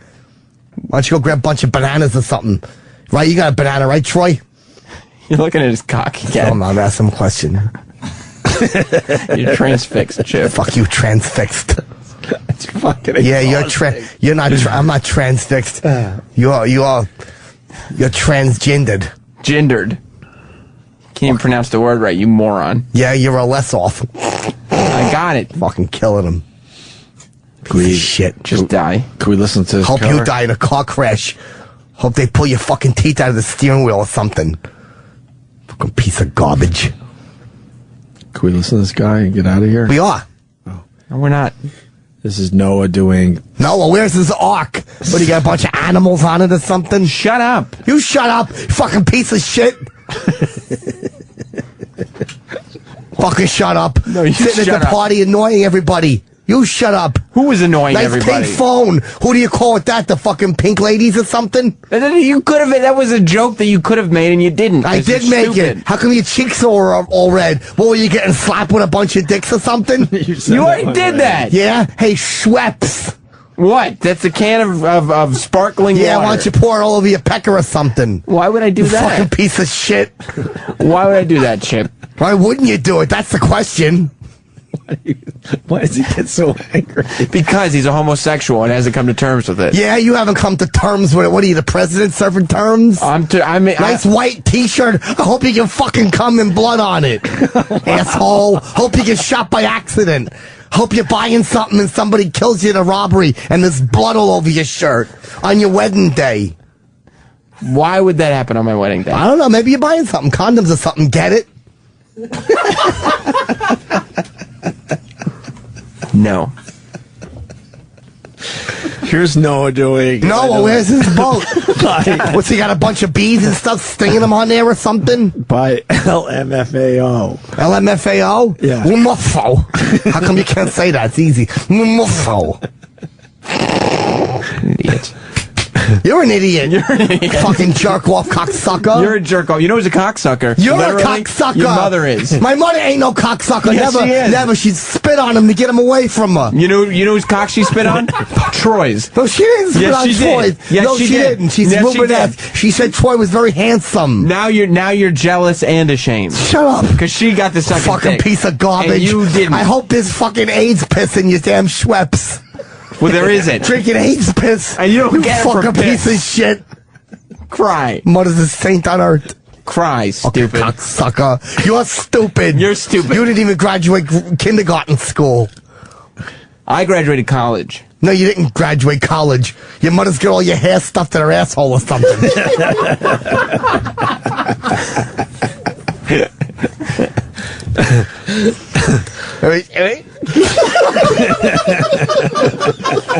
Every time she farts, a bunch of long hairs blow all over the place. Yeah, I got it. Yeah, she's like, that's my son's hair. I put it in my asshole. Yeah. I didn't put it in my asshole. A bunch of guys put it on their shoes and they kicked it into my asshole. Did that would happen? Right through my trousers. Your mom's got cum in her asshole. No, she doesn't no more. You know whose cum it is? No. It's Troy's. Bullshit. Not bullshit. No, it's not true at all. That is. was cottage cheese on the back of her leg. She told me, Chipper, wipe that off. I got cottage cheese. Did you lick it off your fingers? Spilled some. No, I didn't. I just wiped it off. Fucking cocksucker. You sucked Your off father Lamar. waxes his mustache or something. I'm talking about my father. He waxes his mustache with fucking cum.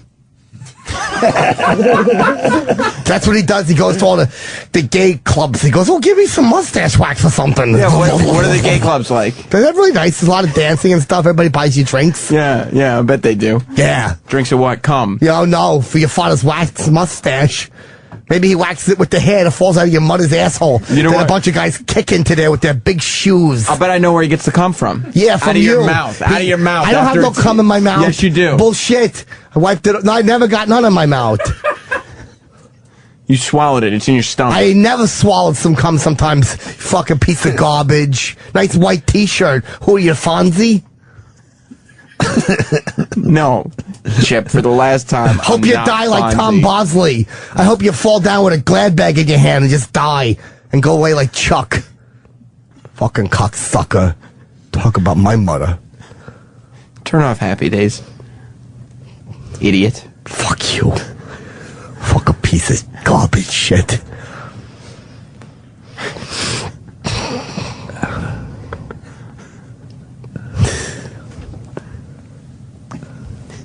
I don't give a fuck.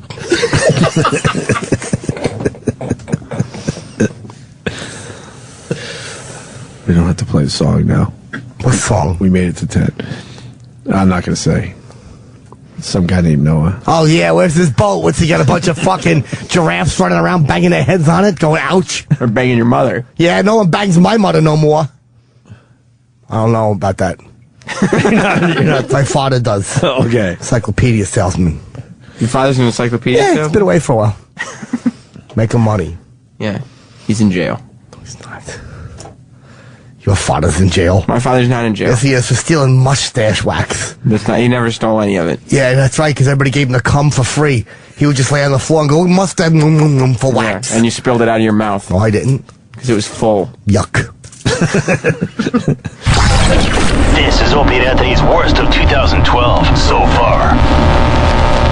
Now that was another shot. Nick Oh, and then it just gets better. I give you guys a little dessert. Shot. Yeah.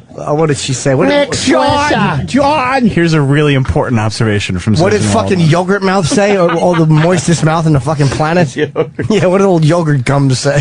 I really should listen every day because I would just bring you guys discs. We need more Susan Waldman. I love Susan The Yankee Waldman. organization's out of their fucking minds because then they have Susan Waldman that has the heavy Boston accent. Yeah. And Yankee fans hate how is that the supposed to Red work? Sox. And after every home run call, she just bulldozes John? right in and just gives what you'll hear, just an inane Well, you observation. know, John.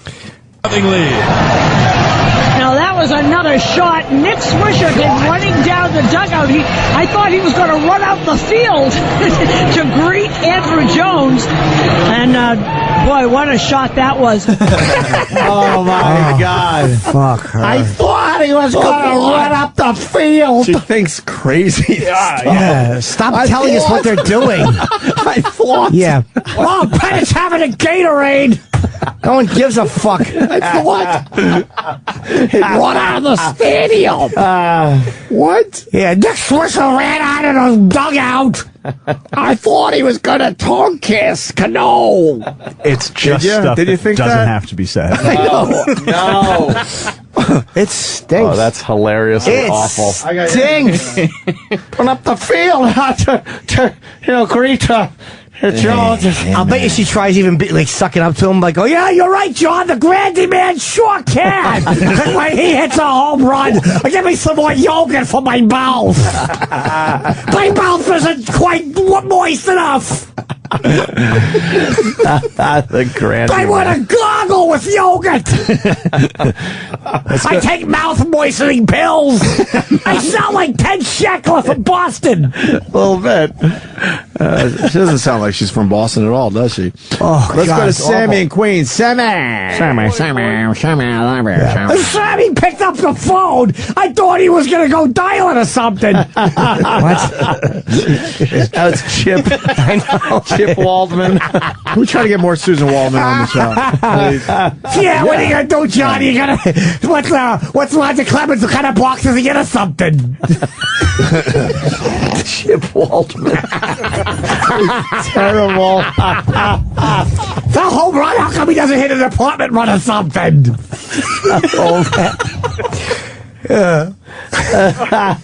You're terrible. He had a double. What's that, a triple-double or something? Hey, you're John Sterling. Does that mean you like silver or something?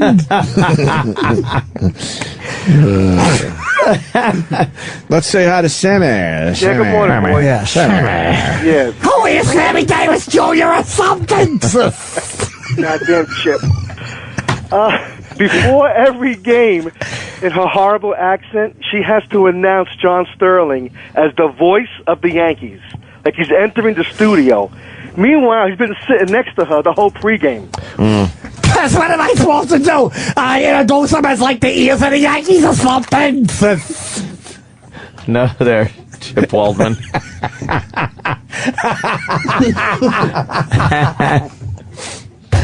Oh, she sucks. Let's say hi to Matt in Connecticut, Matt. Hey, so Matt, what are you laying on the floor in front of the door or something? That's a good one, Chip. The most embarrassing part about going to a Yankee game is in the seventh inning stretch, they play God Bless America, but it sounds like they're holding a microphone to an old Victrola. It's just the worst. What, Victrola? What is he? What is Vic just writing on the message boards? He's a troll. Victrola. Posada new, but then Posada old too. Oh no, it's KNEW. Posada new, not Posada new. And then it's spreading from ear to ear, but it's going around the back or something.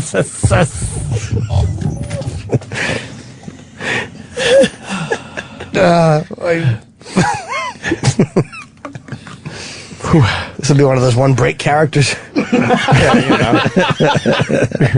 Those two. Until I bring you more Susan Walton. You gotta bring more Susan Walton. Yeah. What about Susan Floydman?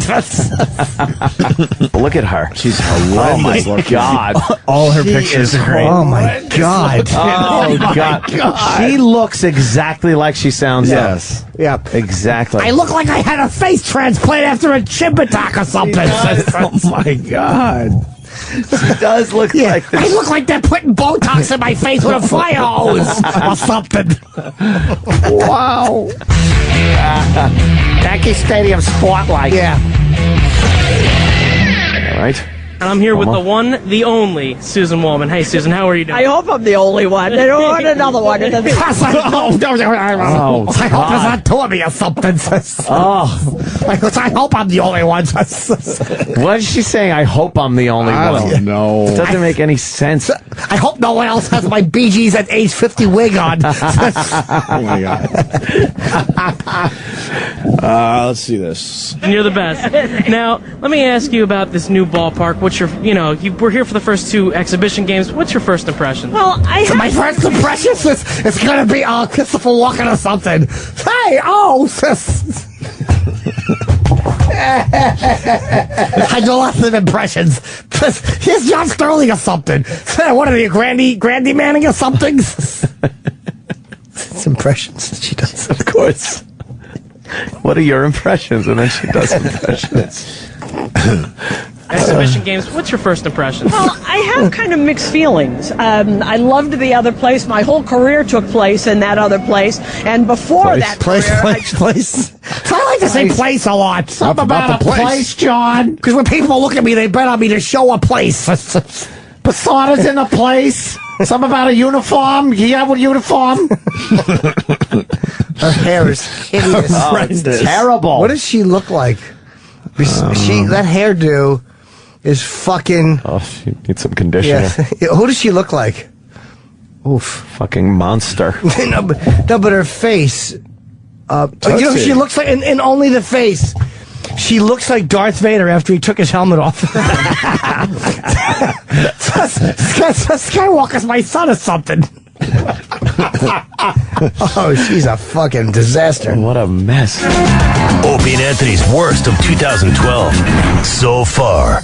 Donald, you're silly. I would have said you're fired and got the whole studio cracking up, right, Sammy? No. Fuck you. Fuck you. Piece of dog shit. Wow. You're a fucking Bertha. Shut the fuck up. You shut the fuck up with your rust-colored pants. You wore them yesterday, you piece of shit. I can wear whatever I want. You wore that shirt last night, Fuck idiot. you. No, I didn't. It was dirty. Cocksucker. You're the only one here who sucked a cock. Fuck you, cocksucker. So what? Shit. So what? Nice shoes. Chuck Taylor. Hope you get fucking caught in an accident or something. You just said so what? You just Fucking piece admitted of that shit. You suck dick. Hope your foot. No, I didn't a yes, couple you did. times. You said so Hope what? your foot gets cut off by a fucking train, you piece of shit. Yeah, really? Yeah. The only train I'm riding is the one that's on your mom. My mom ain't no train lady. My mom's a good woman. She's Rubenesque. Good in bed. No, she's not good. At least my mother doesn't bake cookies, you fucking cocksucker. Oh, she doesn't bake cookies. That's right. Your mother's a cookie baker. And you know what that means? What? She sucks a lot of dicks. Yeah, you would know about sucking dicks, wouldn't you? Yes, I would. I mean, I heard about it. Troy in here so you can stare at something. I ain't gonna stare at nothing with fucking Troy. I don't care what color pants he's wearing, and maybe the ruby red boxes today. Was he staring at every time Troy's in here, Chip's staring at his dick. Fucking lie. I don't look at Troy's fucking cock. I don't care if it's always going to the left. Don't mean nothing to me. Fuck you, fucking cocksucker. Wow. Don't talk. Don't say shit to me. Yeah, why don't you drink some Crystal Geyser water? Then we'll see. Yeah, we will. Jesus. Just thought of a good joke. Why does Chip get so angry? I'm not angry. Oh, okay, Chip. I'm glad. He buries the anger. What's that? Yeah, yes, though. From when he was a kid, watching his mom on the floor. She fell and hurt herself, and the guy was helping her up. Oh, yeah? She's like, Chipper, get out of those shrubs, Chipper. What are you doing in there, Chipper? Stop tugging on that, Chipper. And I would start talking and go, Mom, what are you doing? I seen the man helping you. She'd say, Chipper, stop jibber-jabbering. You jibber-jabbering, Chipper, stop it. She would always say that to you? Yeah, she'd say, go over there, go play in traffic or something. And what were you tugging on? Nothing. I was just there watching my mother get picked up because she fell on her back or something and the guy was helping her. But you said that she said, stop tugging on that, Chipper. Yeah, she would say that. Pull your pants up. Quit tugging it. Get out of the bushes, Chipper. Oh. And don't you go jibber-jabbering now. Did Jesse Dixon help her up? It made quite a bit of sport of me. Quite a bit of sport. Jesse Dixon would just tease him. Jesse Dixon tease him and then fucks his mom on the floor. Yeah, it's her damaged womb. This is Opie and Anthony's worst of 2012 so far. And we got Jay Moores. Jay. Gentlemen, it's actually Woody Allen. I was wondering if I could talk to Andrew Dice Clay about the scene that was shooting this morning. Sort of traffic is backed up. I was wondering if Andrew was there, if I could just give him a few notes, you know. Well, Andrew's taking his shit right now. Andrew Dice Clay's taking a dump. And Dice ran out to take a dump. What a fucking bit killer his pal. I know. Sorry. Too bad Woody didn't want to talk to Chip or Uncle Paul. You could have went for an hour. Yeah, well, but, that's kind of bad timing. I'm sorry about the bad timing. Yeah, Anthony's taking a shit. I thought Anthony didn't poop at work. He was one of those psychotic people. But let me tell you this. I like the Woody Allen, though. Oh, it's too How bad come your name's not Jay Less or something? Oh, boy. Oh, boy. Oh, that's great. I'm glad Chipperson is here, you know. Running craft service. Chip, how are we doing on the sliced cucumbers, you know? How come your name is Woody Allen and it's not Linoleum Allen or something? I don't. You know, it's funny because many floors of, you know, linoleum goes on top of the wood. So I guess it's implied, you know. Hey, how come you're Woody? What do you got, a Woody in your pants or something? Please, I wish. Ever since I married my daughter, it's sort of, all my Woodies sort of went out with the linoleum and the Edsel for crying out loud, you know. Hey, her name is Soon Yi. How come it's not Soon Yi? Fucking double guns, Woody. That's what I don't really understand that one, you know. So it sort of went over my head, but I'm only 5'6", so I guess, you know, that's sort of par for the course, you know. Yeah, everything goes over your head. It's like you think birds are planes or something. Fucking killing this guy. Now I think you're being literal, you know. I'm not even sure it's just Chipperson. He's fantastic. Everything he says is literal. It's not hitting the nail on the head, you know, sort of birds and planes going over my head, of course, you know. He's really added a lot to the set, you know, sort of working craft service and keeping traffic clear by hopefully running in front of it, you know. How come it's craft services and not like go to cheese services or something? Yo, I think that one looks foul, if I'm not mistaken. What's this? Andrew Dice Clay's been going 10-100 since the dawn of man, you know. How long do you have to wait for the Dice Man to drop the juice? He said it was going to be a quick fucking dump. Boy, he he's said in he's going to there. slide out. He's in there, I guess, dropping 200 pounds of duty or something. I don't know. You're not joking. Probably a man that speaks exactly my language, you know. Yeah. 200 pounds of duty. I got 2 DTA trainees just standing outside his trailer ready to hear a flush and give me the high sign, you know. Dropping a tooth. I think, what was that great, here's something there. What was that great Chipperson line I heard the other day? So it was like, was it the one where I said I shit so much I should be a shit machine or something? No, but that was alien. How about I cut such a big fart the other day? Everybody thought the hurricanes were in town or something. Yeah, that one. That was the one. That was the one I really enjoyed. I looked at the script supervisor and I just made a waving motion with my hand, telling her, put that in the script someplace, or maybe Louis could say it. That's not exactly how Chip said it, but you know, sometimes it's important you let actors color outside the lines, you know. How come his name is Louis C.K.? What, he doesn't have any vowels in his name? What's he playing, Wheel of Fortune or something? You're right, Chip. His last name has no vowels, which I always thought was a bit presumptuous. The Department of Motor Vehicles made him get to the end of the line. They thought he'd made a mistake.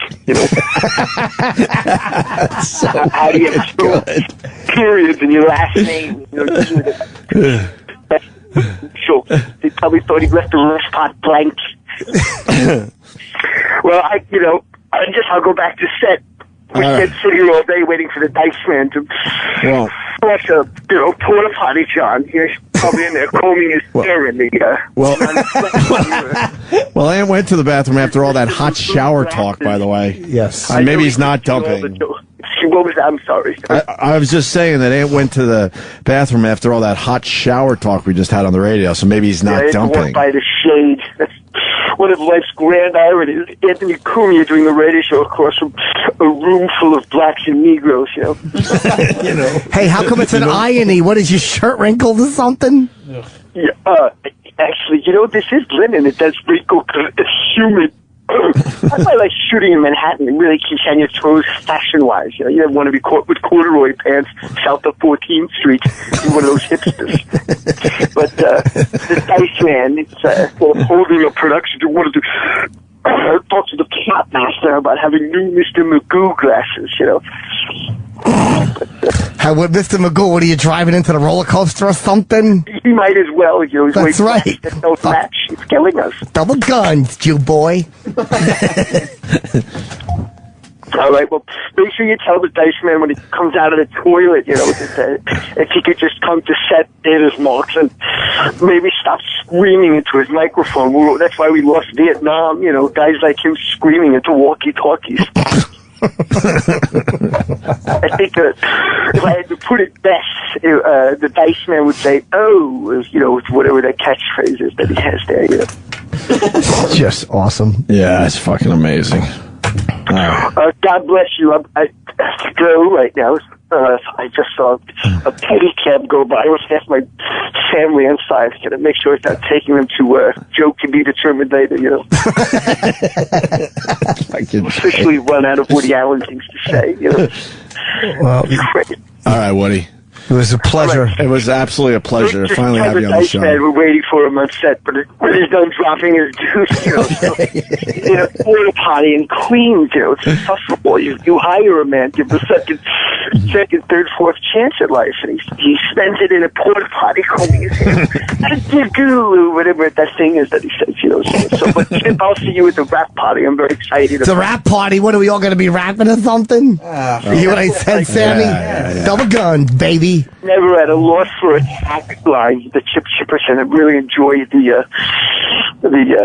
man named Chip. A rap party? What, are we rapping a bunch of gifts or something? No. I'll fucking go all day with this shit. I don't give a fuck. Chip, let me take this call and I'll get right back to you. Okay. What, are you wrapping up or something?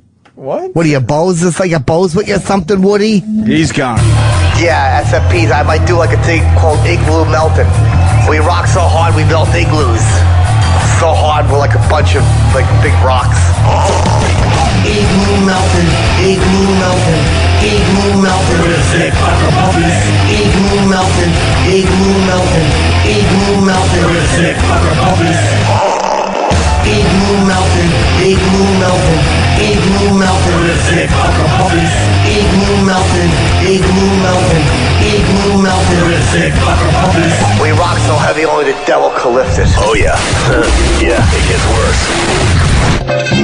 More of Opie and Anthony's worst of 2012 so far, coming up. Hey, it's E-Rock, hosting the worst of 2012 so far for the Opie and Anthony show. In this segment right here, Franchise O&A makes its return. It's been a long, long time since Franchise O&A has happened on this show. And this wasn't scheduled. This wasn't even something that they really planned. Like, hey, we'll book a guest, but we don't really want to talk to him. Tom Hiddleston, he's in the Avengers movie, he's in the Thor's movie, the Thors. Well, yeah, no, that's right, because there's a new Thor, I think, coming next year. Anyway, he plays Loki, Thor's brother, and he's coming to the studio, and O&A didn't really think that this was a big enough guest because we weren't going to talk to Samuel Jackson or Scarlett Johansson or Robert Downey Jr. They're like, oh, Loki. And we're trying to tell him he's the main villain. He's going to be huge. You need to talk to this guy. It's a big deal. The Avengers is going to be a big movie. Well, Opie and Anthony didn't think so, so Sam and myself had to step in and make everything go okay with franchise O&A. And guess what?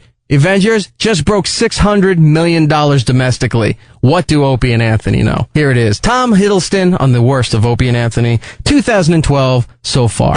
This is O&A's worst of 2012 so far on the Opie and Anthony channel. How you doing? I'm great. How are you doing? Very good. Monday morning in New York. Yes, you're big. You're about to be a massive blockbuster superhero villain, I guess, again.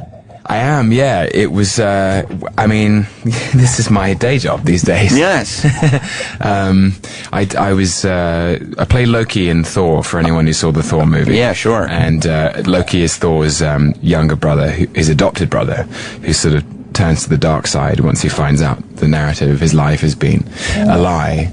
And in the Avengers, I've come down to Earth to subjugate the entire planet. Is it a nerve-wracking or whatever, trying to figure out the mythos and get all this comic book information? Because the people who love the Avengers are these comic book geeks that know everything there is to know about the character. So when you have to explain the character, like, it's a pop quiz every time.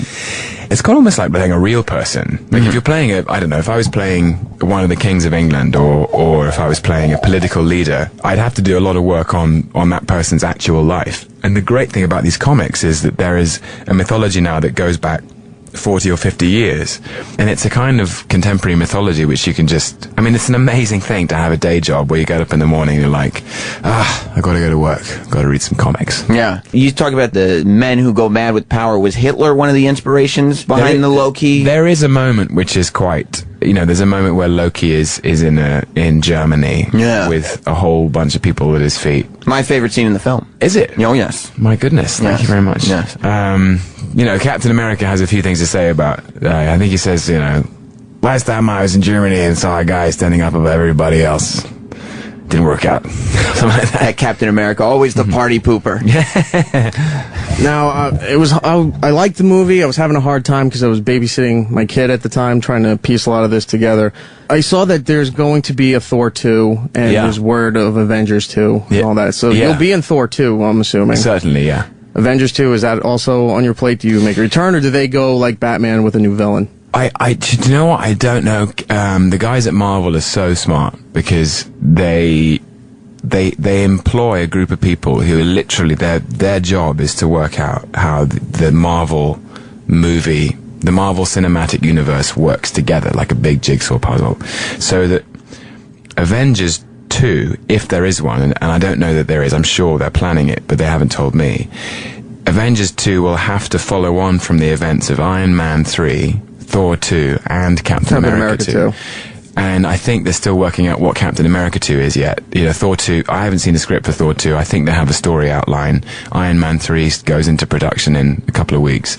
So, you know, it's like they are aligning their stars, and in more ways than one. And I mean, if I'm needed, I'll be there. But if I'm not, then I won't.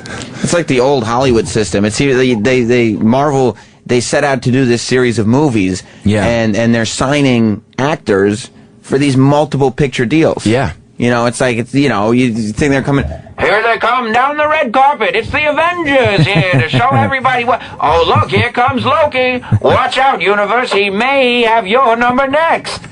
You know what I mean? It's like, Opie. Very funny. Go ahead, what were you saying? That's old school. Yeah, it is, it's very old school. Yeah. Yeah, or if it was in Britain, it would be like. And here we have the Avengers. The Avengers are the crack team of superheroes. If you believe in superheroes, you want to believe in this team. Yeah. Iron Man, Thor, Captain America, and the Incredible Hulk. It's something that sounds more intelligent, though. When it's done with a British accent, it sounds like it's a more intellectual statement. Do you have a lot of British actors, at least in American TV now, have been doing the American accent very well? Have you had much experience in doing American accents in your projects? Well, I played F. Scott Fitzgerald in Woody Allen's Midnight in Paris. I don't know if you saw that movie. No, yes. But I guess he was American. Could you give us an example of what your American accent would sound like? Well, he's not here to perform. Well, no, like as Scott. No, but he did that 1940s piece very well. As Scott Fitzgerald, it was more. I mean, there was a particular way that they spoke back in the 1940s. It was with a particular rhythm, and it was like give me something to read. Like that's incredible. I see you got a copy of the Daily News here. Wiped out. 3 generations shattered as 7 die on the way to family reunion. It's amazing. Yeah, it blows incredible. my mind. How long does it take you to get that down? That's so sweet of you guys to say. I'm like a geek about accents and dialects and voices ever since I can remember. I've always been doing impressions of people. As a kid, I used to do impressions of I found it fascinating watching the news. I wasn't listening to the news. I was watching the way people spoke. And American newscasts, or no, British newscasts, but also because British. As an English child, the movies that I watched were American. I grew up watching Superman and Indiana Jones and E.T. So immediately, like, your ear is attuned to something. But you could ask me to do an Irish accent or a Scottish accent. I mean, there are some accents I don't know. I don't know what it is. It's like it's a different person when we're looking at you with that accent. Like, I'm not good with voices. There's one. The only voice I do is Andrew Dice Clay, and it's like, this guy, he sounds like a British actor. This girl, she had a British accent when she was looking my ass. Say yeah. Like, that's the only one that I do. The challenging thing that I find is to speak in a neutral American accent in my own voice. So it's like, who is Tom if he's speaking in an American... I mean, I can do a lot of character voices, but I find I mean, how does this sound? This is like trying to be me, but talking in an American dialect. It sounds pretty American. Yeah? You're doing a good job with that. Good job. Not too like nasal, because a lot of British actors, they kind of go to that place where they're like, it all comes through the nose, and because somehow, like, British actors think that Americans all talk through, which is not true. It's not true. Do you do a Ronald Reagan? Give me a Ronald Reagan. Like, it goes like, it's like, well, I don't recall. Mr. Gorbachev, tear down that wall. Something like that. I can't do a Reagan. Well, we can't do them all. Because if I've heard it, I can do it. I see. You can't do it. I mean, that was pretty spot on, my impression. It was. Yeah. I can't be bested. Yeah. What's that guy from Cool Hand Luke who Nirvana used to use, and Guns N' Roses used at the beginning of Civil War? What we've got here is failure to communicate. I forgot his name. Some man you just can't reach. Would you be up to talking to some of the audience? Of course I would, yeah. All right, let's go to this line here. Hello, you're on with Tom Hiddleston. Hey, Tom, how you doing, man? Hey, man, I'm good. How are you? Very good. I can't wait to see the movie. What is it? Open Friday, right? Friday, possibly even Thursday night. Friday wide. Friday wide. Yeah. To see the movie. And as a little, I don't know, as a little kind of gesture, because I hear the movie's very good, I hear you're very good in it, I'll let you in on something. Where's Opie and Anthony, by the way? Where are Opie and Anthony? Where are they? Here. Where are they? They're right here. Yeah. Are they? Are they really? What is this? Yes. Sorry, we get prank calls time to time here. I apologize for that. Yeah. Anyway. Strange. What's the difference between working on a more dramatic film like that, or the Woody Allen film, versus a blockbuster like the Avengers? It's funny because in a way that an actor's job is the same. Yeah.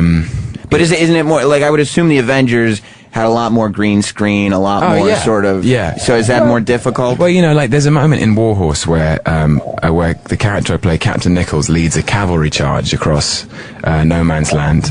There's a very big kind of moment where you see Nichols see the guns, and the whole thing goes into slow motion, and he's being shot at. Now, inevitably, on the day, there were no guns. And there were no real bullets, and it was so I was looking at the forest of trees, and I had to imagine the guns and the soldiers and the bullets, and that's just like playing Loki in the Avengers and imagining that Manhattan is falling apart, and imagining that the Hulk is there screaming in my face. And I'm getting the sign here that he has to go. You're doing TV and some other press here. Real quick, my favorite scene, without giving anything away, you and the Hulk. It's a big showdown. Yes. Yeah. But it was probably the best scene in the movie, at least for me. Very much. The Avengers this Friday.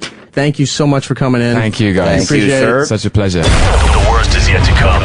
This is O&A's worst of 2012 so far on the Opie and Anthony channel. My name is E-Rock. E-Rock hosting the worst of 2012 so far for the Opie and Anthony Show. This segment, Ricky Gervais is back. It's been a while since he's been on the show. We love when he's on the show. He seems to only do our show around here.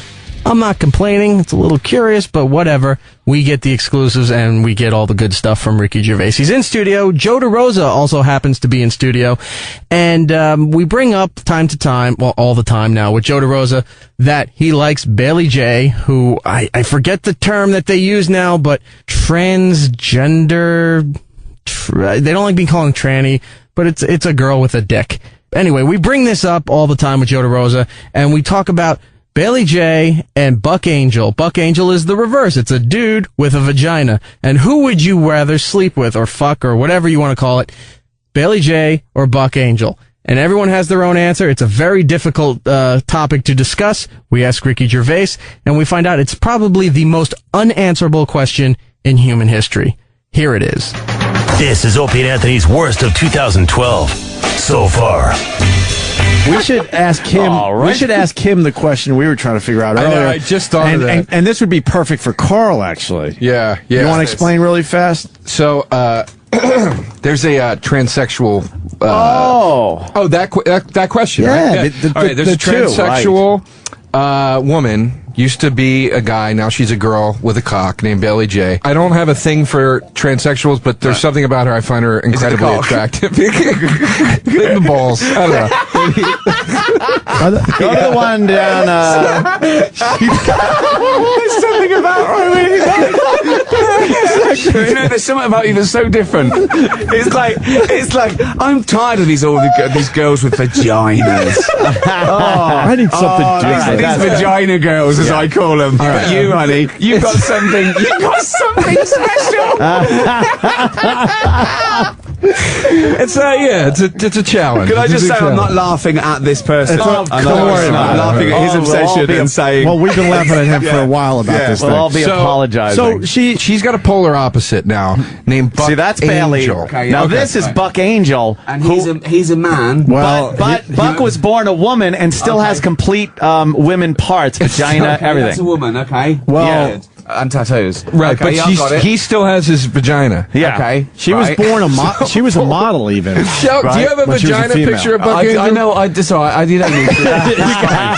It's fine. Come on. You shared a lot with us. We want to share back. You have your dumb safety on, I think. Whose computer is that? All right, that's oh my goodness. Oh my god. Yeah, exactly. Yeah. Okay, so not making fun. We're just kind of amazed. Yeah, very amazed. Because Buck Angel threatens people. Well, yeah, we've discussed this on the show before about what would you rather do: have sex with Buck Angel in his vagina or suck Bailey J's dick? And that's the question for you today, Ricky. Now, Ricky, it's the newlywed game. So this is the question. Let's bring back the newlywed game, but with questions like this. This is the question. I know we're married. How will we go 1 year? Okay, well, this is the first question. It's very easy. Asked your wife. Look, your husband said. Look, we understand it's not He easy. definitely suck a dick. He definitely suck a dick. Ricky's too big of a star for this. I think he might be too big of a star. Hold on. So it's a girl who's pretending to be a man. Yeah. Yeah. So what? It's a man. It's a man. That's a man, but woman. So would you rather? I don't know. I don't know. I know I'm taking it more seriously than you should. No, we all took it very seriously. No, we like the serious angle of this. It's very confusing. I was saying it is absolutely the Kobayashi Maru. See, hold on. The other from thing Star Trek. Is it the event that's terror or the rest of your life? Yeah, because you do then have to live. I have my answer. I have my answer. I would, and this is what I got threatened with when I said this about Buck Angel. Right, this is when I got the threatening tweet. Right. I said I could not get an erection for this man with the vagina. No, you're going down on the person. Yeah, no, Jesus. I would. No, I'm going girl cock all the fucking way. I go guy. Sorry that I felt the need to go like this as I said it too. I said I go guy with the vagina. Close your eyes. Oh, there you go. Close your eyes. Thinking that, but you're gonna feel male thighs around your head. Oh, that's it. No, oh, really? All right, there's what you're talking. It is a woman. All right, wait. All right, there's what you're Ricky, talking about. That's what Joe's talking Now, about. Joe, you would do that. Come on. That's not only a dick, that's the biggest dick in the world. That's just ridiculous. That's just rubbing salt in the wound. That's not... oh, God. There's your choices. Jesus. There's your choices, Rick. Come on, Ricky. Hey, beard. Come on. Because I'll tell you now, I will never forget that as long as I live. Yeah. But Joe DeRosa, you're totally fine with that. Joe goes with B. I go with A. I'm going B. And what do you go with? Man, A or B? I'm going without an answer.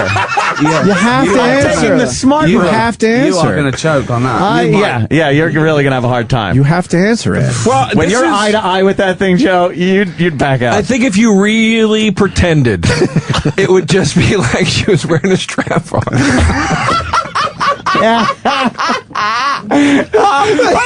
I love the fact this started off with me being an intellectual and talking about quantum physics.